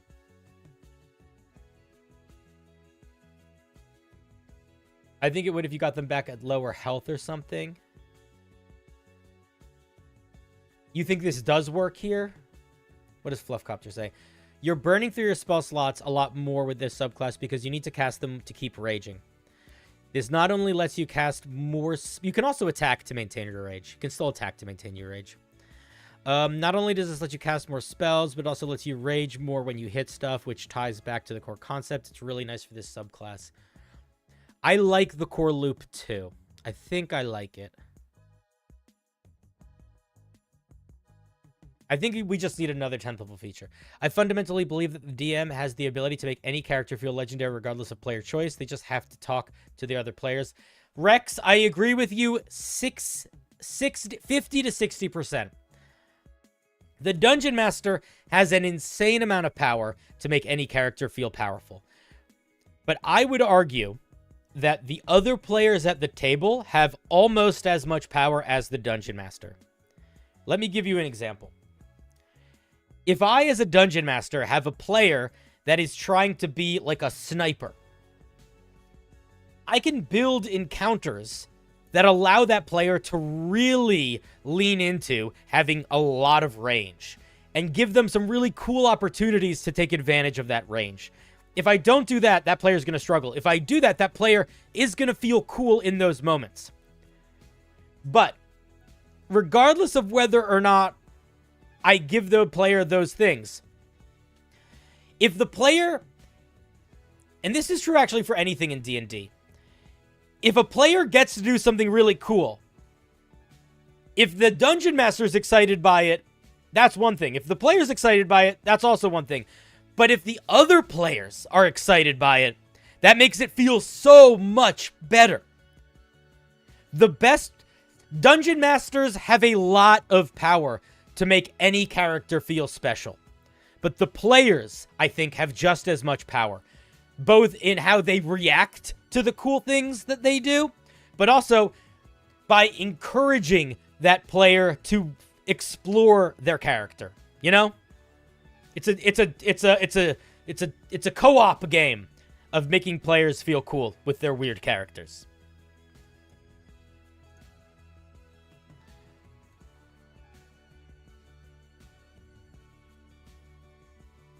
Maybe when you score a critical hit with a spell, you don't lose the spell slot. You don't normally score critical hits on spells. And we haven't built this thing to turn everything into spell attacks, so I don't know if that's enough of a thing.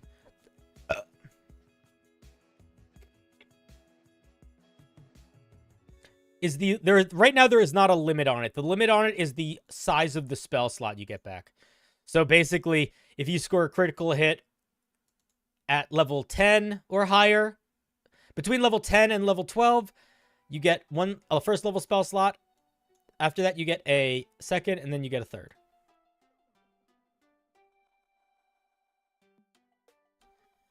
There could be a limit here. This could be con mod times per day. Could be prof bonus. Prof bonus feels too many, actually. I think con modifier times per day, maybe, would be the move. But I don't know if we need it. Simply because there are other mechanics that work similarly to this that you have control over when you access them.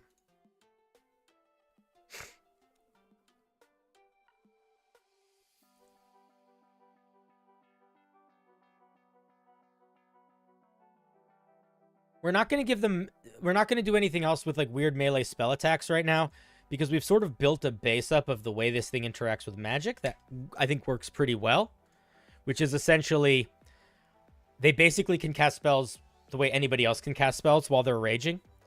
When they're not raging, they can cast cantrips.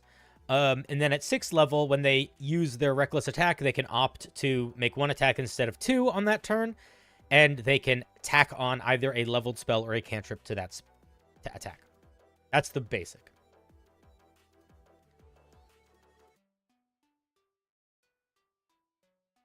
Also could regain spell slots when you drop to 0 or 1. That's not a bad idea either. I think that's a different direction than I want to go in with this. I like this barbarian being a little less tanky than other barbarians. Like, I like the idea that this barbarian might go down more.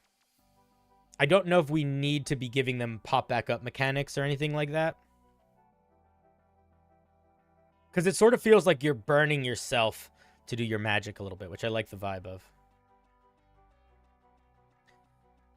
The idea with the Bag of Rats is if brutal magic allows you to regain spell slots on critical hits, you could essentially just keep hitting a rats in a bag until you get critical hits to farm crits. That's the issue.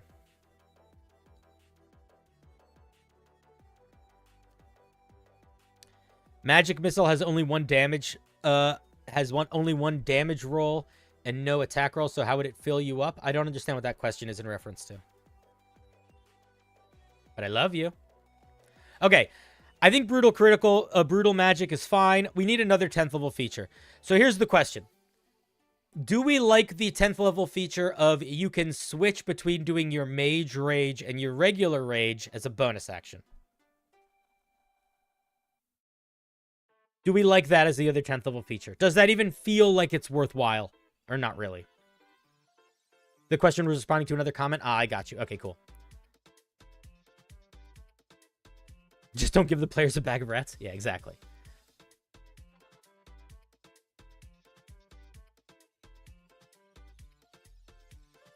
Tuna Melt. We already have essentially that exact feature at 3rd level. So, yes, it's already in there.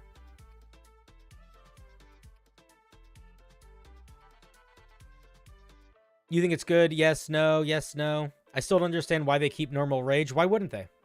Why do we want to... What's the benefit? What makes this... Okay, here's the real question, Alex. I agree that that's a good question to ask. Why should this barbarian keep regular rage? And I would ask a follow-up question to that to answer it, which is, what fun does this barbarian lose by what fun does this barbarian gain by not getting access to regular rage? How does that make this subclass better? Because I don't think I have an answer to that question. I think it just doesn't make the subclass better. And I don't even mean better from a more powerful perspective. I mean from, like, the way it feels to play it. And I think that it will not make this feel more fun to play. I also think there are going to be multiple circumstances in your game where you either have spell slots left but not rages, or rages left but not spell slots. And in either of those circumstances, you're going to want either of those features to feel relevant. And if you don't have any spell slots left, but you have rages left, then your rage is going to be really bad.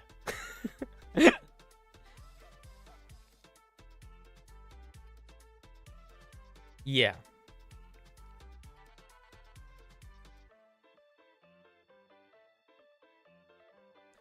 Okay, I think we call this one Shifting Rage. I don't know what we're going to call this feature yet, but Shifting Rage is going to be the name for now.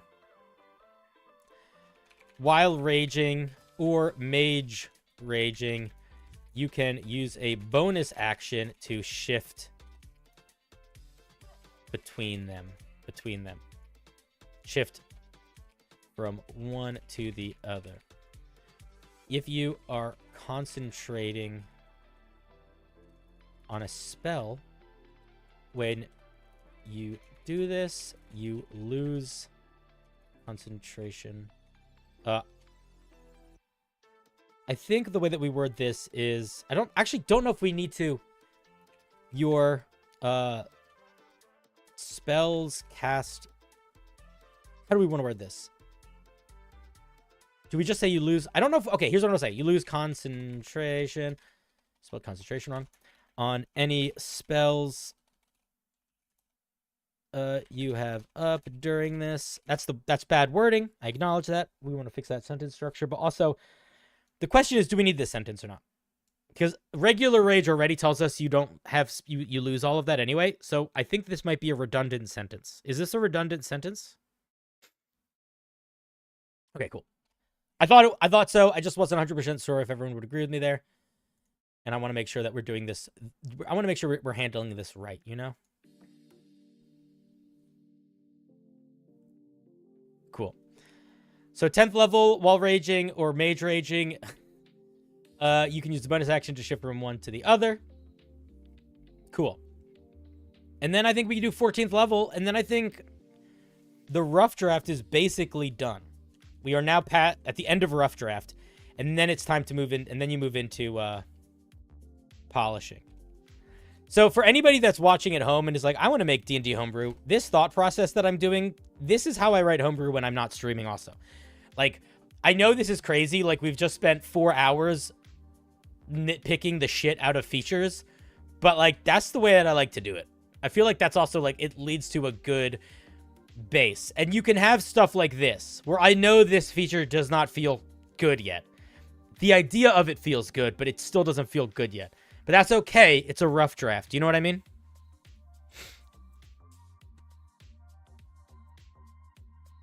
I think it should be a bonus action to change from rage to mage rage, but to switch back again, you should have to reuse rage. Nah, I don't like. Let's just give them options. I just want to give them options. I want them to have them sweet options. Okay, we need a 14th level feature now, though.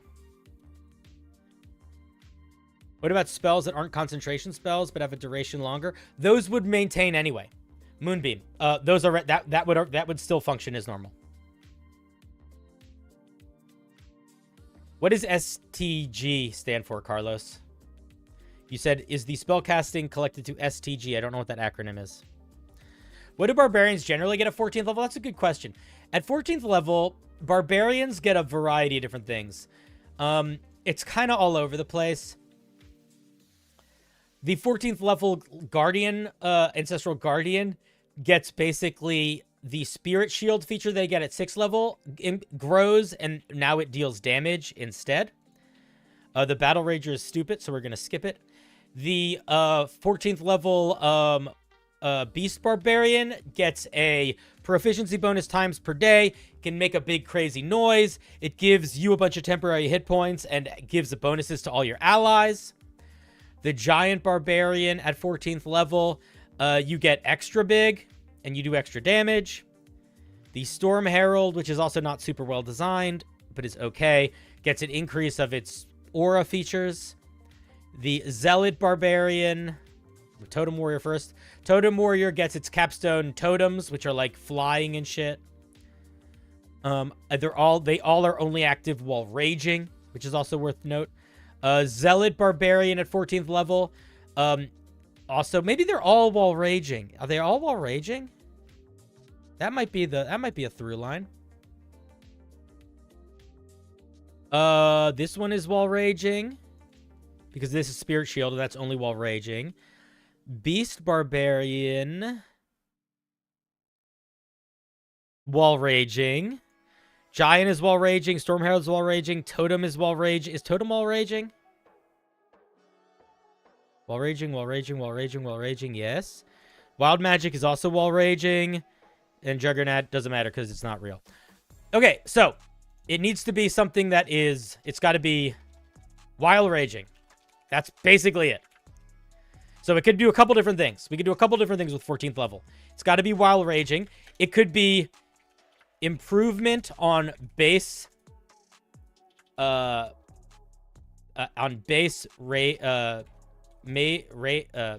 rage feature. It could be big explosive. I don't even know how to word that. Big like AOE impact feature. It could be, you know, good or bad. Is there anything else that's missing from those two vibes? A lot of them are basically improvements on things that you're getting already, or an X. Most of them are, okay, so it's either, it's going to be improvements on your base feature, improvement on, okay, so it's one of the two. It's improvement on base base rage feature, or 6th level feature.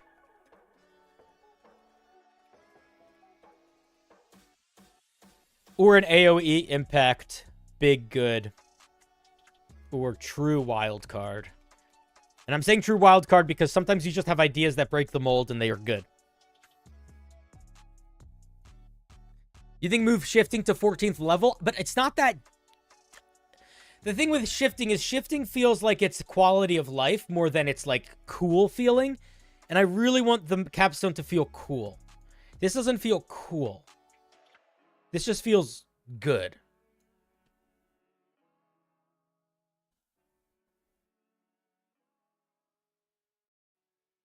You gain an aura that deals damage tied to stuff. We could do a magical aura. I don't know how I feel about that.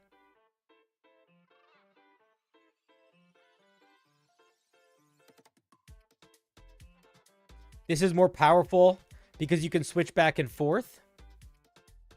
Yeah, that's true. But you're still, like, losing or gaining access to... I mean, maybe that's fair.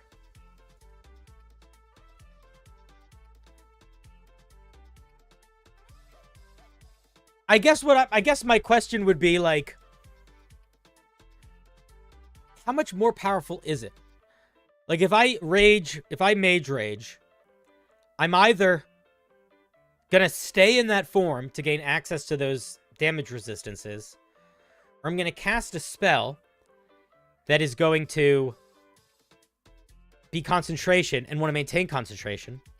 Or, if I want to next turn immediately switch, I'm either gonna cast a spell that happens instantaneously, or I'm going to cast a spell that has a duration longer than a round, but doesn't require concentration. How different is that from me casting a spell and then raging on my next turn anyway, instead of doing this type of rage, casting a spell, and then shifting into a regular rage the next turn? Like, those don't feel that different. Do those feel that different to you? Because those feel pretty much the same. It's like, cool, I'm opting to cast a spell and then enter rage, versus I'm opting to enter this sort of rage and then switching to cast a spell. The power is, with rage, is on or off, and you have limited uses of rage. So, like, if I rage once, I'm committing to not casting a spell for a minute. The power is that I can rage once, and then in the middle of that rage, I could switch into spellcasting mode, and then switch back to rage to finish out the rage. That's where the real power is. But I don't know if that power is too powerful. Like, that power feels reasonable. Unless I'm completely underestimating it, which I might be.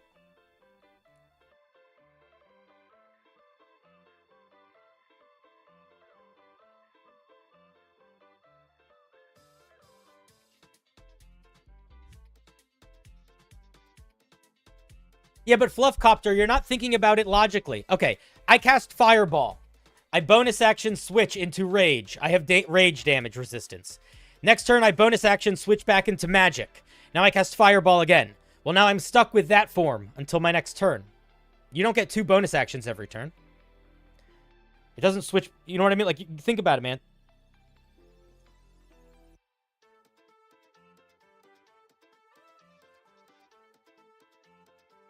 You can't cast Haste and go back into normal Barbarian, because then you immediately lose Haste. Because you lose concentration, because you're not in because you can't help maintain concentration.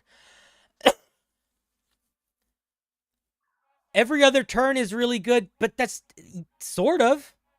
It's also only really good depending on how many spell slots you have. As soon as you're out of spell slots, it's basically nothing. Yeah, because that's the other thing, is you're a 10th level quartercaster. So a 10th level quartercaster, you are getting 4 first level spells and 3 second level spells. That's it. That's not that much. I think it's worth thinking about where it sits in the context of this thing's actual spells it has access to also. You don't get any fireballs. You get 2 fireballs at level 13 if you pick fireball.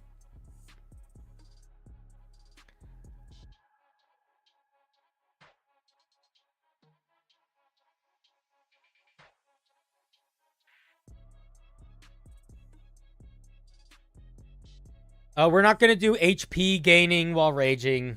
I don't like that. It's too much. It also kind of defies the way this thing is built so far. I'm kind of building it intentionally to not have crazy defenses. It's a little bit... This Barbarian probably has worse defenses than almost any other one. And I'm okay with that. Because again, it has access to spells. It can get defenses through those. You get the shield spell.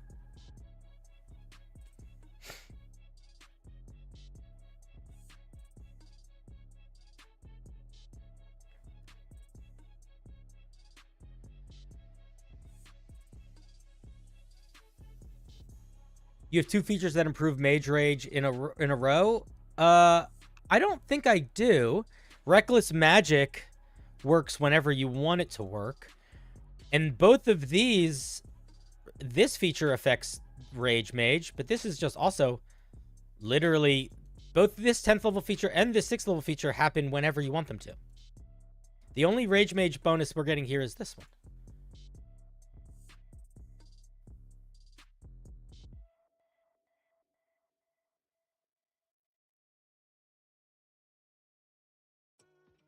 I really think that this is okay.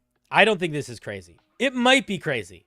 But for where we're at right now, I think that being like, well, technically I could cast Fireball, bonus action change, and then do this, and then bonus action change back. Like, and be like, well, it would be better because I would have 1 round of having better damage resistance. Is like, again, man, I think you're being way too focused.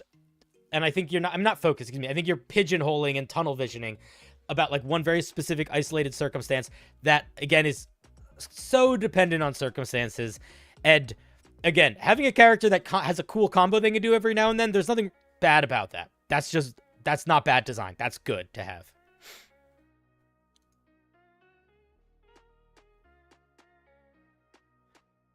I don't think most people dislike the subclass. I think some people were struggling with it like 3 hours ago, but I think at this point, everyone's pretty on board. Advantage on saving throws that will solve the multi-class starting at fighter. What do you mean by that? But I think you're overestimating the exploits available, Andre. And I also think that at the end of the day, you can power balance for thinking about shitheads, but you shouldn't game design balance thinking about shitheads.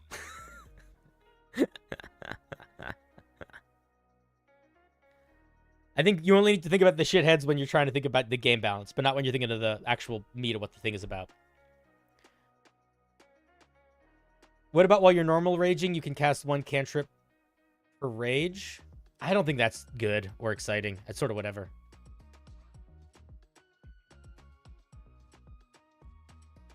I don't want to give you access to your spells while you're not raging at 14th level. That could be the move. Like, we could do that. But it feels a little too on the nose. I also feel like it kind of dismantles the whole point of the subclass a little bit.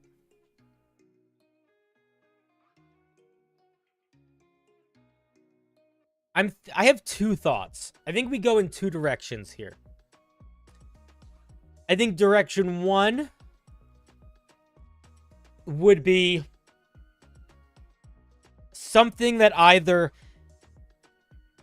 acts as a way to enhance magic of both you and your peers for a brief period of time, or debuff enemies related to magic for a brief period of time. And that would be like AoE impact, bigger, good or bad. That's the main thought I have. The other idea that I think is it might be fun to try to just think of a crazy once-a-day thing that is not at all tied to your spellcasting, just feels magical and fun. I don't really know how I would improve the base rage. The other thing that we could do for this is that we could say that while you're doing your mage rage, you get some bonus, or you get some, maybe the damage resistance you get extends to all damage types from spells. All spell damage. I don't know. Something that could do something, but I don't know if I love that either. Beast Barbarian's 14th level feature applied to spells could work. Something like that could work for sure.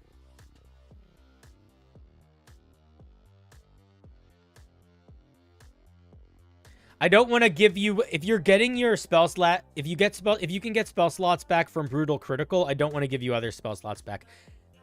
Having you start your rage with a limited number of spell slots, I think is a great idea, except it doesn't work because eventually you get to level 20 and it kind of breaks. And I don't want it to break at level 20.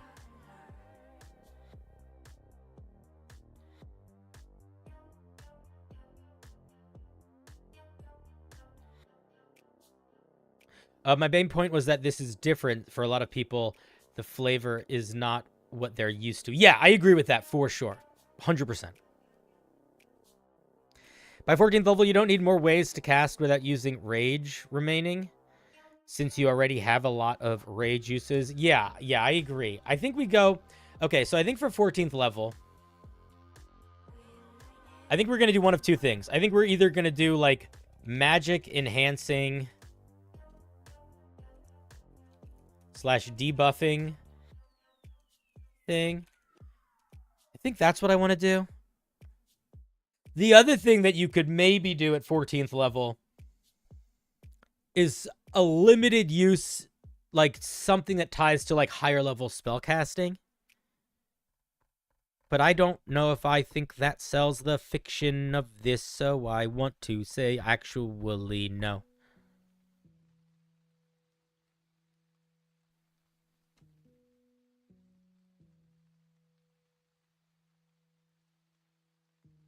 You can cast one of your spells at 5th level. Yeah, I don't know if I don't. It feels a little too on the nose. Like, it's too on the nose, and it's not giving us anything new and unique. And we don't... I don't think... I want to feel like we don't have... You don't get that many features as a barbarian. And we basically are doing everything we need to address Rage Mage by letting you switch. I don't know if we need to do anything else with that. And I don't know if giving you more spellcasting is going to be exciting in a way that I like. So I want to say no. Also, it doesn't really work with, like, you're learning spells. Like, you don't have access to all the spells. So are you picking a couple 5th level spells that you learn? Like, how do you want to handle that? I don't know what the right move is there. I think we go in. I would lean more towards Beast Barbarian for this one. Oh, an anti-magic cone is kind of an interesting idea. That actually wouldn't really break the game. The thing about anti-magic abilities is they're much more powerful against players than they are with players. Because there's so many things you can do to get around anti-magic as a dungeon master. You basically have to decide not to be a dick about it.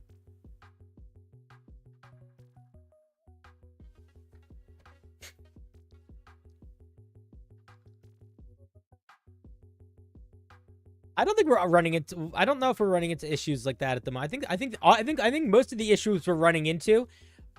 I think any issues that we really have come from reckless magic in terms of the way it's expressed, which is, like, technical and not really balanced.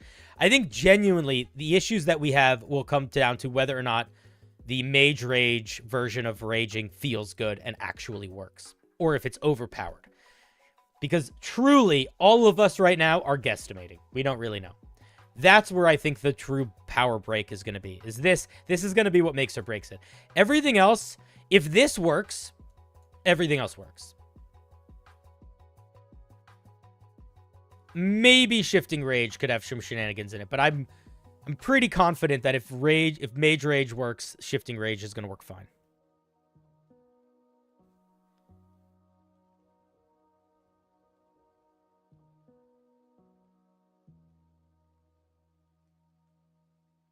Okay, can I make a suggestion?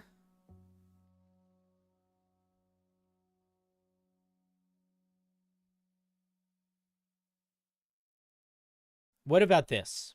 I'm going to just throw an idea out there. When you enter your Mage Rage, you can erupt with arcane energy. Creatures of your choice, including you,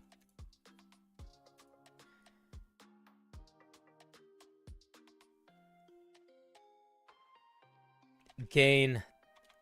I don't know how I want to word this. I'm going to word this in a way that I know is not good yet, but that's fine. Gain a charge. Whenever a creature with a charge casts a spell, they can expend the charge to cast the spell at a higher level.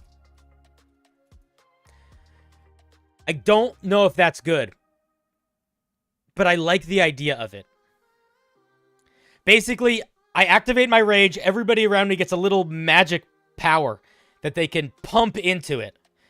Yeah, this would be like once a day, obviously.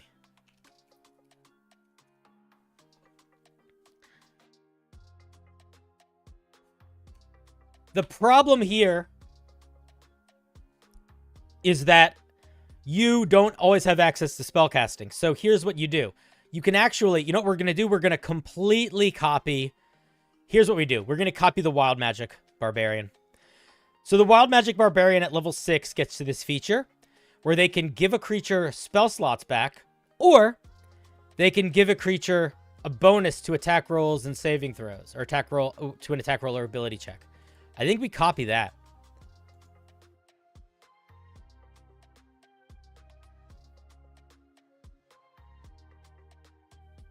So the charges can do two things. Charge can be expended to upcast a spell, even if the caster doesn't normally have access to that level of spell. And then I think the second one would be the user charge can be expended to... Okay, I'm thinking two things here. One, charge could be expended to do damage explosion, or to grant your damage resistances to the creature. How do you feel about either of those? How do we feel about that?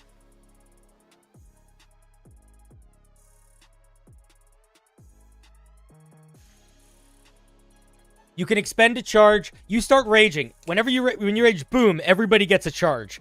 They can expend a charge to either upcast a spell, or to get some damage resistances, or to do some damage. Or do we want the other version? I don't feel confident about this. So we could... What people are saying to give you advantage on a saving throw. That's not bad. Damage resistance feels nice.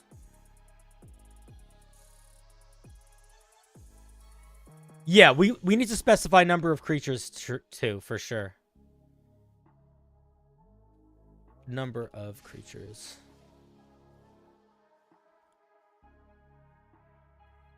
Third feels bad. What about third?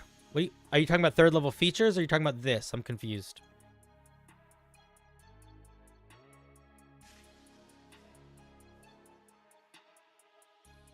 Maybe just resistance to the next damage they take?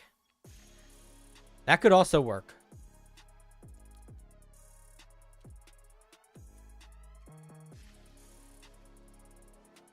I like the idea that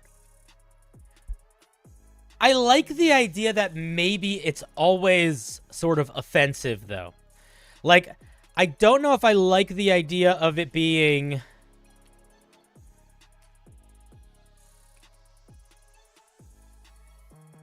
I like the idea of them all being offensive. Oh, third line. Thank you for clarifying.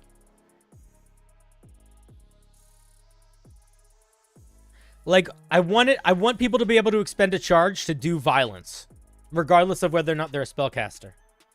So I like the idea of... The other thing is I want to keep the flavor of it. So what's the flavor of what's happening here? Is you have so much fucking magic inside you that you explode with it, that it uplifts other magic around you. So that, to me, is sold by expend. You get to upcast for free. That's good. But what is another version of that? How do we represent somebody's getting magically enhanced by you if they don't have access to spells? That's the question to answer, because that's what the other feature has to do. Could be a bonus to weapon attacks or damage, I agree. What's up, Zach, you son of a gun? How's it going, buddy? You sensual Tyrannosauri?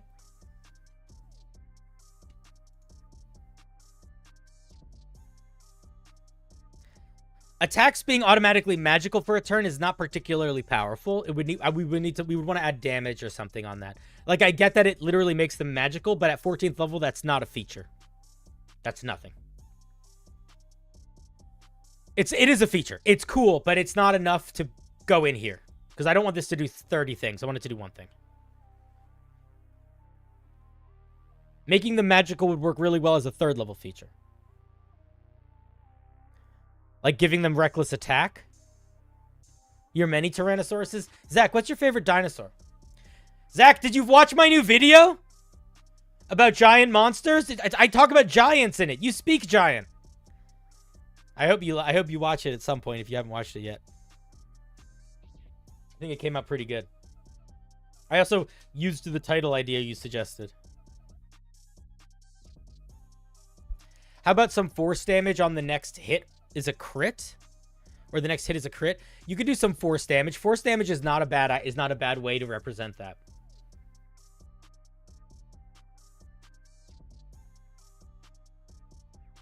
Ankylosaurus is the best. You'll die on that hill. Dude, best dinosaur is a noble hill to die on. Of all the hills.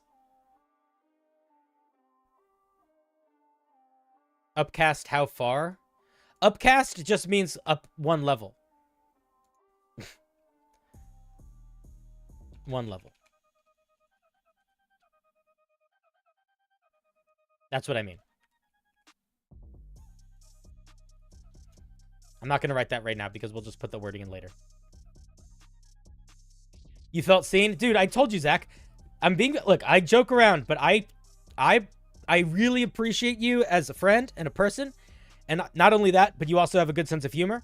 So those 2 things combined mean if I can put a little joke where the punchline is someone putting on sunglasses in every video I make as a tribute to my buddy, I will do that. That is very easy to do and make me so happy. And that way, when people look on in posterity at us, when we become moguls of content creation, they can look back on the love.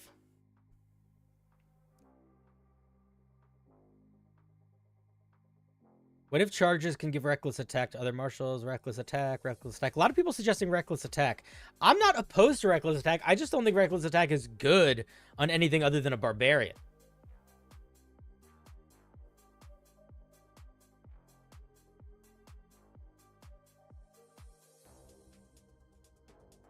Listen, just because I have a lot of subs doesn't mean I have a big audience.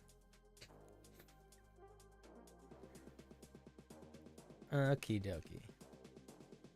I have a big audience for YouTube Shorts. I have a medium to small audience for everything else. Which, by the way, if you are somebody that wants to become a content creator, that's the best, healthiest way to think about it. If you decide, I'm going to be a YouTuber, and you get a bunch of views on your YouTube Shorts, and then you get a bunch of followers on your YouTube Shorts, those followers will help grow your your long-form video platform, but they are essentially not followers for long-form. So if I'm posting a video that's one of my long-form videos, if you look at how well my recent long-form videos do, they are doing really badly compared to any of my shorts. But they are doing pretty good considering how rarely I used to post long-form videos. Like, if I'm thinking about it from that perspective, I take the shorts out, they've gotten pretty decent engagement considering I've taken, like, long lapses of posting anything, or, like, you know, I probably have closer to 10,000 followers that exclusively are like the long form video followers. A lot of people do come here from the shorts, but not everybody does. I would say for every 1,000 views I get on a short, I probably have 1 person that translates over to being somebody that checks out some of my other stuff. Maybe less, depending on the short. We are homebrewing a magic barbarian, and we're actually close to finishing it. That's not true. We're close to finishing the rough draft. Here's the rough draft, if you want to see the whole document. We're trying to figure out this once-a-day 14th level feature. We're pretty close. It could also be more than once a day, depending on how powerful we make it. But it giving reckless attack to your allies without a downside is just giving them advantage. Databank. Keeping in mind you have not been here for the conversation, and a lot of this is written in shorthand, so there might be things that we have established about it that are not super clearly in the text. Consider for your enjoyment checking out my version of the Spellcasting Barbarian so far, which is exclusively built around a barbarian that can only cast leveled spells while they are raging, as opposed to a barbarian that can do other things. Oh, I'm very curious to hear your thoughts, because I feel like this is a challenge that you have thought about a lot too, and I think you have a really good mind for balance in sometimes ways that I don't. So, welcome. If at some point you do want to share, I'm super curious to your thoughts, but also no pressure. Yeah, man, isn't it a fun process?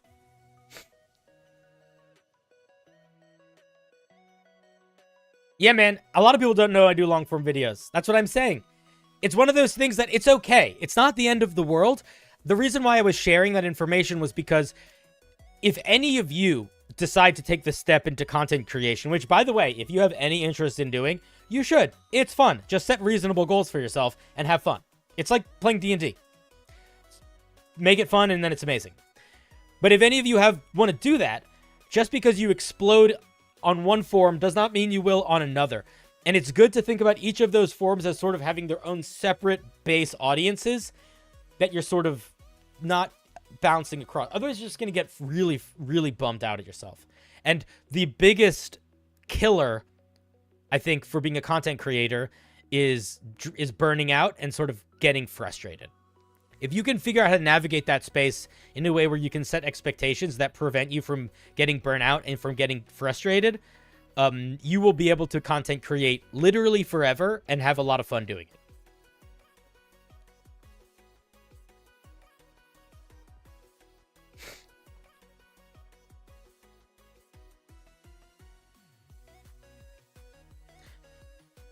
Give marshals advantage of some kind. Okay, I'm gonna say I like two ideas. The two things that popped into my head the most that I liked is one, giving everyone a mini magic smite of force damage.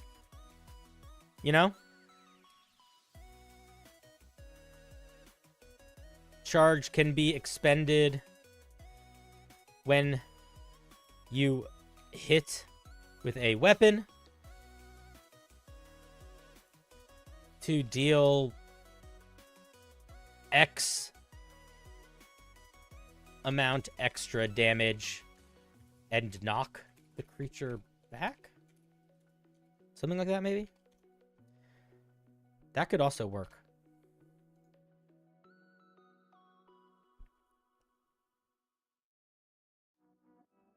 Giving advantage and magic weapon together makes sense. Soft, if I could guarantee that this would only be used in games where players did not get access to magic weapons, I somewhat would agree. But the problem is that most of your martial characters are going to have magic weapons by the time they are level 10. So letting them make their attacks magical is not inherently going to feel like that much. And giving them advantage on their attack is okay, but to me, it's not exciting enough. I want it to feel more oomphy. Which is why I kind of like the extra damage, because that's like a pow.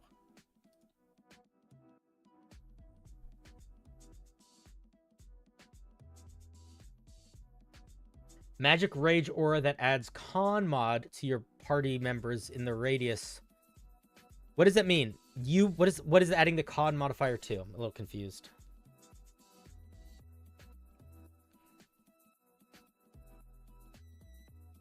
It should knock creatures prone. I like it knocking creatures prone. I think that's cool. Because that also makes it feel like it's an explosion of magic.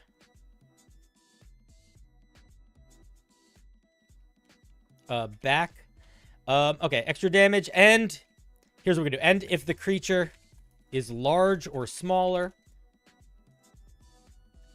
they are pushed back 5 feet or knocked prone. And maybe 5 feet could be 10 feet. Okay, how do we feel about that?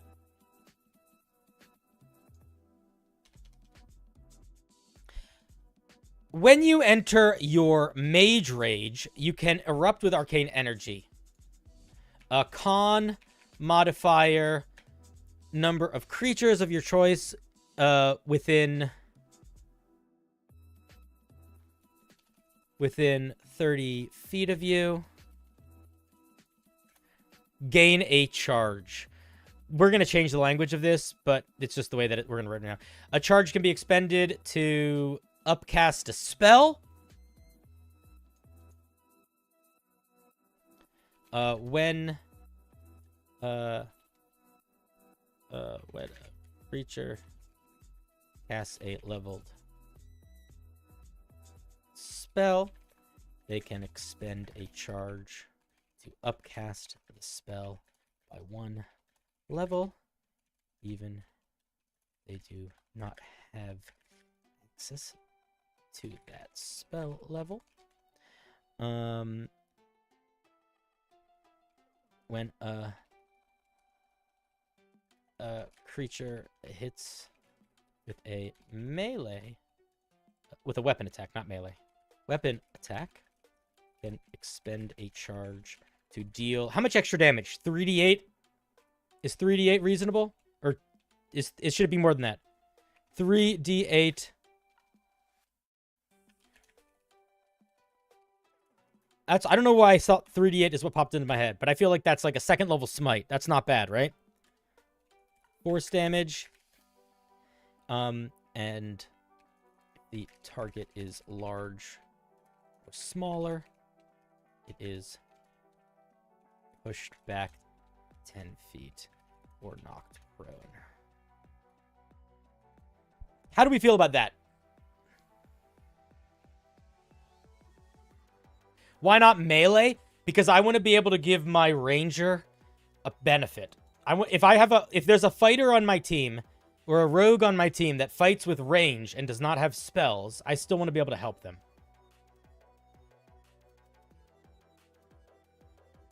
So Alex asks a really good question here, which is your monk friend without a weapon will not be able to use that charge. So it has been talked about countless times, both in D&D, errata, and by the designers, that natural attacks count as weapon attacks. Unarmed strikes are counted as weapon attacks.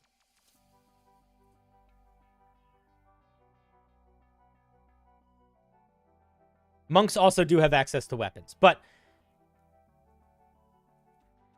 the way that I interpret the game, the way that I've seen errata, and the way that I know D&D 1 is going, like the new edition when it comes out, is going to be unarmed strikes count as weapon attacks. Same difference.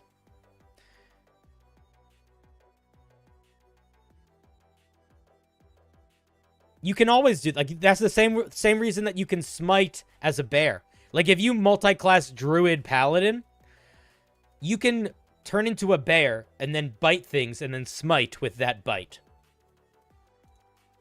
Chomp.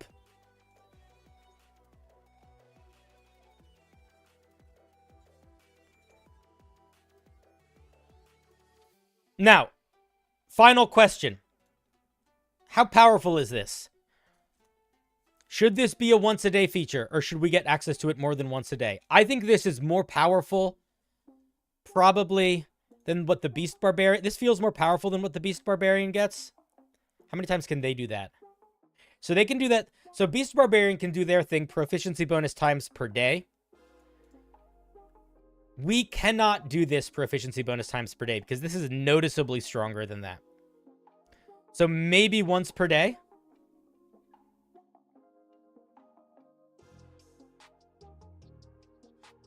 I've gone a long way.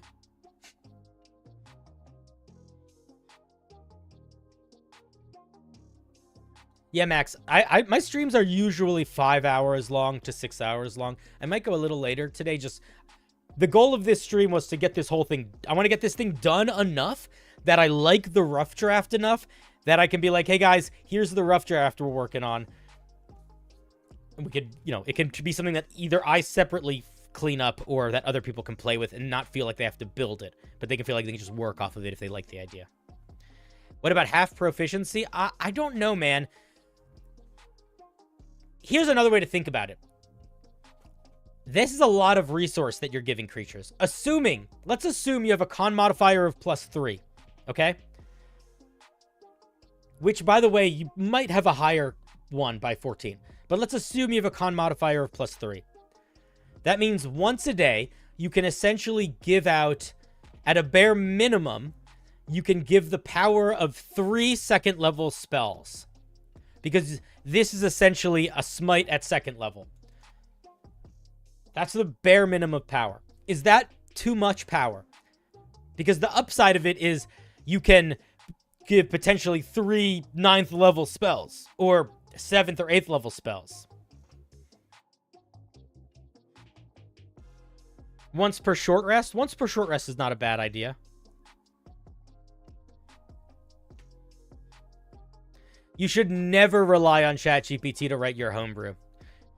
Unless you are really, really eager to never get good at either writing, reading, or understanding homebrew. If you have any interest in writing, reading, or understanding game design, you should not use ChatGPT to write it. It's essentially deciding, hey, instead of practicing to get good at something, be presented with something that is going to be full of flaws, but do not have the understanding of where those flaws are. So instead of practicing to get good at something, give yourself a false sense of assurance that you know what you're talking about. So be careful with that. If you've used ChatGPT or tried to use ChatGPT to do anything creative, if you are an expert in that creative thing, you will see that it doesn't work. It looks like it works, but it never does. It also just genuinely makes you not creative.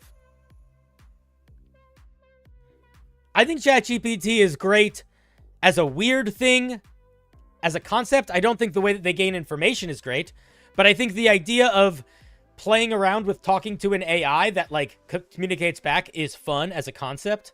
And I think that menial tasks, like paperwork type tasks, giving to an AI would be divine. But for anything creative, I think it's pretty abysmal.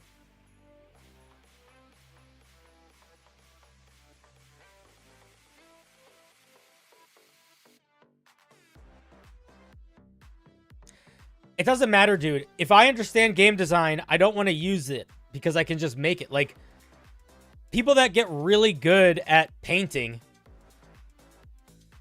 don't necessarily want to now start doing digital painting. They might just kind of want to keep painting. Like, I don't need the shortcut of digital painting to get good with my oil and canvas because I'm good with oil and canvas, you know? That's sort of how I feel about it. But by the way, I don't even think I'm that good at homebrew or game design. I just think I would rather continue to get better at it. I don't want to stagnate. As soon as you start using those sorts of tools to replace your creative process is going to stagnate. And nobody's great. Everybody can always grow.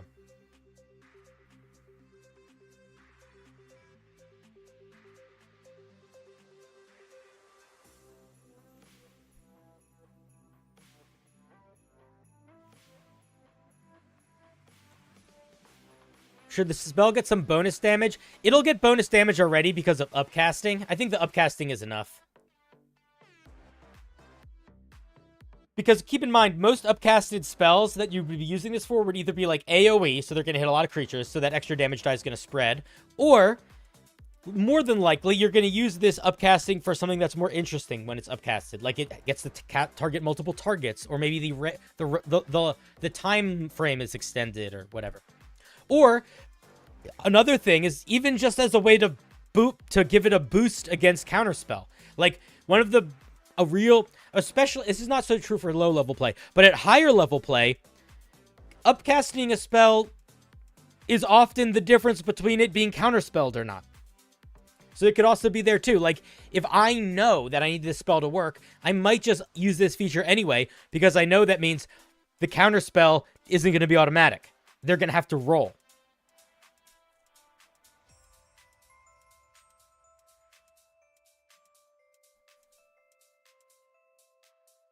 Spellcasters still have to burn a spell slot while non-casters get a free smite. Yes, but they are casting that spell slot as if it is a value of 1 higher. And going up in spell slots is exponential power. I think it's okay. Again, asking Cinder, does that mean we can go for 10th level? What does that mean, go for 10th level? Go for 10th level for what, Data? I missed your initial question.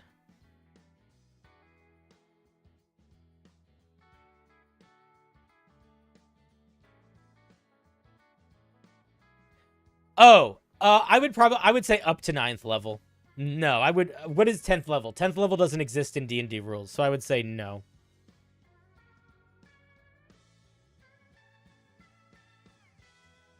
A 9th level being... Okay, so there's two ways to address that, Alex. The first way to address that is there literally is no mechanical benefit to upcasting any 9th level spells because none of them can be upcast. So it would sort of be a waste of it would sort of be a waste of this feature in general because no 9th level spells upcast. An upcasted spell doesn't inherently do anything. The only upcasted spells that do anything are spells that say when cast at a higher level, it does something. That text does not exist on any 9th level spells. So if you wanted to, you could still do that, but it wouldn't do anything. The lore reason is that because of a bunch of bullshit and magic and shenanigans, non-gods can't cast magic above 9th level. But again, that really doesn't fucking matter.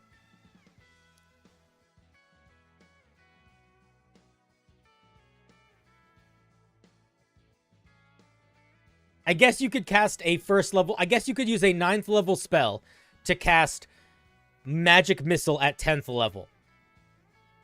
Because technically there are rules for upcasting in it. I don't know if I have a problem with that. I kind of feel like that's a waste of a 9th level spell slot. So if you want to spend your 9th level spell slot to upcast Magic Missile, I think that's fine. Right? What is the difference between casting a first level spell at 9th level and a first level spell at 10th level? I don't think there is one at that point. You know? If you guys disagree, let me know. If there's something I'm not thinking about, I'm happy to address it. It took me a little while to work through that, but I think it's fine.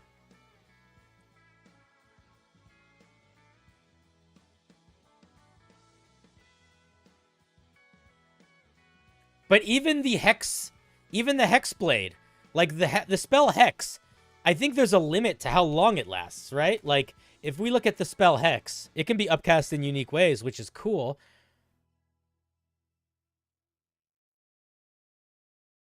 But after 5th level, it stops growing. It just stays 24 hours. So that's not going to do anything.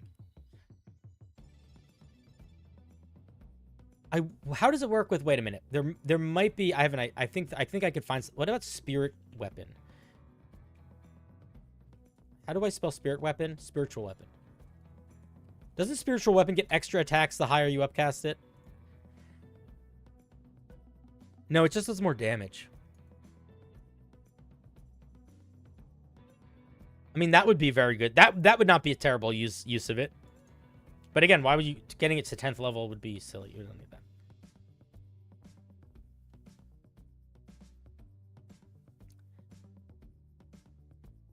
I'm keeping you company going with the dishes? Hell yeah.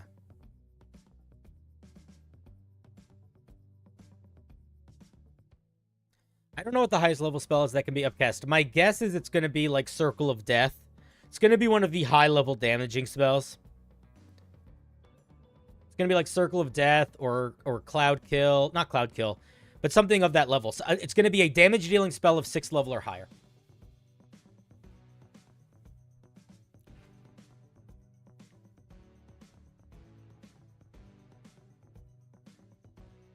Nine-tenths of this is going to be used to make a 4th level spell, 5th level. Yeah. 4th level is basically the strongest level of spells.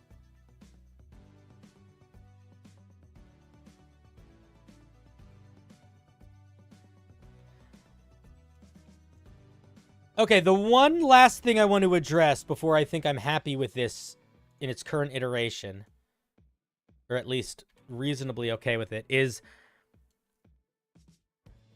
I personally feel like getting to upcast a spell is reasonable power compared to getting access to just doing a little bit of extra damage, or even a good chunk of extra damage. If you guys disagree with that and you feel like it's not enough because the marshals aren't spending a resource, but the spellcasters are, I'm happy to hear about that. But I think it's okay. 10th level, I like the vibe of. It's simple, straightforward. This, I love the vibe of, but is fucked in terms of structure. Arcane Adrenaline, I still like. I like everything else, I think, pretty good so far.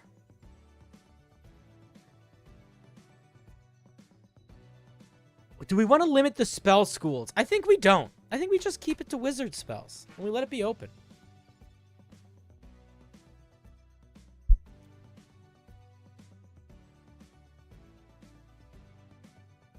Oh, it wouldn't be more than once per combat. I was thinking it'd be once per day. If it feels like once per day is not enough, I'd say once per short rest.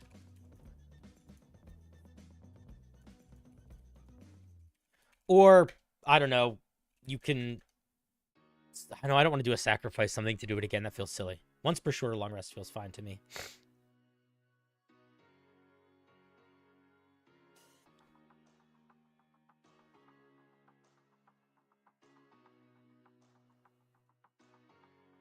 I like this so far. What do you guys think? You guys think it needs anything else major right now, or do you think we're sort of done the core class idea?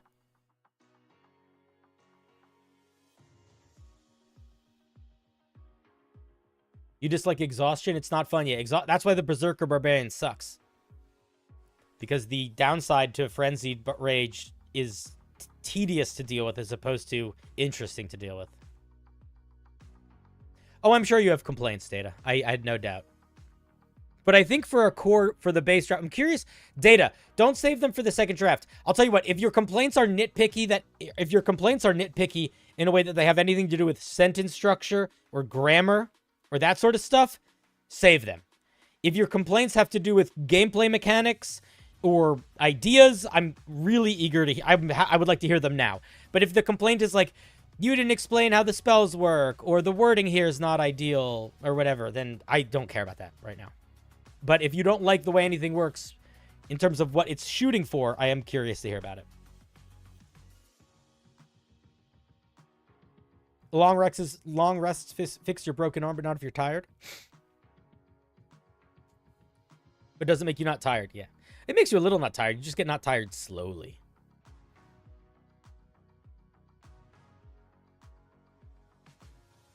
I don't want to throw an exhaustion mechanic in here. The 14th level feature is already doing 2 different things. I don't think it needs a third element of information. I think this is enough. Databank. But there is precedent in D&D for classes that get like but what do you not agree with there? Do you think because the whole thing is single focused, it having a group focused thing, does it like why doesn't that work? Because from a flavor perspective, I think it works really well. And I also think if we look to the best designed barbarian subclass, the Beast Barbarian, it's exactly the same. 3rd level feature that just affects the Beast Barbarian. 6th level feature that just affects the Beast Barbarian. 10th level feature that just affects the Beast Barbarian. 14th level feature that everybody gets access to. I also think it works really well compared to the Wild Magic Barbarian. What do they get? A feature that only they are affected by. A feature that only they are affected by. A feature that only they are affected by. A feature they are only affected by. And one feature that affects other creatures. So I think it's fine. I disagree with that. That's not criticism that I will worry about. But if there's any sort of other element to it that's not working, I'm happy to hear. Brutal critical magic might feel boring, but I actually think it works incredibly well to sell the vision of this subclass. I also think it's a really good ribbon feature because the power of shifting rage is what really the power is at 10th level. So I'm okay with you thinking brutal magic is boring. I think brutal magic works fine. But I do appreciate those 2 thoughts. If you have a third thought, I'm curious to hear it. Because we did sort of address both of those issues already. Yeah, see, that's a you issue, man. That's not a design issue. That's fine. In my opinion, shifting should be at third. I completely disagree with that. That's also fine. Wild magic should be so much cooler. Yeah, wild magic has the opportunity to be cooler. I think the best way to like wild magic better is just to up the damage. I think if the damage from their wild magic features scaled, I think it would work much better.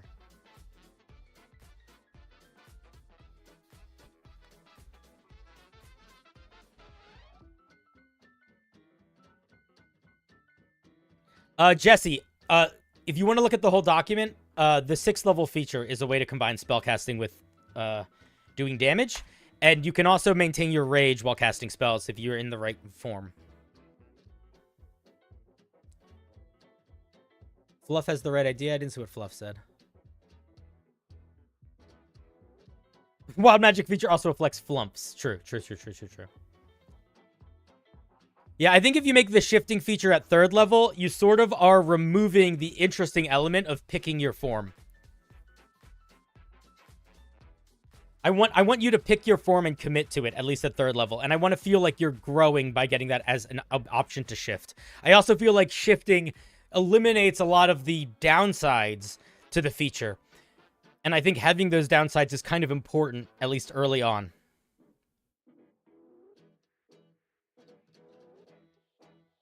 Oh, I'm glad you liked the advice from yesterday. Yeah, like I said, I liked your interpretation of it a lot. I just felt like it wasn't selling a fiction outside of the very basic idea of how do I deal with the complicatedness of a barbarian. Like, it felt like you were trying to balance a barbarian getting access to magic outside of trying to create a barbarian that gets access to magic.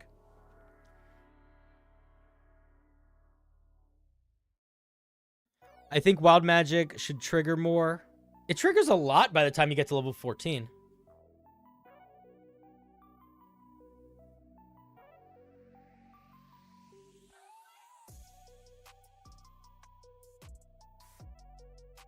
So the only spell strikes feature this thing has would be Reckless Magic, which is essentially when you Reckless attack at 6th level, you can opt to make 1 attack instead of 2, but if you hit with that attack, you can cast a spell on the creature that you hit with that attack.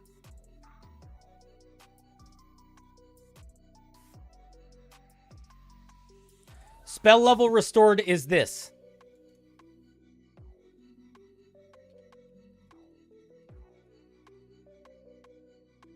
It's a 1st level at 10, a 2nd level at 13, and at 3rd level at 17.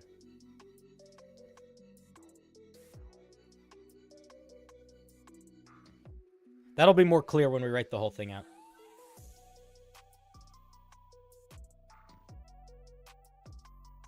I haven't looked enough into detail to have a true question. More question and answered. Yeah. No, don't worry. Guys, I know I railed on someone earlier because they just kept making the same complaint over and over and over again. But somebody asking a question is always fine. That's just literally looking for clarification. I do that all the time. And somebody saying, I don't think this works is totally fine. Because here's the thing. If somebody says, I don't think this works, and they don't have a solution, it's still good, like somebody said in chat, it's still good to point out that you don't think it works. It only becomes annoying to be like, you need a solution if you say the information so you know the person has it, and then you just keep saying it. If I tell you, I don't think this works, I don't need to then spend 5 minutes saying, I don't think this works. I can either say, I don't think this works, here's a solution, or I can say, I don't think this works, fix it. And maybe I can explain, I don't think this works because... So asking, have you considered this is totally reasonable. The time that you need to start getting constructive or you're being a frustrating person is like what that guy was doing earlier, where it was like, I'm just going to repeat myself forever. And when I am directly asked to expand on what my thought is, I either don't understand that I'm being asked to do that or I refuse to do so. Out of stubbornness or realizing that I'm wrong and being full of shame.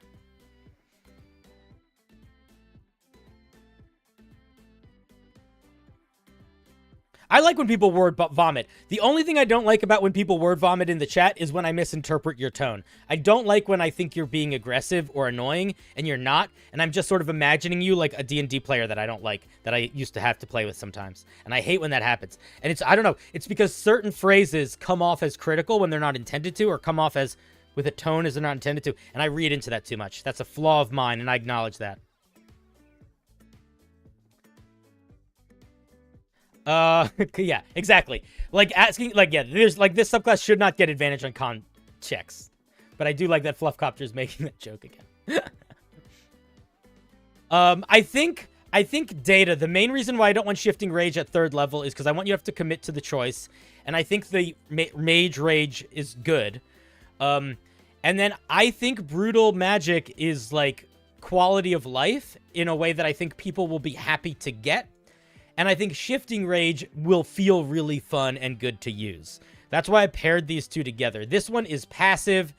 It's kind of boring, but it's good quality of life. This one is going to make you feel good. That's my logic behind putting these two together. All right. I don't know if we need anything else from this. The current goal is to use the same spell level progression as the Eldritch Knight or the Arcane Trickster. So, you would have essentially this. So at level 3, you would have 2 first-level spell slots. You would know 3 first-level spells. At level 10, you would have 4 first-level spell slots and 3 second-level spell slots, and you would know 7 spells. At level 20, you would know 13 spells, have 4 first-level spell slots, 3 second-level ones, 3 third-level ones, and 1 fourth-level one.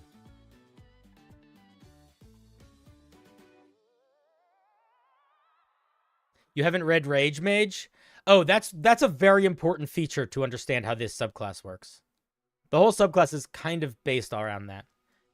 The basic idea of Mage Rage is that when you rage, sort of like Frenzied Rage, you can pick a different form of rage. And that different form of rage is basically the same as Rage, except with these differences. You can cast cantrips and leveled spells, and concentrate on spells while you are in a Mage Rage, but you do not gain resistance to bludgeoning, piercing, and slashing damage. Also, you can maintain your rage by either casting spells or maintaining concentration on them, in addition to by making weapon attacks or taking damage. And then you also gain separate damage resistances based on spells that you can cast. And the rage damage applies to your spells and cantrips. You could just collect all the damage resistances. You could. So if, for example, you were like, okay, cool, I'm going to make sure I have Chromatic Orb and Magic Missile and Mind Sliver. That's basically every damage type except for Necrotic and Radiant immediately. You could do that. But that is also deciding that those are the spells you're picking, for better or worse. And you're still not getting access to all of those damage resistances at the same time. You're getting access to a number of them. And I think the number is going to be 2.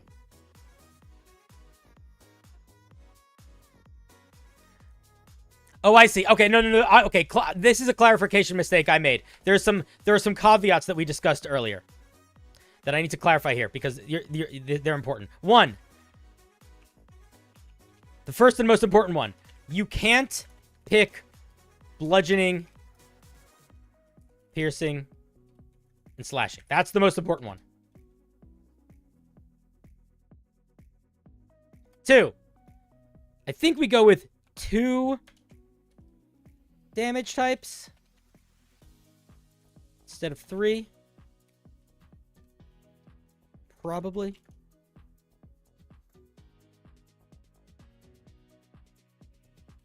So that's the thing there.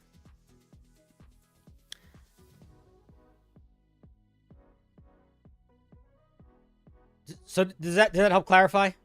So the way to think about your rage is you are sacrificing your resistance to the most common damage types, but gaining resistance to some damage types and gaining the ability to cast spells while raging.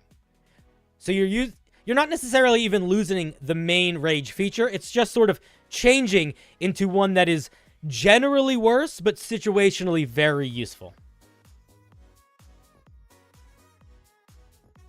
So you can't take slashing damage. You can't take no physical damage types.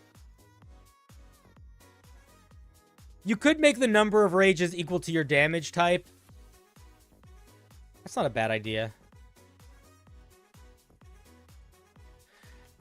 I don't love it getting stronger than regular rage at higher levels, but I'll keep that as a note.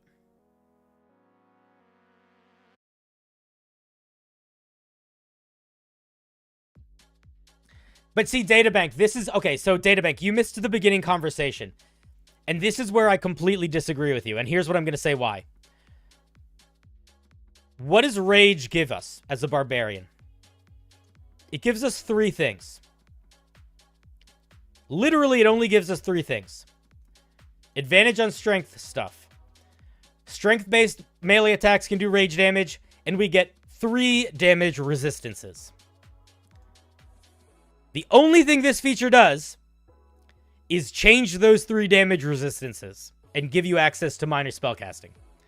I don't think it changes the... I really, really, really don't think it is too fundamentally different from the Barbarian. I think it takes the fundamentals of the Barbarian and turns them into magic. That's what I would say. Because if you are like, the fundamentals of the Barbarian is their tankiness and them not casting spells... This is saying you are now tanky against spell damage and casting spells. But I think it's basically the same. It's just that you're taking the fundamentals and you're moving them from the physical to the magical. It feels like it's different. Like, it feels like it's too much. But it's when you actually look at what it's doing, it's just 3 damage resistances that you're changing. You know?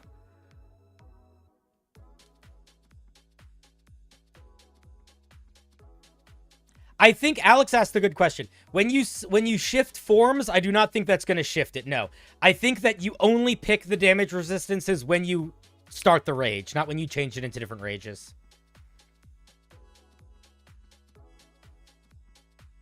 Let me make a note of that.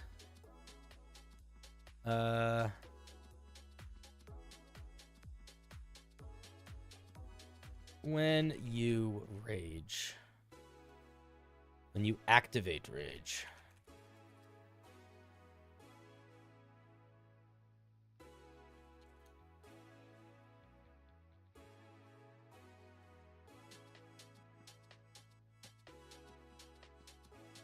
Good call.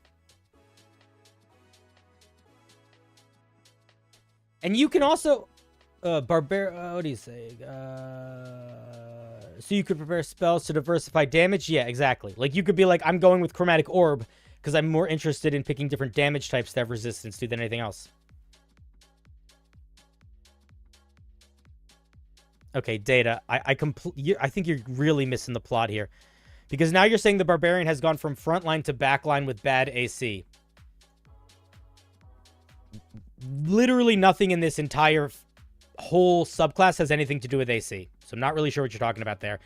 You are still fundamentally able to use all of your strength-based stuff. You are still resistant to damage. I completely disagree. I think you're really misreading it, but that's fine.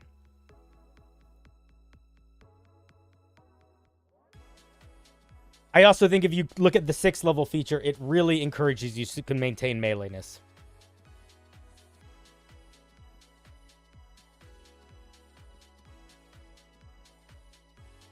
But you're still a wizard and a valuable fighter. Like, if you... But that's what I'm saying, man. If you're like, I need to be a wizard now. Like, you can always decide to start the fight as a wizard. And if you start the fight as a wizard and you're like, shit, now I need to be a barbarian, you still are a barbarian. You're still a barbarian. You still can reckless attack. You still deal extra damage. You still have all the advantage on strength stuff. You still, again, gonna just say, have resistance to 3 different damage types that you are picking. So, the idea that this... I really no idea where you're coming from. I think the issue is that you are not able to get out of your head around the damage resistances needing to be physical in order for you to be a frontline fighter. And I just don't agree with that. And I also think that I don't know where you're coming at from AC at all.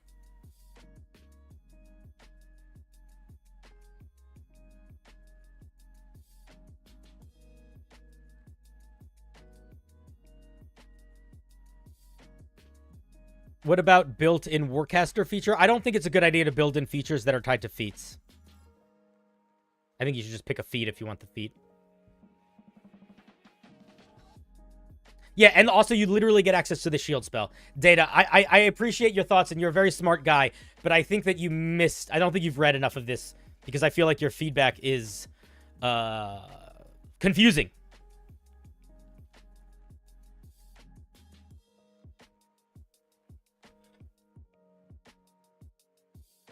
I think we were going to go with con for spellcasting, but I could see it being strength too. Honestly, I don't really care. That's the thing that I don't think I care about that much at all. It's pretty... That's just going to be a debate about whether or not whatever you think is the better fit. And I don't think there's a right answer that I know right now. So I can rage, end reckless attack, and cast Blade Ward as a bonus action every time I hit. Oh, that's an interesting thought. I haven't thought about it in context of Blade Ward. Let's think about that for a second. So there's two things about that. That little gameplay loop that you've just described. Let's look at Blade Ward for a second. Because that's a very good point. I don't know if that's going to be an issue, but let's look at it. Blade Ward is an action to cast. Okay, so you don't actually need to worry about Blade Ward because you can always use your action to cast... Yeah, you could Mage Rage and then use your action to cast Blade Ward, sacrificing your attacks and your entire action to have a bunch of resistances for a turn every turn. You could definitely do that, for sure. And then at 6th level, as an action, you can make a special melee attack, triggering your reckless attack. If the attack hits, you can immediately cast one of your spells or cantrips with the time of action. Oh, I see. But the spell only affects the target. So you cannot cast Blade Ward as a part of this unless you want to give the target resistance to damage stuff. So Blade Ward is not an issue here. With Reckless Attack, you are not able to... With Reckless Magic, you can only use magic that target... You can only target other creatures with the magic. And with Blade Ward, if you want to do the combo of I do Rage Mage and cast Blade Ward, you can do that. You will be hard to hit. You will take a bunch of damage. Or you will take a bunch of damage resistance, but you will be doing literally nothing else. So I actually think it's fine. Yeah, at that point, just play a Bear Barbarian. Yeah, exactly. I feel pretty good about this, where it's at right now. It definitely needs a little bit of work. It needs a little bit of wiggle room. I really don't like the way Reckless Magic is worded. I still don't feel 100% about Mage Rage. I think it's mostly good. Here's what I'll say. The feedback that we've gotten on this since we've moved on from it has not really swayed me in any direction. There haven't been any real revelations that I've been like, oh shit, I didn't take that into account. Everything people have brought up so far have been things that I've taken into account and I'm comfortable with right now. So I think that that's probably fine. Innate Magic Understanding's a stupid name, but a fine feature. I like Arcane Adrenaline a lot. We could also move this at a different level if we really needed to, but I like it. I think it's fine. It's simple. It's interesting. Reckless Magic we talked about. Brutal Magic I think is also fine, if not a little boring. And Magic Enhancing thing I think is also cool. I feel pretty good about this thing where it's at right now. I feel pretty good about it.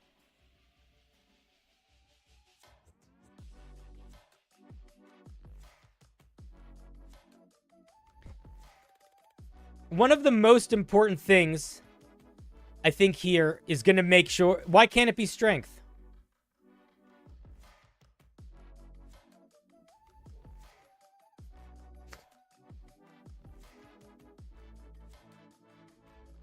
That's not true, Dice. You can use your spells while not raging in 2 different ways. Don't forget, you can always sacrifice a spell slot to gain the benefits of regular rage for a number of rounds equal to the spell slot level. So that is basically extra rage features. And you can always cast a spell using Reckless Attack because you could cast you can always, because you're not raging. So if you Reckless Magic, you can cast a leveled spell, or if you Arcane Adrenaline, you can use a leveled spell. I struggle to feel the vibe outside of Eldritch Knight.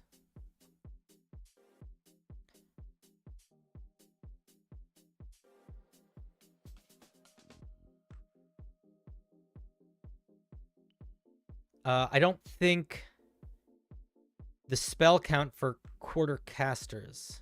I don't know what that means, but yeah, I know, I agree. I need to put it away for a little while. You struggle to feel the vibe outside of Eldritch Knight.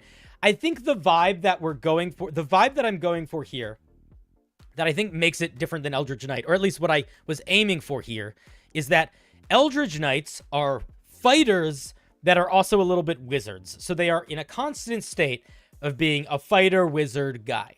They can always do their magic a little bit. They're a very good fighter all the time anyway. The idea behind the Rage Mage is that you have not learned spellcasting. You have learned how to harness magic through your fury. So you are generally a little bit magical as a creature, sort of in the innate spellcasting vibe that a sorcerer might have. Like, you're not a learned magic user. You can pull magic out of you because of your fury. So instead of having magic all the time and being a fighter all the time, you are a barbarian all the time that is a little bit magical, and you can focus that rage to explode out in magic. That's the two main differences. One is barbarian that's a little magical all the time that can have explosive magical moments, and fighter that always has magic.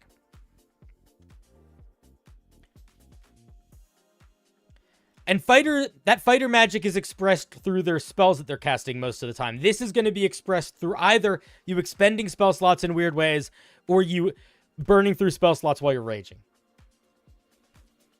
That, to me, is the goal anyway. That's a goal anyway.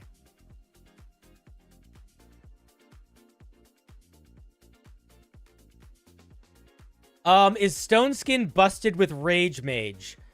No. I don't think so, because I think it is still... Because here's why I don't think so. One, you're not going to get access to it until, like, 17th level. Two, the reason Stone Skin would be busted... would be Stone Skin does things that Rage doesn't. First of all, Stone Skin doesn't affect all bludgeoning, piercing, and slashing damage, just non-magical. Second of all, it requires concentration.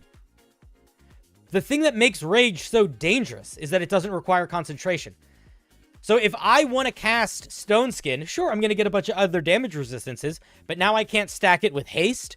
I can't stack it with invisibility. There's a bunch of spells that I think would be better to have on as a barbarian that I can't stack with it now.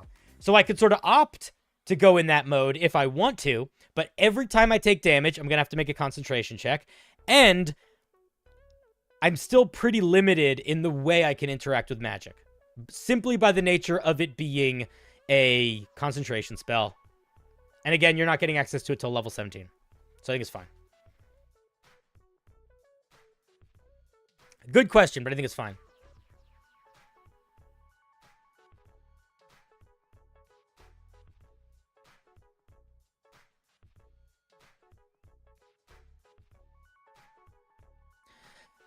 At 6th level, what do you mean, Jesse? I think you misunderstand. The way that the 6th level feature works is at 6th level, if you want to, you can choose to do a special type of reckless attack where you basically get to make one attack instead of two. You don't get two attacks, you get one. If that attack hits, you can then target that creature with a spell. So, no, you cannot Blade Ward and attack on the same turn, ever.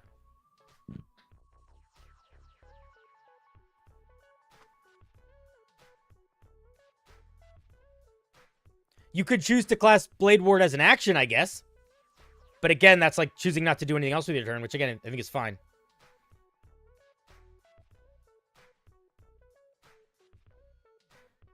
Oh, you don't get access to Stone Skin until level 19? I thought it was 17.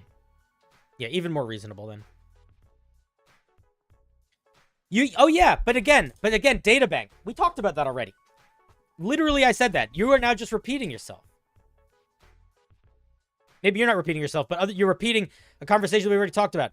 If you are a barbarian and you want to do your special rage mage feature and you cast Blade Ward every turn to keep your rage up, why aren't you just a totem barbarian that is a beast barbarian?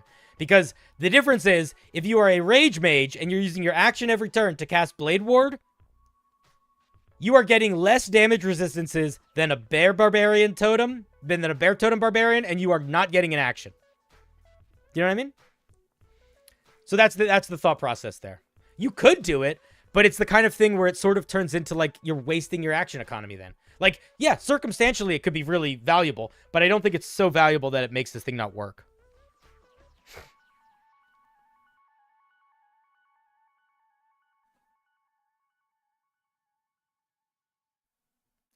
Con-based casting is probably stronger than strength-based casting, which is why strength-based wouldn't be too good as something worried about. I don't think it... I think on a barbarian, they're almost the same. I think mostly barbarians are going to have higher strength than con, just because that's usually what they prioritize. But specifically on a barbarian, constitution is extra valuable, because one of barbarian's main features is just, I have big hit points. You know? So I think it's probably fine.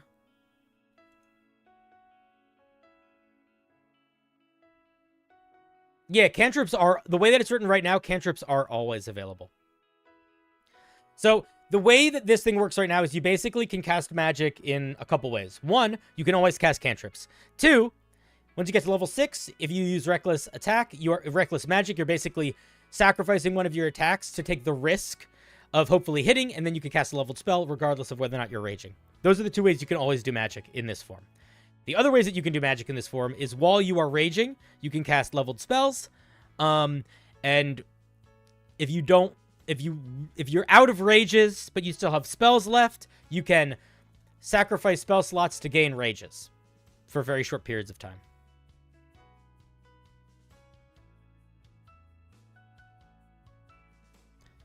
Oh, you can always cast cantrips right here. I didn't write this. See, look at this note up here where I say needs all the tables / casting rules and stuff. Right here. And this is all the rules. You get wizard spell list, you get cantrips, you get strength con.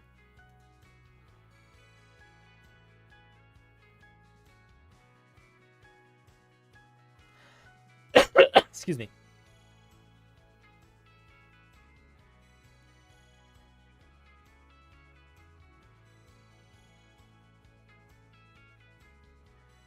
You can't use Elven Accuracy on Constitution checks, though. Elven Accuracy only works for dex-based things, right?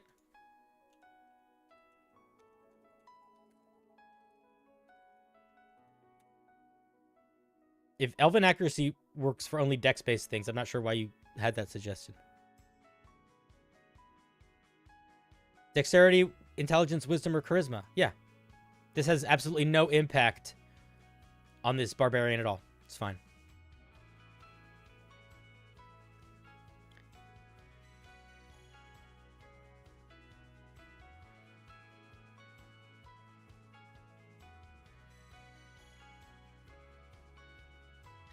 Beazle, that edge case I think is reasonable. I think it's fine if features don't work well all the time. I don't know why you're getting mad, Data, but I love you. You can make dexterity for attacks, but that's not going to affect whether or not the spell hits. You have the attack from reckless magic doesn't automatically make the spell hit. It just gives you the option to then decide to cast a spell. If this was limited to cantrips, it would be much weaker than the Blade Singer's extra attack that they get at level 6, because they can always do that. The Blade Singer at level 6 can try to attack, and if they miss, they can still try to cast a cantrip. With this, you can try to attack, and if you miss, you're done.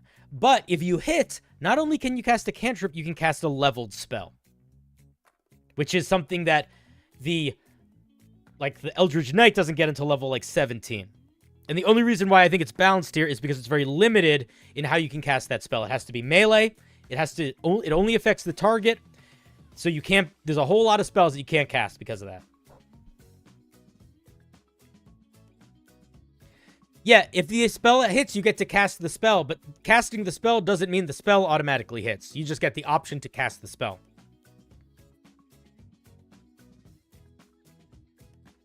Okay.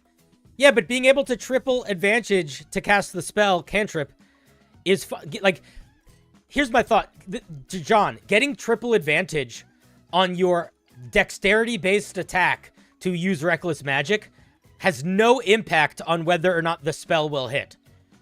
It is literally the same as if you were to use this feature on any other character with their attacks. The only thing it does is make the attack more likely to hit.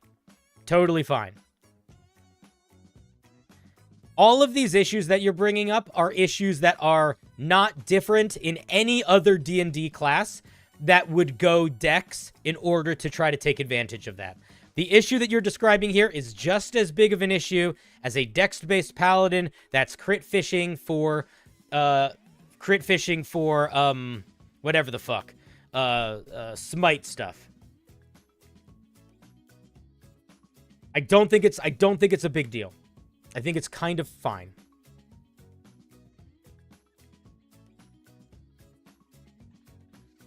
Yeah, but, okay, I'm sorry. I thought you were saying it as a criticism. It sounded like it was a criticism. And if it's a criticism, I think it's fine. I just don't actually think I just don't agree with it. I don't think we need to worry about it.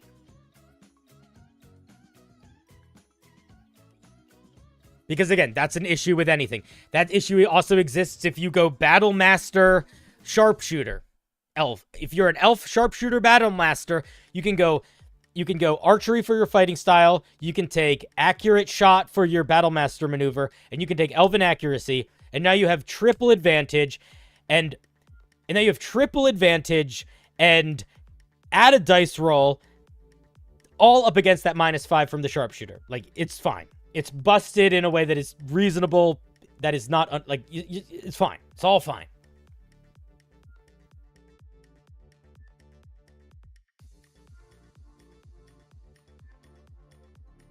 Listen, I know it's not a big deal, but I also think that it is a big deal because I want to make sure that we're doing this right. And if you make a suggestion, I want to take that suggestion in, I want to think about it, and I want to talk about it.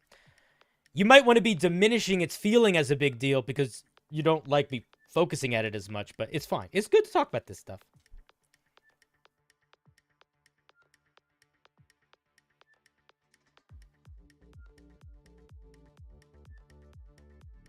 I think people are bringing up stuff about the belts of giant strength and stuff.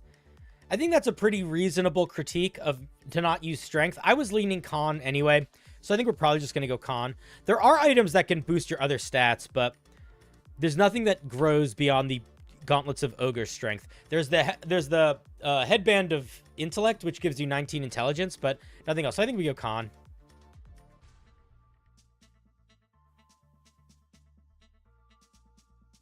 Whenever somebody says, okay, lol, that is coping. And I appreciate what you're saying, John. I'm here for you. I love you, buddy. It's okay for you to say, I'm worried about this thing, and for me to say, I don't think you need to worry about it. It doesn't need to become a whole moment. Where you need to be like, it's not that big a deal. All right. It wasn't that big a deal. Don't worry about it. Just be like, oh shit, yeah, you're right. I'm gonna move on quietly and not worry about it.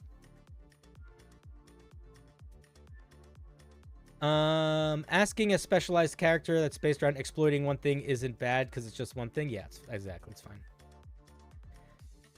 Anyone who punches stuff would want that giant strength item. All it does is make numbers go up, and it's entirely reasonable for DM to not give magic items of that sort. Yeah, I think that's fine, but also I don't care that much. Like, I don't feel like this needs to be strength based. Do you know what I mean?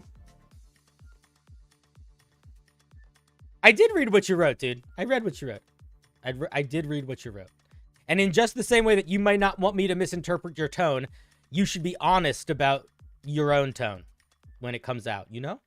That's all I'm saying. When somebody says, okay, lol, that to me is an obnoxious thing to say. That's like, okay, whatever. It's like, all right, well, then if you don't care that much, why you fucking say anything? How do you feel about sentient robe of useful items as a warlock patron? That's a fun idea. The trick would be, how do you make the features without just making it a list of a bunch of random shit you can get. Or if you want to make it the features more than just a bunch of random shit you can get, like how do you make that workable? Would you make it like you'd probably want to go in the direction of like the Battle Master, where you get a bunch of options that you sort of are picking between as you go. So maybe you start with like, here's 20 different things. Pick 4 of them, and you pick more of them as you go. That could work.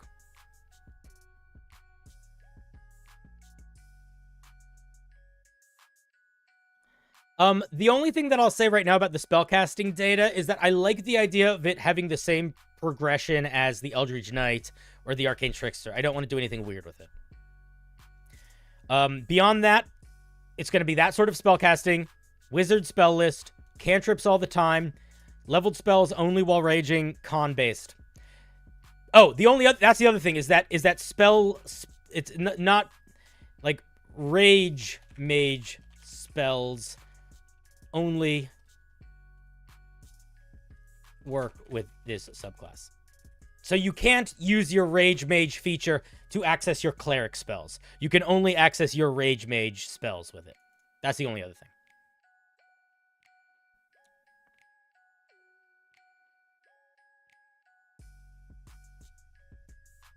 thing. Con definitely makes sense flavor-wise. Yeah. Yeah, I think we're going to do spell slots. I want to keep it simpler, man. I'd rather not make it weird. Especially now that we have a bunch of ways to use spells while we're not raging. I think it simplifies the whole thing. Because the initial idea that I had for this thing, when I really first started it, was what if you didn't have any magic when you weren't raging, but when you raged, you got access to like 2 spell slots. And I like that idea still. I think it's still an interesting idea, but I don't think it works. Or I think in order to make it work, there's a level of complicated that I don't want to have to do.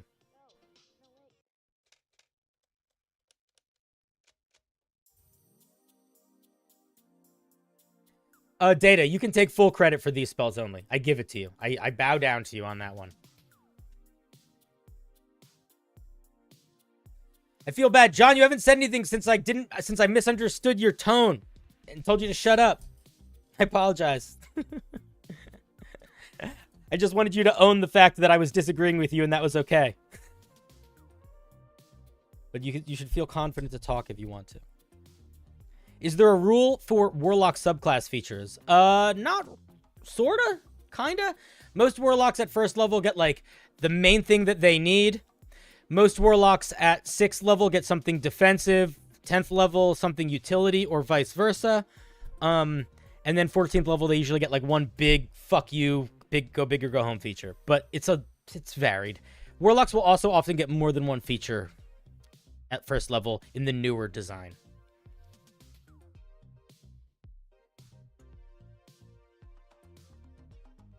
I have said stuff. My rage always ran deeper than the rest of my tribe. I told you to shut up and what happened? Yeah, exactly. I guess I have to watch my mouth.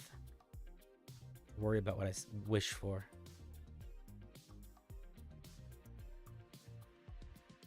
It's the spells you learn from this subclass feature because the spell slots are much more complicated for multiclassing. Yeah, good call.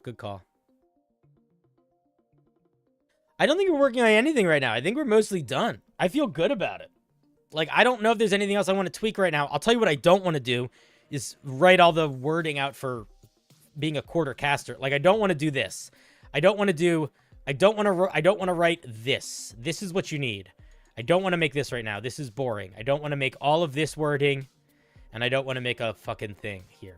I don't want to do that right now. Because that's not interesting to watch or talk about. That's a whole lot of nothing.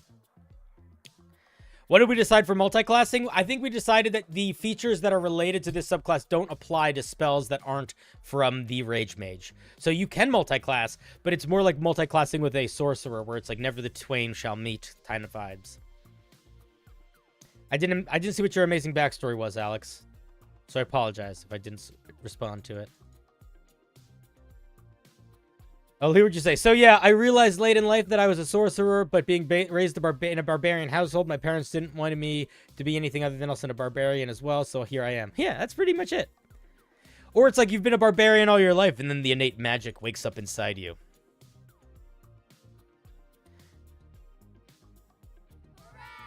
Oh, Invictus, thank you for the resub.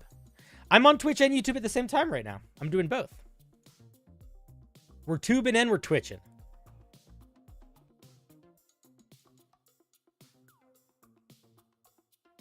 The parent acceptance trope. Yeah.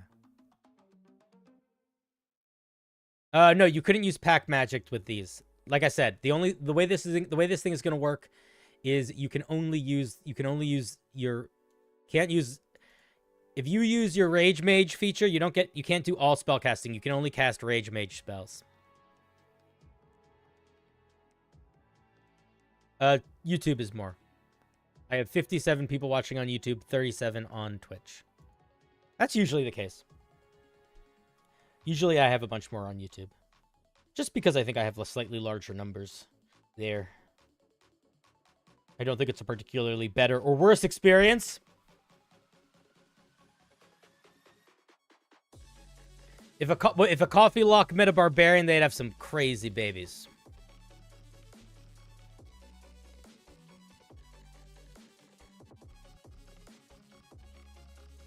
Those features are only going to let you use spell slots from this feature. That's what I meant. Sorry if that was unclear. It's not, I'm not talking about the spells. It's not, when I said that you can only use the spells you get access to for Rage Mage features, I meant also spell slots, like in totality. I feel pretty good about this for a rough draft, guys. I don't know if it needs anything else right now. I think we are in the put it aside for a little bit and not think about it. Here's what I'm going to do. I'm going to share it with all of you again right now in its final form. If you guys want to just sort of look at it, think about it, turn it into your own thing, maybe it will, you'll build your own homebrew, take the ideas you hate out of it and switch them for your own ones. But I think that, I don't know if we need to talk about it. I feel like pretty good about it.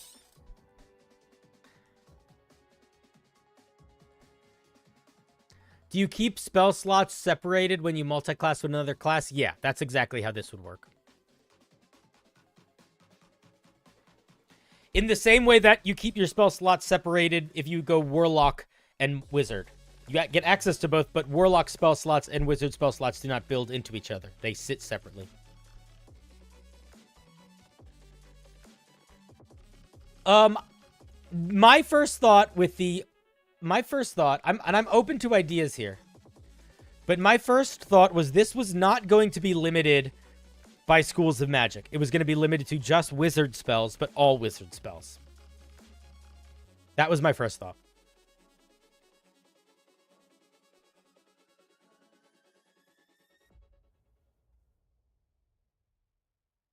You separate spell slots. Yes, you do. What are you talking about? If I'm 5 levels of Warlock and 10 levels of Sorcerer, I have a select number of spell slots that recharge on a short rest, and then I have a select number of spell slots that recharge on a long rest, and they are different. One are Warlock spell slots from Pact Magic, and one are Sorcerer spell slots from being a Sorcerer. That is 100% how it works. 100% that's how it works. Wizards is the only weird one. I know. Did you not notice the point when I said... You said Warlock is the only weird one. Guys, I literally said we are building this in relationship to Warlocks. That's what I said. I said, just like the Warlocks, spells work differently, these things are going to be like that. That's what I said. I said it 3 minutes ago. So, yeah, the only example of what I'm talking about is what I'm talking about. Who would have guessed? Who in their world would have guessed that the thing that I was talking about was the thing that I was talking about? Maybe the people that would have heard that, maybe the people that heard me say it 3 minutes ago. Oh my God.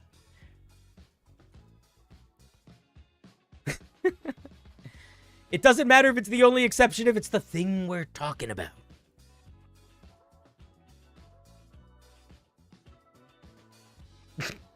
I can very clearly tell you're not on the page. Seems like you're not on the page and not listening to the page, but that's okay. I still appreciate you. But yeah, these are going to work fundamentally different in the same way that Warlock spell slots work fundamentally different if you multi-class Warlock. The Rage Mage's spell slots will work fundamentally differently if you multi-class Rage Mage. I have said that sentence before in the last 3 minutes, but I'm okay with having to say it again.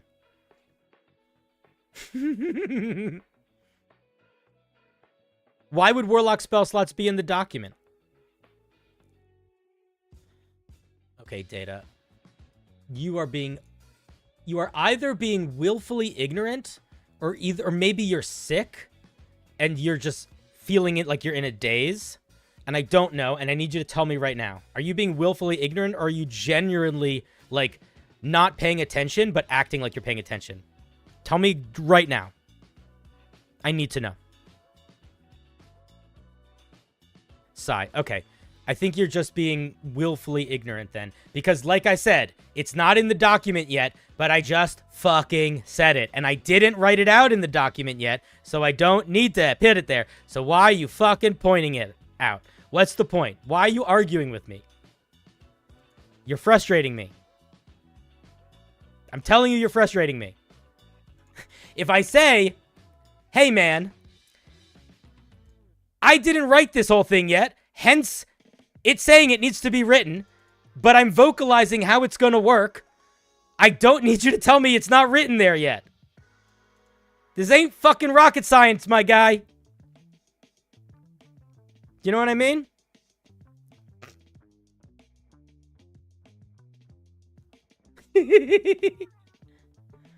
Oh, yeah. I appreciate that. That was genuine confusion. If you asked anything else, I would have timed you out because I was pretty frustrated. The way he wants you to act, or else you're sick or willfully ignorant. Ah, yes. Goodbye, John. When you're going to be a dick, I am going to time you out. Because I'm not saying the way you want me to act. I'm saying don't fucking ask a question I answered 5 minutes ago if you are trying to talk to me. That's silly. Feels like you're not reading. Feels like you're not listening. Or feels like why should I answer the question again if you didn't listen to me answer it the first 2 times? Doesn't really help anybody, you know?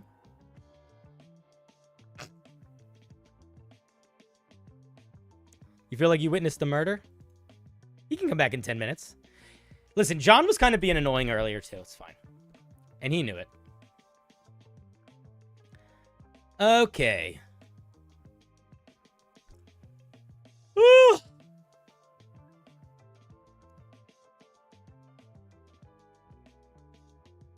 Rules as written, I can use pact slot from Warlock to cast wizard spells and vice versa. So the Rage Mage would pull from their total combined spell pool. Oh my god. Are you not listening to what I'm saying? Did I not literally say that this is not gonna work that way? Okay. You're just being fucking stupid. Gabriel, I don't know you, but you're being fucking stupid. Timing you out. Come back in 5 minutes.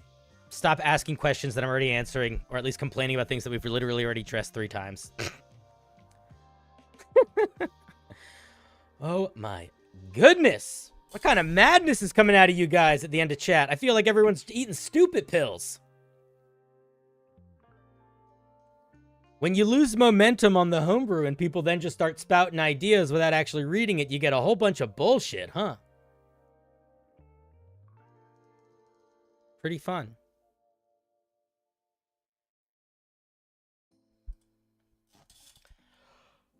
Oh! I like that subclass so far. I think it's pretty cool. I think it's a pretty good idea. I feel like it works pretty well. Definitely needs some work still. Definitely still a rough draft. I honestly don't even know if I would like to play it yet. I'm not sure if I like, because I don't even like spellcasting that much. But I think it would be cool. I think there's aspects of it that I really like, and there's aspects of it that I'm very uncertain of. But overall, I think it's feeling like it's in a pretty good spot.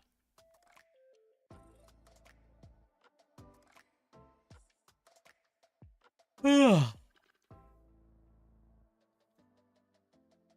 that's kind of it.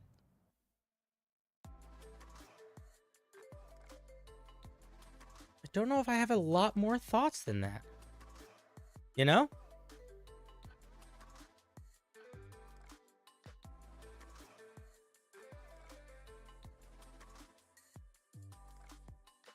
That's kind of it.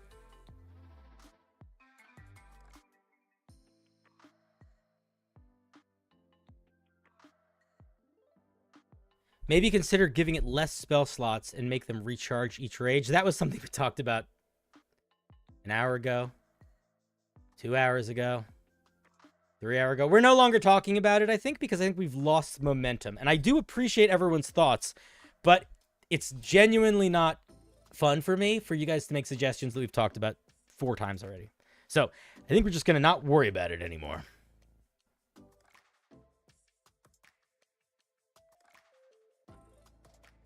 You know?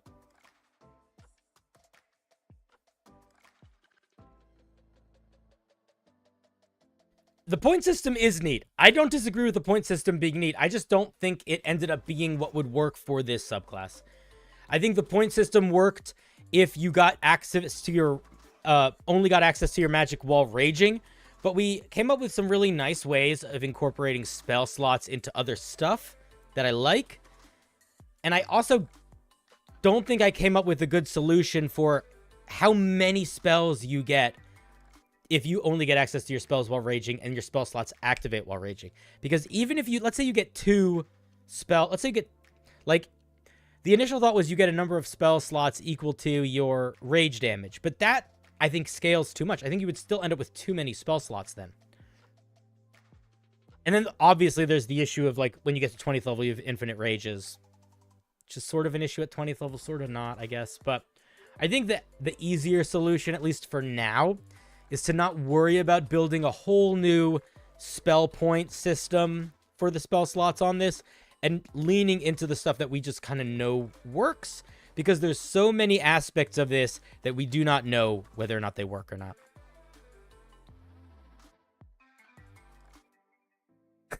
Oh, I've stalled long enough? We think it's time to spin the wheel? Yeah, that's true. Yeah, it's true.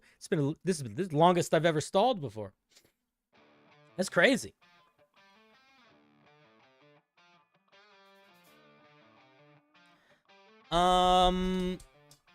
It still is casting spells only while raging, but you have optional ways of interacting with spells and spell slots when not raging. You can also just literally go read the document. A lot of people in chat have asked me about why I didn't keep working on the Metamorph live on stream, which is like a whole class that I tried to build, and we still sort of, I mean, still interested in working on it. And what started to happen at the end of stream tonight is 100% the reason why I don't want to do it on stream. Because what it turns into is chat ends up filling up with people that are either well-intentioned or not well-intentioned, but they're asking questions that I have already talked about like 20 times, or questions that are completely irrelevant to where the homebrew is. And they're not doing it maliciously, but it really gets annoying.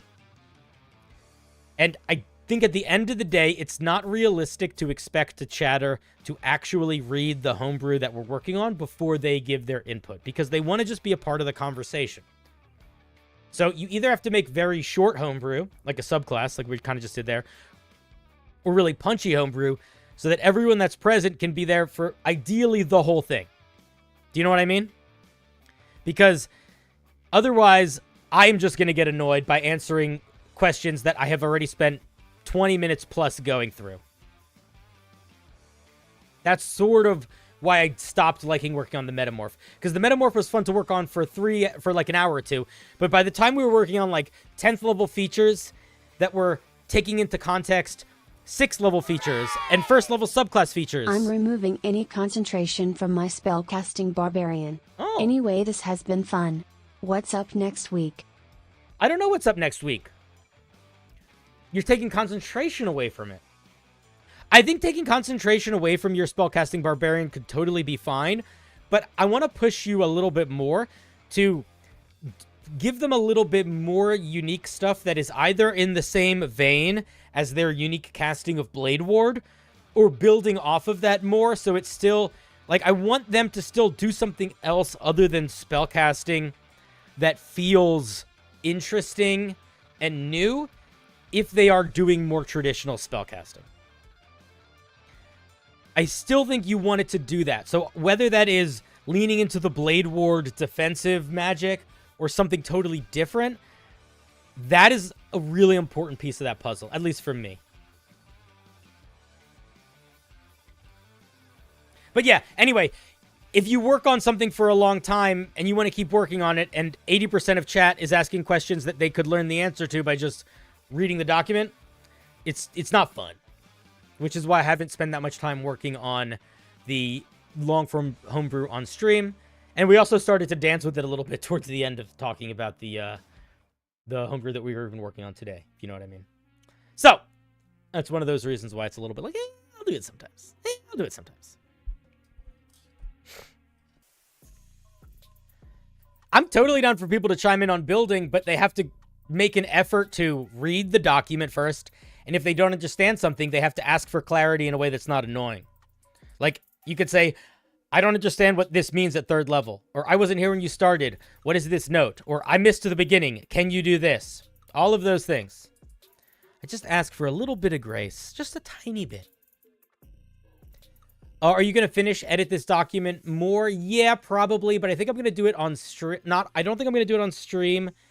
And I think I'm going to, when I'm done it, I probably will post it a couple places, including in the homebrew review section of the Discord. Maybe I'll do it just for members to give it a first run through, and then I'll post it publicly after I do a redraft based on member feedback. That's what I'll probably do. Data, thank you for the 10 also. I don't know what we're going to do next week. I'm not sure, but I'm happy to, let's try to build, I want to try to build something else next week. Let's figure that out before we end stream tonight. What should the next challenge be for a subclass? Or for building something on stream? The idea for this one started as, let's build a magic barbarian. Let's try to build something for next week. What should we build for next week? What should it can either be a challenge, like, this is hard to do, or it could be just an idea. Let's start thinking about that. I'm not sure what the move is.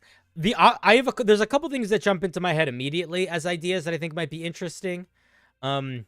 A ranged paladin is something that I think is always a challenge to make work. Ranged paladin. That could be fun to try to make. A companion-based wizard could be interesting. Yeah, there's sort of 2 melee wizards. The Bladesinger is a melee wizard.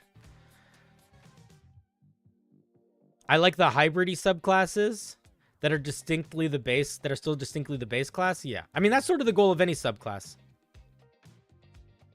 Could we make the wild magic barbarian feel more wild? I think that's something that is doable. I don't want to do it on stream. I think that's a fun thought experiment. I don't think we need to devote a stream to it.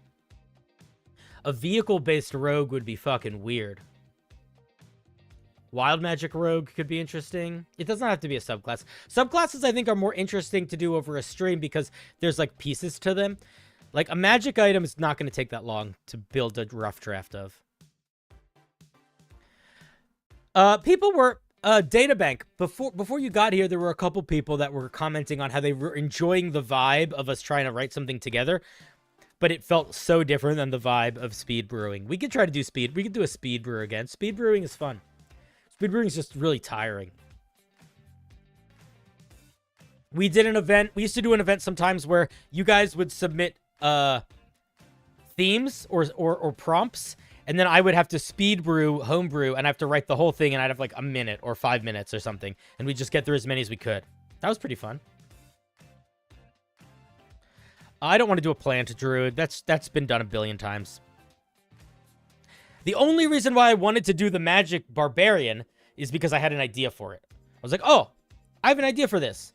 Because if I didn't have an idea for the magic barbarian, I wouldn't have wanted to do that either, because magic barbarians have also been done a billion times, you know?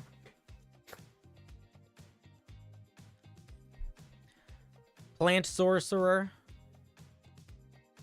A lot of plant ideas, a lot of wild magic ideas. I'm not... I don't know, man. I don't know if I feel... I like wild magic conceptually. I'm not super obsessed with the... Here's my struggle with wild magic. I don't think it will be fun to make a wild magic table. I don't want to. I don't love that idea. I don't care that much. And you have to if you're going to make a wild magic subclass. That's my main reason, is I don't want to have to figure out the wild magic table. Yeah, Stylish Fighter is another really cool example, I think, Data, of like a very basic idea that I would not want to do unless I was like, oh shit, I have a really cool way to express that basic idea that makes it not basic. Like, if you already have an idea because of it, that's a great reason to lean into it.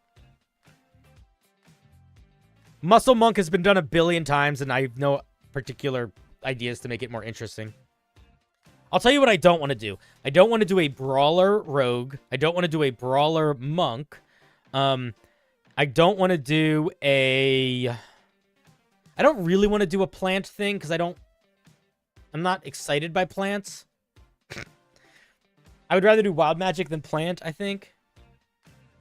An AoE fighter is an interesting idea. AoE fighter is a really interesting idea. Range monk kind of exists already with the Sun Soul. Okay, let's start writing some ideas down. Let's pick something. Let's pick something here. Let's reopen this thing, and before any of you start giving more thoughts on it.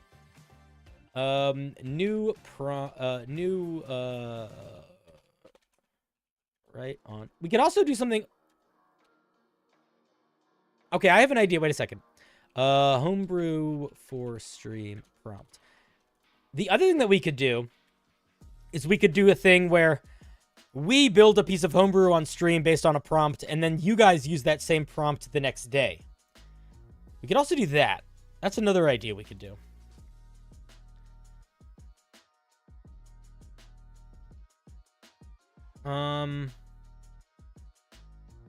What was the one I thought was interesting? I think AoE fighter is an interesting idea. We could all put wild magic something. Don't know what yet, but I see that enough people want it that I'm putting it.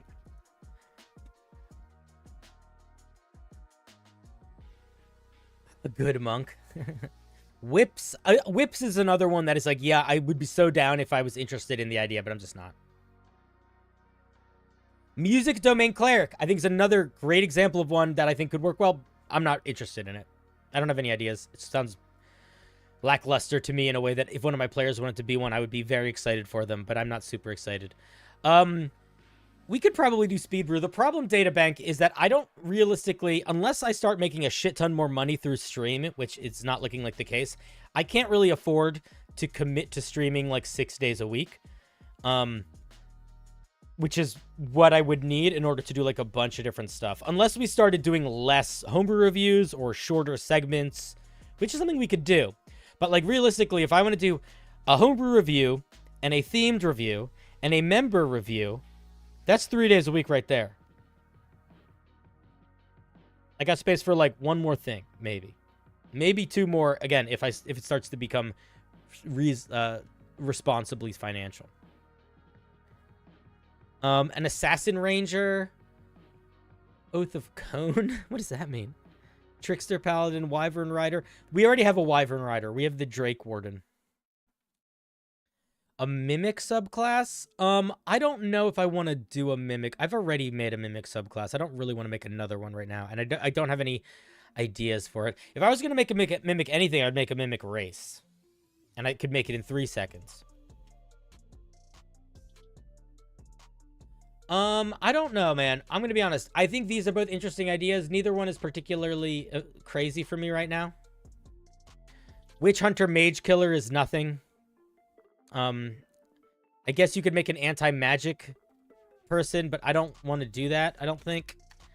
Like, you could just take the Mage Slayer feat and be a Monster Slayer, or... Like, I think you can basically build yourself to be that without it needing to be a subclass.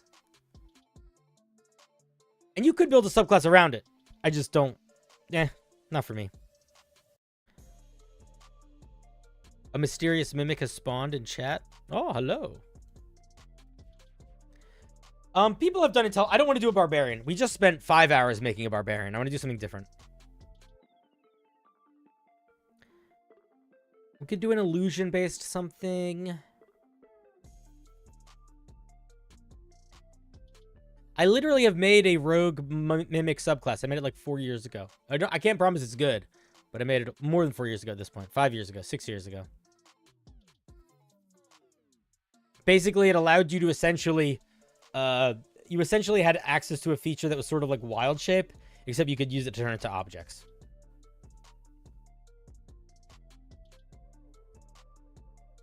It was okay.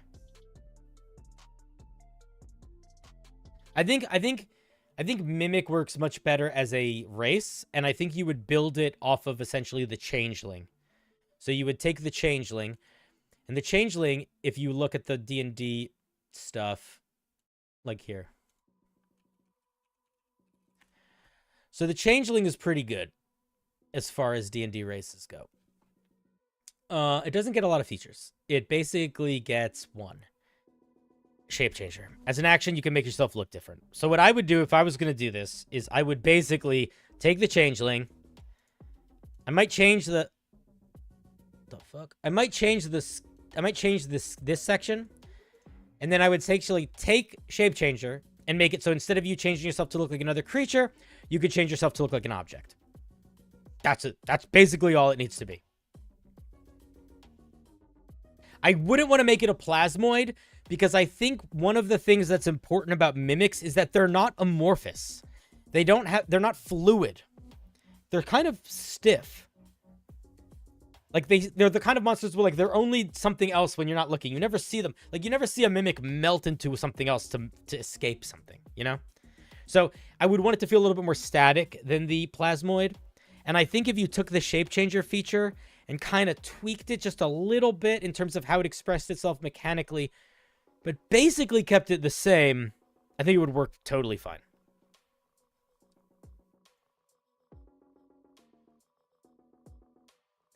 Do I have subclasses? They're all posted on my Patreon, but if you go to Reddit, if you look me up on Reddit, you can find most of them there too. You can also find a lot of them in the Discord. Or if you just Google CinderBlocksally Homebrew, you might find some. I don't know. I've never tried that before.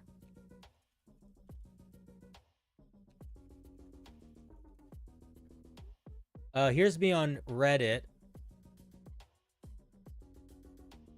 So a lot of the posts now are going to be like stuff related to my content, like me being like, oh, go watch my video. Like this is not.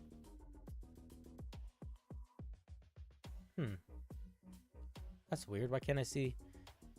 I do have more posts normally. Why can't I see? Oh, it's just loading slowly. It's just loading slowly. I was like, why isn't it working?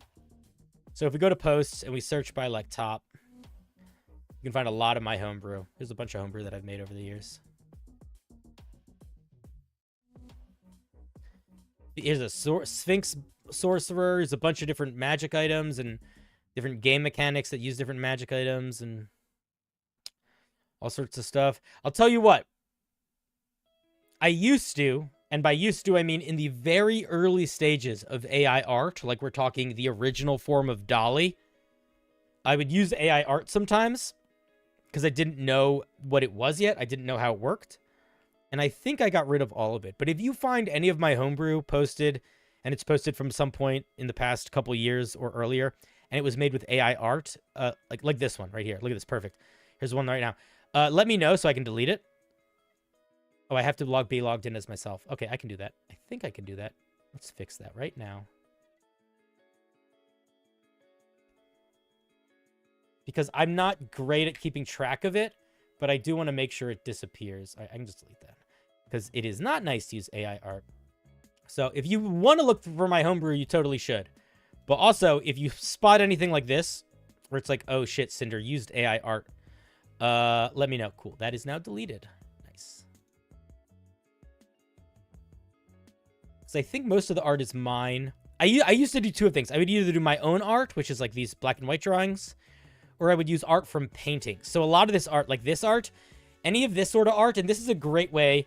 This is a great way to use art. All of this is art that is public access art that I got from the from like art archives from museums.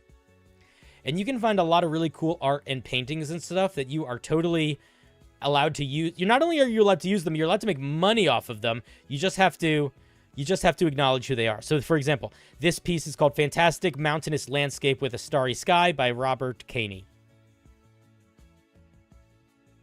So if any of you are trying to start writing homebrew, and you want to like make money off of it, and you don't want to get in trouble for that, and you don't want to use AI art, use public access art.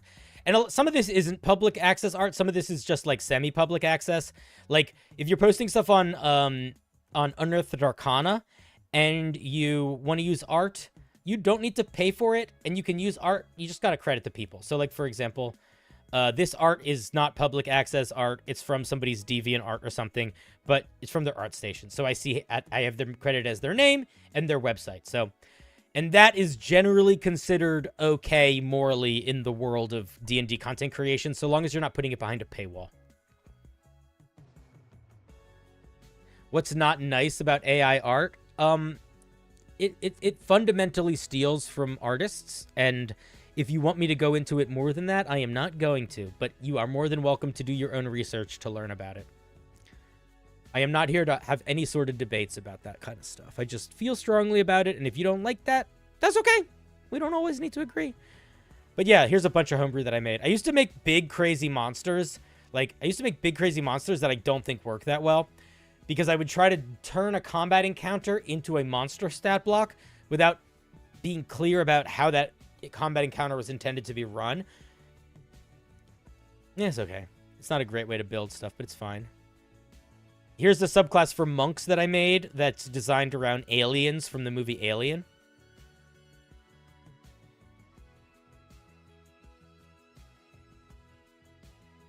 So yeah. Oh, this fucker came back. All right. Let's delete you also.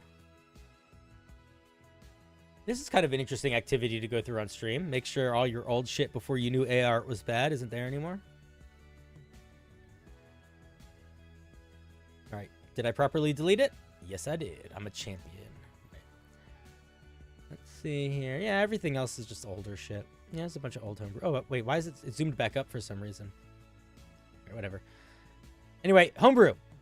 You can go check out all my homebrew if you want to.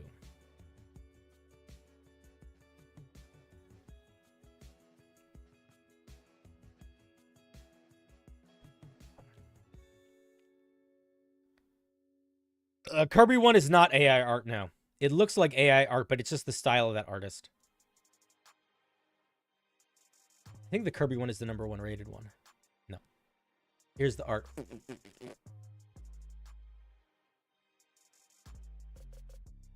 So this looks like AI art. This second piece looks like AI art because it's actually a really big piece of art that I hyper zoomed in on.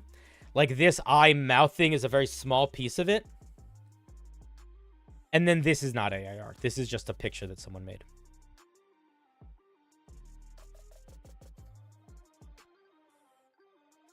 Oh, I like Al art, like Weird Al. Yeah, I love Al art. Yeah. I'm pretty sure that in all of the homebrew that I've posted, I have it marked who I have the source marked, because if you make homebrew on Unearthed Arcana, like if you post homebrew on the Unearthed Arcana, if you don't source the art, they cut it. They get rid of it. So like here, like if you don't credit your art if you don't credit your art here, they just totally get rid of it. They don't even let you look at it. They say, "Get out of here." Who just raided me? Who's here? Madaloon. What's up, Madaloon? How you doing, buddy? We're looking at art and online and D&D stuff.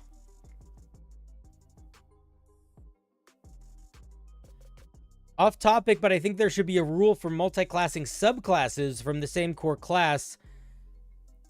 If you wanted to introduce, like, yeah, that would be a weird idea. That could work. Madaloon, what did you do on stream today? Also, how is your crazy games and stuff going? Also, hi. I hope you're well.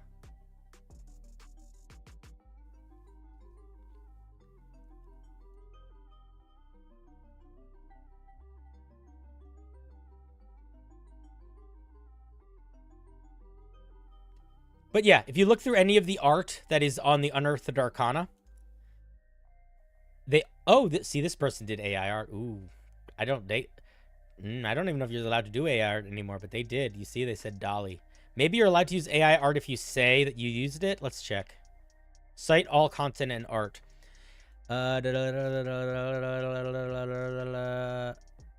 Also see acceptable AI rule. Oh, they have a rule for it now. Do not use AI to make homebrew content. All homebrew from concept arts to final Drafts to be created by human. If you use AI art, you must state it's the AI tool. Okay, so I guess they accept AI art now, but I'm pretty anti-AI art, so I don't care if they accept it. I would say fuck that. You shouldn't accept it. You should do what these guys are doing, where they take a cool picture and then they tell you who made it, and then you can go look at that person's deviant art. Like, look at this fucking awesome picture. This was generated by AI art. Do you think it was? Yep. Fuck you, Midjourney. Here's probably one that wasn't, though. And look, they have their lovely, what's it called? Instagram marked, so you can click on their Instagram. Yeah. Anyway. Art. Kadoosh.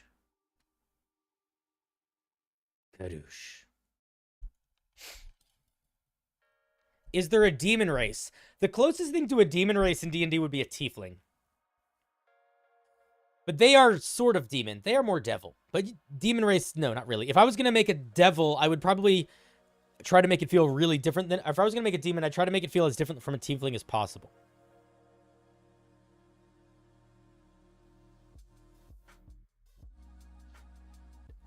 Excuse me. AI art works so rarely, it really makes you appreciate the real art. I think that, unfortunately, I agree with you that it works rarely, but I also think it tricks people a lot. So I think it's good at tricking. It's sort of... Do you know what it's like, Data? It's like a pyramid scheme. If you know to look out for it, you can immediately see all the flaws and be like, fuck this. But if you don't know to look out for it, it can fucks with you. I love when Smolder comes out a little bit in Cinder. Yeah, it's okay. Honestly, I think the only reason why I really raged at anyone today was because of that thing that really frustrates me sometimes about making things online, which is people start to try to say how they feel about a thing without doing any research into, like, whether or not that thing is applicable to the moment. And I understand why they do that, because you want to engage in the conversation. But inevitably, if I'm making homebrew, I'm going to get annoyed if I'm asked the same question 13 times or asked to justify the same decision 13 times. And maybe that issue comes down to me. Like, maybe I should just ignore repeat questions. But I don't like to ignore stuff. I'm also not great at it. I'm good at ignoring comments on YouTube videos and stuff. But when I see you type in the chat, I want to respond. Have you thought about playing an Azamar Plasmoid? The Holy Goo. That could be an interesting thing. If you ever combine D&D races, you should check out the book. I think it's called An Elf and an Ogre Had a Baby. But it's a book about how to take the mechanics of two different D&D races and mush them together so that you can, like, have them have babies with that sort of stuff. Because I'm sure... What I would say is if you were going to try to, like, vibe it, you just want to make sure you're not overpowering it, or you don't want to take, like, the most power. Like, for example, the Changeling. If you wanted to combine the Changeling with anything, it would kind of be overpowered to just take the Changeling shape change feature and put it on anything else. Because the Changeling shape change feature is so powerful that it's like, it would make the other thing too powerful. So you have to do a little bit of, like, power balancing in terms of, like, how powerful does each feature sit in the, like, runway of the piece. Like, how much real estate does it take up, and how can you combine them in a way that they take up real estate in a way that's reasonable? You know what I mean? An elf and an orc had a little baby. Thank you. Oh, Rex coming in with the 5 subs. Thank you very much. That's very kind of you.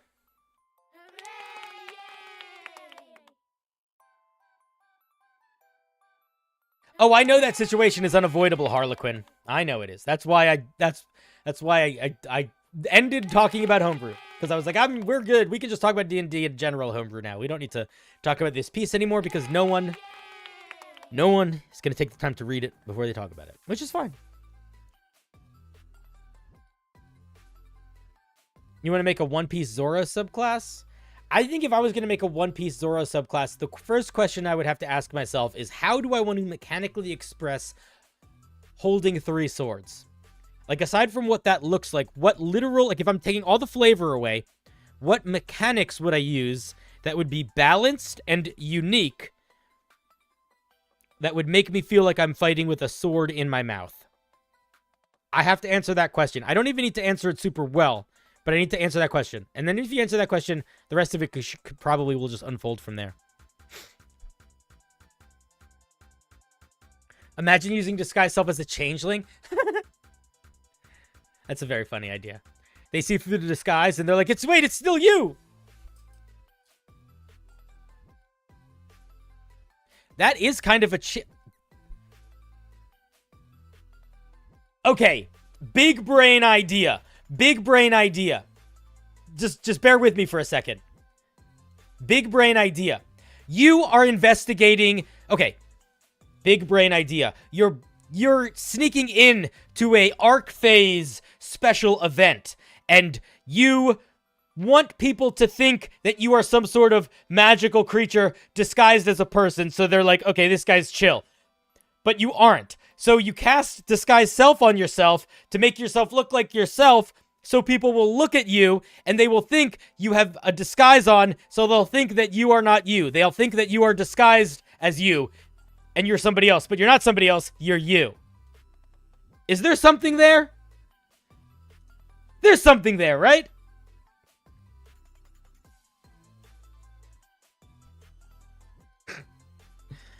Double fake. Imposter, I hardly know her.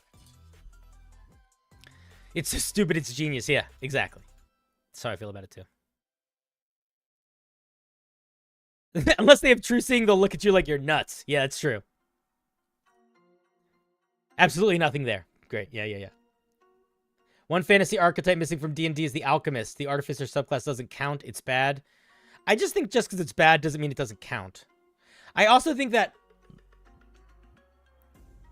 if I was going to make an alchemist, this might sound weird, but if I was going to make an alchemist in D&D, the first thing that I would do is erase the artificer. Because I think there's quite a few aspects of the artificer that I would like on an alchemist, but I want an alchemist to be its own class. So the first thing that I would do is I would make it so the artificer in its current iteration in 5e never existed. Then I would steal a very small amount of features from it, and I would apply them to a brand new class that was the alchemist. And then I would make a completely different class called the artificer that wouldn't function at all like the artificer that we have, but would actually function the way an artificer should, where they are creating objects, they are crafting magic items, they are crafting unique magic items, and that is basically what they do.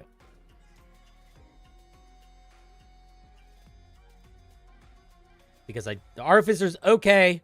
The Artificer is a very boring base class with some very interesting subclasses. And the Alchemist subclass is the one that doesn't work. I like the Artillerist Artificer. I think the Artillerist is cool. I love all the Artificer subclass. The Artillerist subclass is cool. Battlesmith is cool. The Armorer is cool. Like, the subclasses are fucking awesome. The subclasses are what make the Artificer work somewhat for me. But I struggle with them as core classes. At core classes, I feel like they sort of feel like they're somewhere between a rogue and a paladin, but not as interesting as either.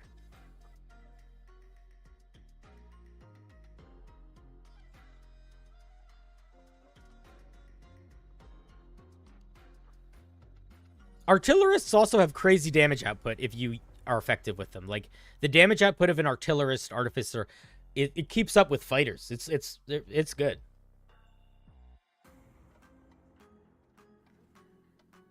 You don't realize how good it is until you start like looking at the math and you're like, oh, this fucker hits hard. It's not even that he hits hard. He hits consistently well, though. Or consistently a lot. And if you are thinking about it, and the more creatures you're fighting, the more that ramps up. Because a lot of those effects are AoE.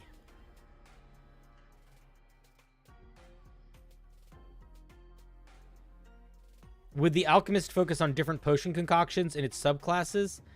I think if I was going to make an Alchemist, this is what I would do. I would try to create a base system that was not spellcasting, but would fill the same role of spellcasting in terms of you would have a resource that you would expend to do stuff or to prepare stuff, and that resource would grow over time. And I think each subclass would probably be like you specialize on a different form of alchemy. So maybe one would specialize on somebody that makes potions that are intended to be thrown at stuff and like explode. Like they're potions that do stuff on impact. And maybe another subclass would make potions that are intended to be ingested. You know, different types of that. That's probably what I would do. That's kind of where my head is at.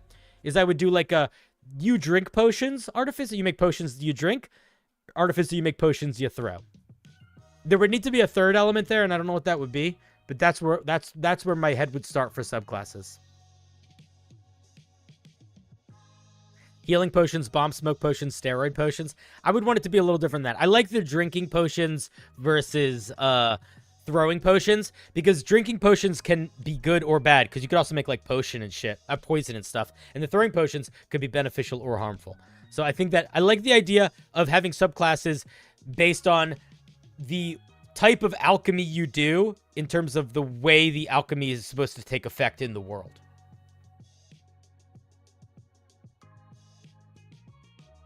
Fix the alchemist subclass. If I really, really, really passionately or even mildly thought alchemist was a thing I wanted to do or be, I would say yes. But I find the idea kind of dull. It's not the type of character I ever want to play. I just don't care about it's the same with artificers. Like, in order for me to want to build an artificer subclass, I either need to have a really cool idea for that subclass, or I need to have a different artificer base class. So I'm not going to build a subclass I'm not excited for a base class I'm not excited for. I don't think it'll come out good.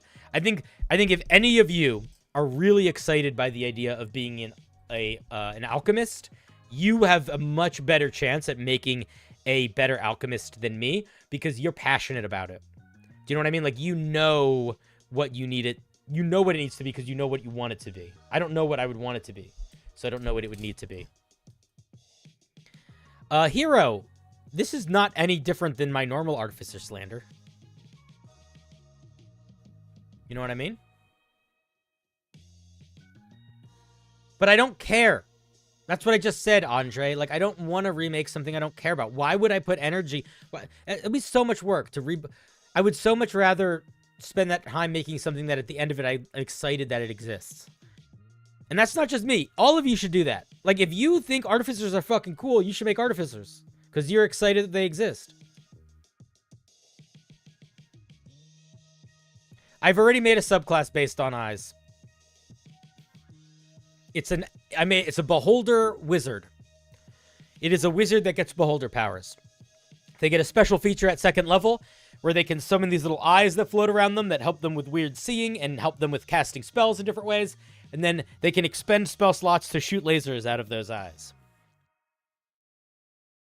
I think it's called School of Cosmic Eyes.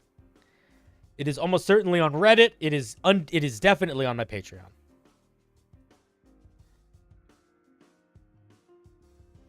So I would need a little bit more of a gimmick.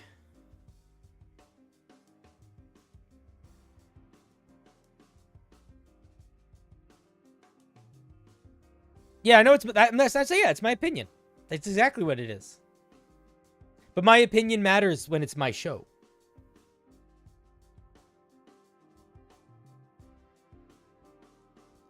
At least in terms of what I want to spend time on. And also it matters if you want to spend time on it. Because if you don't like my opinion, you can be like, fuck this guy. Which you should, if you don't like it.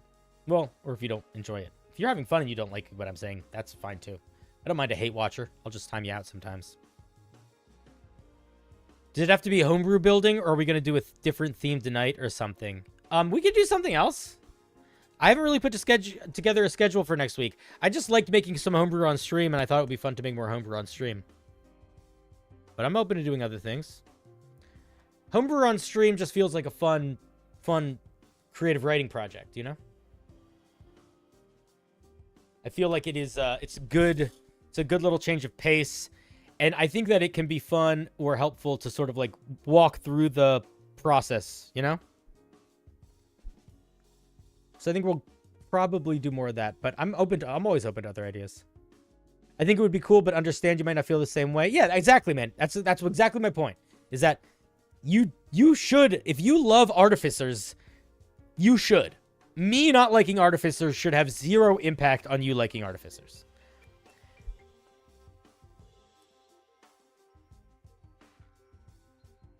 Because there's lots of stuff that I hate that I think other people love, and I think it's good that they love. Like coconut.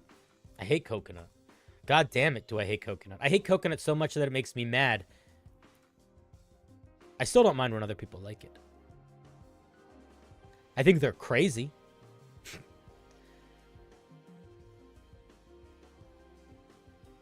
Databank. It's been a while. I think I've moved past them.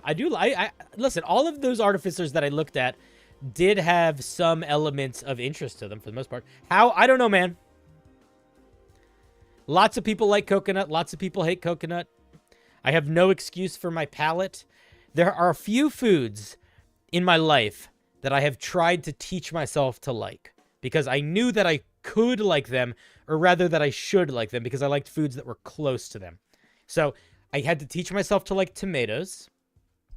And I do like tomatoes now, by the way, quite a bit. I used to hate them, including into like adulthood. And then the thing that I taught myself to like most recently, which has been, I just like in the last 10 years, is olives. I have taught myself to like olives. I have tried to teach myself to like coconut, and I just fucking can't. I don't know what it is. Because olives, you'd think olives would be the thing you could never teach yourself to like, because they're so funky and strong. But I like pickles, and I like most pickled things. So I was like, pickles are so close to olives. Surely, if I can like most pickled things, I can like olives. That was like where the logic was. And I got it. I liked it. I like olives now. Took a long time, but I made it work. And tomatoes were sort of similar logic. It was like, I like every tomato product. Why don't I like tomatoes? So I was just like, fuck you. I got to make it work. And I made it work.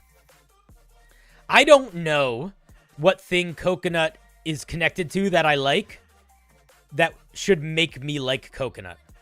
Like, I don't know what maybe that's the problem. Like, coconut to me, every time I eat coconut, I'm like, maybe I'll eat it with some really chocolatey dessert. Every time I eat it, it's like, oh, there's that grainy, horrible texture and that flavor that makes this taste like I want to spit it out. Like, I just don't know. I don't know how to solve that problem.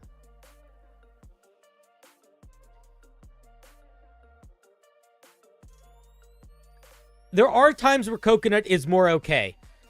Pina coladas are more okay. I like coconut when I like coconut milk. So I like coconut when it is used for cooking savory dishes. So like coconut curries I really like. Thai food that has coconut as an element I like. But I don't like that like Tom Got coconut soup because it's too coconutty. But I do like coconut in savory things sometimes. But even like coconut water, I don't like.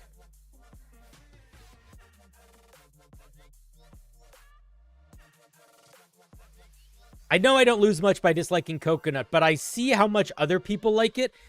And I also understand how much power I would have. Because a lot of people don't like coconut. And when a lot of people don't like something, if you like that thing, it's a superpower. Because you always get extra.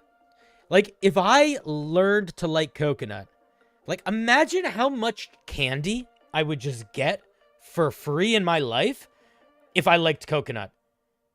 Almond Joys, as far as the eye can see. All of those candies that are the last candy taken out of the bag, they're gonna be my favorite. Like, that would be so powerful. And I yearn for that power. Mounds. All the gross stuff. If I could like that, I could have candy forever. And there are people that do. Now, John, I have eaten pig's feet before, and I thought they were fine. They were actually really good. It was Filipino. I was at a Filipino restaurant, and it was cooked in a really weird way, so it didn't really look like a pig's foot anymore. That's not true. It looked a lot like a pig's foot. It didn't have any skin on it or anything, but it was all of the bones of the pig's foot with like the meat sort of like fried onto it. So it really felt like you were eating a pig's foot because I was literally like holding a bone, a skeletal foot the size of a human skeletal foot with bones that were big and like tearing pieces off of it. But holy shit, did it taste good. It was so good. I've had frog's legs. I didn't have them in a way that I thought I don't think I got to taste them particularly well. When I had frog's legs, they were deep fried and they kind of just tasted like deep fried. They didn't really taste like anything different. I've also had alligator, which was really good.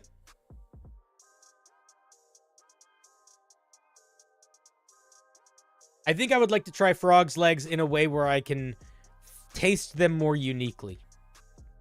I've had tongue. Tongue is really good in tacos, yeah. I've had pig neck. Pig neck's good. Pig neck's good. Pig cheek is good.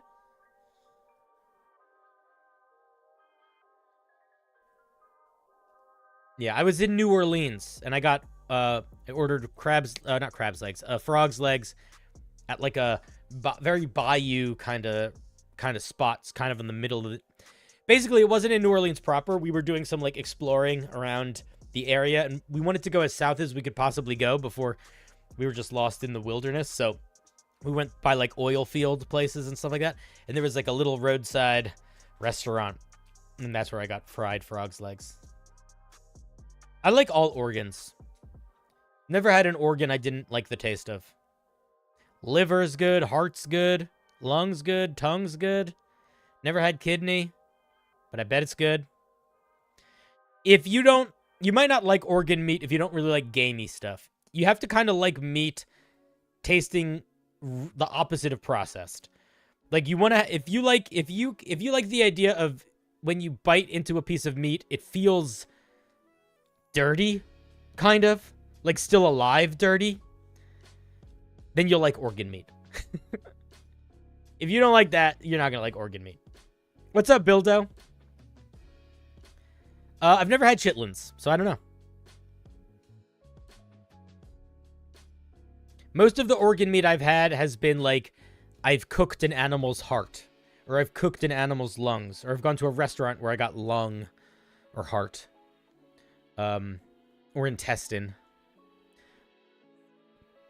I cook liver a lot, and I cook heart a lot.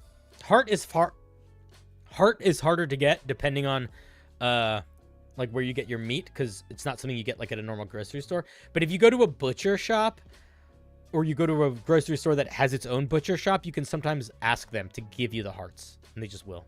Or they'll charge you, but they'll charge you way less. And if you want to be real fucking fancy about it, you get buffalo heart. Buffalo heart's good.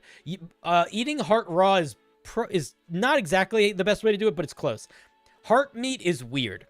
Heart meat is incredibly tough, incredibly rich, and the best way that I've experienced to eat it is you cut it really thin and really small, and you cook it really fucking hot over like a barbecue, over like an open fire for a very short period of time. So it's really thin. The outside is not burnt, but like charred a little bit, and the inside is basically still raw. And you make them very small, thin pieces. And that to me was the easiest way to eat heart, considering how tough it is, but also to make it really taste good. I also don't mind it being tough, so sometimes I'll just cook it like a regular person. If you cook it in like a frying pan, it tastes kind of different, and it's gonna sort of start to shift consistency and start to be less like meat and more like Play-Doh. And the same way that liver kind of does. Like, depending on how you cook liver, it gets very doughy. Heart can do something similar, which you might be put off by or you might really like.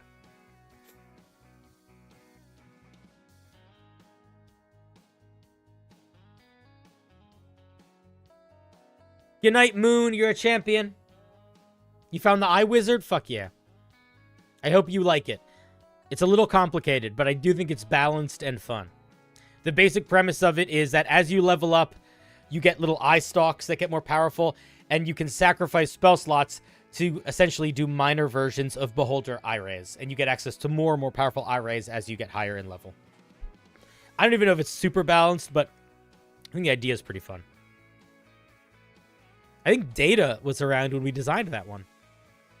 That's a long time ago.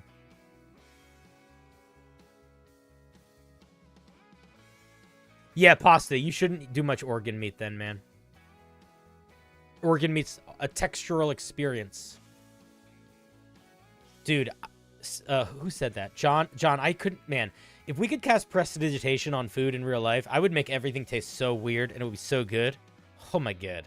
Because I'm so curious what things would taste like in different ways. Like, I really, really would love to know, like, what a brownie would taste like with the consistency of fried chicken. Because that might be the most amazing tasting thing in the whole world.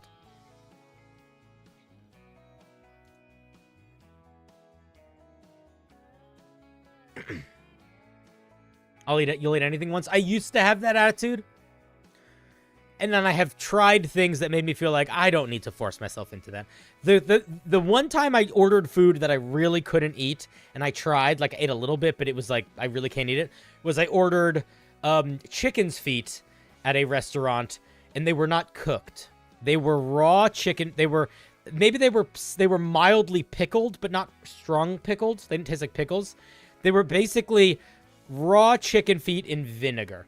And they still had the skin. They still had the nails, too. Like, it didn't look like it was food. Like, I wasn't sure what part of it I was supposed to eat. And I tried to sort of pick at it a little bit, and it was just revolting. It really tasted like I was eating... You know what it tasted like? It made me... It gave me a level of I might throw up that I think I would have gotten if I tried to take a bite out of one of the fetal pigs that you have to dissect in high school that kind of smells like ammonia. It felt like I was taking a bite out of an ammonia raw creature. It was so gross. I really, really tried too. And that was when I realized, all right, I talk a big game, but at the end of the day, this is the thing I cannot eat. And other people can eat.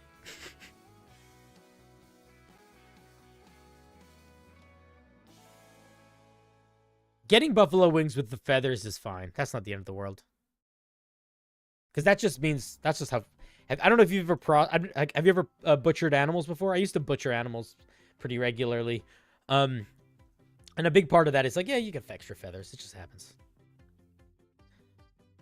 You know, all the parts of the feather that you don't want to eat, if it's well cooked, if they're not, they usually burn off. Like the parts that, those little nubs that get stuck in the skin or maybe are rooted in it, they're not anything anymore. It's okay.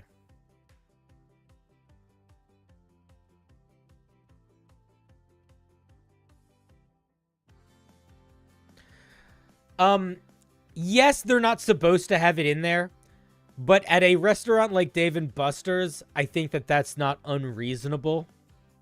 Maybe if it was like, I don't know, I don't care. Not anything against D&B's. I love a good Dave & Buster's journey, but I'm not for, that's not a thing that bothers me that much. If it's like, I'll tell you what, if it's noticeable enough that I feel it in my mouth, I agree 100%.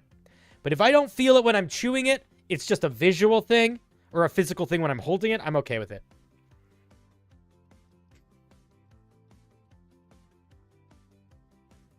Goodberry would be the best spell in the real world to deal with things like solving world hunger, but I would hate it personally. I like eating food so much.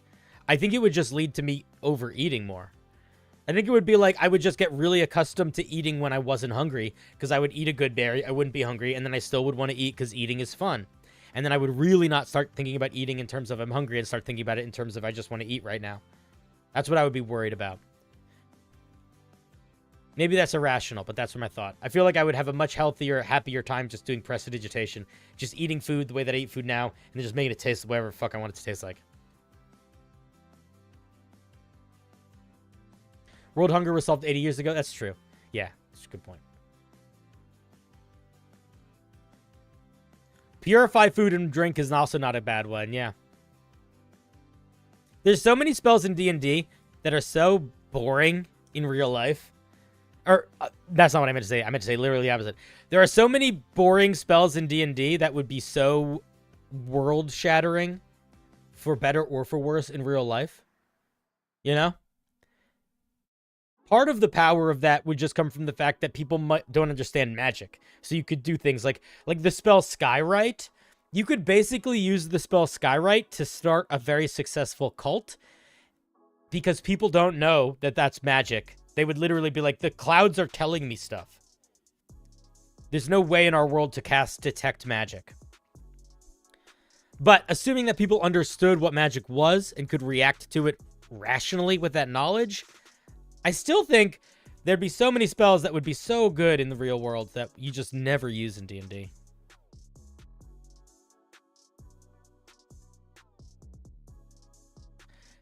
Then don't eat the good berry. Yeah, but then why take the spell, man? That's what I'm saying.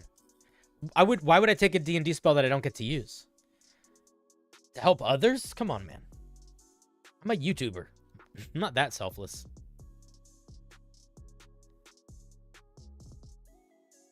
You could also start a cult with cantrips, but I think you could be real quick with it with Skywrite. I think you could accomplish it in like a month with Skywrite. You just need to be really thoughtful about where you cast it and what kind of vibe. You know what I mean? I think you can make it happen. Casting Skywrite in the right place at the right time, weirdly powerful in the real world. Oh yeah, man. Dicks for days. Dicks for days. But you would want to be pretty thoughtful about how often you cast it and where you cast it. Because here's the other thing. Let's say you cast Skywrite. Let's say you can cast it multiple times a day. Let's say you can cast it 3 times a day. Eventually, if you keep casting it in kind of the same place, like the city you live in, or cast it in a way that it's kind of doing the same thing, someone out there is going to pull a death note on you. There's going to be an L out there somewhere, and he's going to fucking find you. You'd have to be thoughtful about that. Like, there's an element of power in the thing being posted anonymously. And if you do too much pattern stuff, eventually some crazy, brilliant person is going to figure out that you're the one doing it, which you might not want.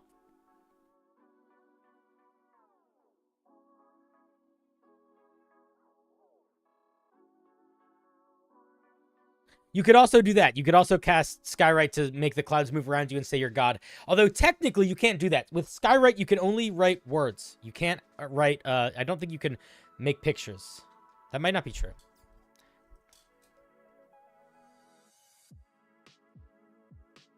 The FAA will have an investigation side a week. That's what I'm saying. Like, there would be some interesting side effects that I think you'd have to think about. In the same sort of way that in the show Death Note, when the kid starts killing people with the Death Note, it kind of just seems like he's unstoppable. But some clever people start to figure out, like, patterns to help isolate it. Like, oh, everybody that's dying is dying on the news at this time of day. That means that they are probably in this area. Do you know what I mean? Like, there's levels of connection that people can always figure out. It's one of the main reasons why people think they're going to get away with murder, and they don't a lot of the time. Because the amount of genuine connections that people can make is pretty crazy. The human brain is better at pattern recognition than it is almost everything else. And that level of pattern recognition can be very small, like up, down, up, down, up, down, up, down. But it can also be very big to the point where it's like it starts to turn like psychotic on you, where it's like it notices that every time you ask your parents for something, they make you feel bad, so you start becoming self-sufficient because your pattern recognition gives you a little bit of trauma. Like, pattern recognition affects us so much.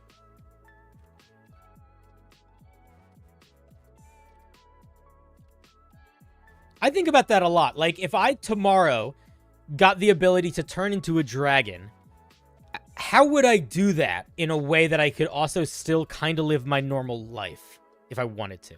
Because if I just walked into my backyard, I live in the middle of a city. I have a very small yard. But if I walked into my yard and turned into a dragon, I could probably do that without anybody seeing me as long as I stayed low. But if I shot into the air, people are going to notice that. You know? Yeah, I'd have to go into the woods. But even that, I don't... Like, I'm in a city, man. There's woods near me, but there's not, like... I don't live in, like, the Midwest or Alaska where I can, like, go... If I live in Philadelphia. Philadelphia has the largest intercity park in the United States. Fairmount Park is in Philadelphia. Fairmount Park is something like 4 times bigger or 3 times bigger than Central Park. It's fucking huge. It runs almost the entire length of the city. The reason why it's so big is because it's not a big square. There's really big parts, really narrow parts, but when you build the whole thing together, it's fucking huge. But there are massive parts of it. There's very few places I could go to in Fairmount Park where I'm not pretty close to people, regardless of how big it is.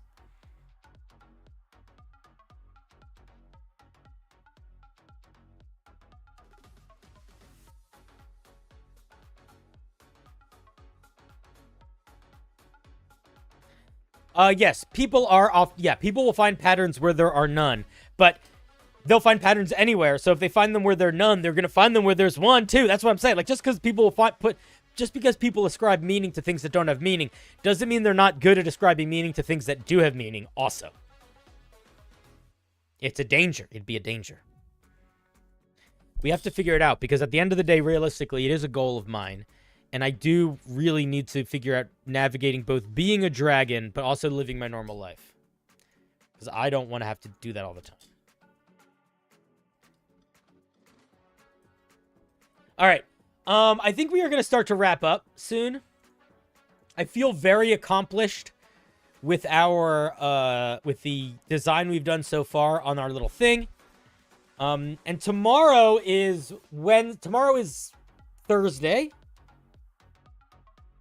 Tomorrow we have our member homebrew review stream. I have to bump it up a little bit. We're going to be starting a little later tomorrow night because I have a thing all day. But tomorrow we have our member review stream. So if you are a member on YouTube, if you are a member on Patreon, or if you are a subscriber on Twitch, you can find the submission form for tomorrow's homebrew review stream in the Discord or on the YouTube member section. Does that sound good? Does it sound good? Hope so. Who should we raid?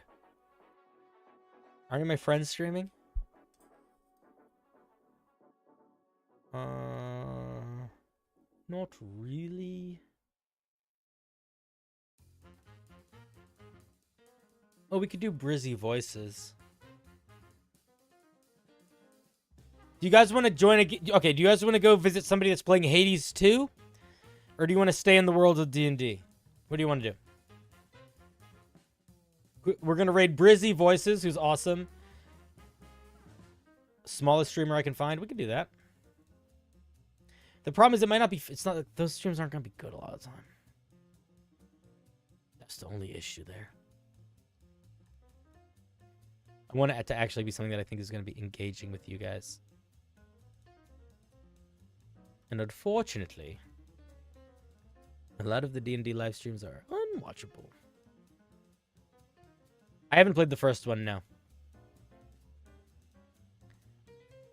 Alright, let's see. Let's pick somebody. Let's pick somebody. We'll pick somebody that looks cool with some cameras on. There's this thing. What does it say? This says this group's called Casters and Castles. We could join them. Well, we could do Bast 50. We could do Lemon Kiwi. We could do Captain Robert. Perception Studios. That's right. Let's do... Oh, I don't know. I don't even know what I want to do. How about we could do that Turtle GM? Should we raid that Turtle GM? I don't know who they are. But their name is the Turtle GM, and they have a feature called Turtle Club. So I think that might be enough to sell it for me. They only have 96 followers, which means that it will feel nice for them to get a raid. Yeah, we're going to raid them. All right, we're going to go raid a group. I have no idea who they are. No idea what the fuck we're going to see. But, chat! You guys are absolutely champions. Thank you so much for being here tonight. If this is your first time watching the end of my show, stick around for like 3 seconds, and you'll see something kind of nice when the show ends. But anyway, guys, I just wanted to say thank you so much. I apologize if I got too aggressive with any of you in the feedback responses I was having. I think at the end of the day, that is a me problem when it comes to running shows where we're talking about homebrew that leads to a lot of repetitive questions. And I'm not sure what my solution to that should be, other than just maybe doing shorter versions of those things. But regardless, you guys are absolutely amazing. Thank you for your patience with me. Thank you for sharing and supporting. Thanks for helping me build a really cool barbarian. And I shall see you guys, I'll see you guys tomorrow. Love you. Bye. Goodbye. Wait, let's look at all the cool people. Let's look at all the cool people. Where are the cool people? There they are. Look at them. Let's see who's cool. Look at all these new followers. Oh my goodness. Look at them following. Following away. Look at them all. Holy moly.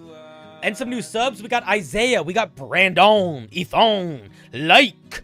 Igmage. User. George. Noverlord. Tucker. Rain. Quiet. And some resubs, Yazikan, Fat Cheesy Pants, Wild Poppy, Levtron, Invictus. Some new members, Joe Mama, Taigako Music, NZ, Shalakor, and Grandmaster Sweet Titties.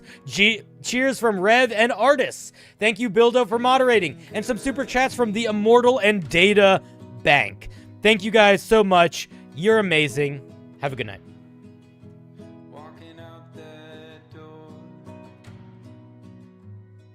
Let's go raid.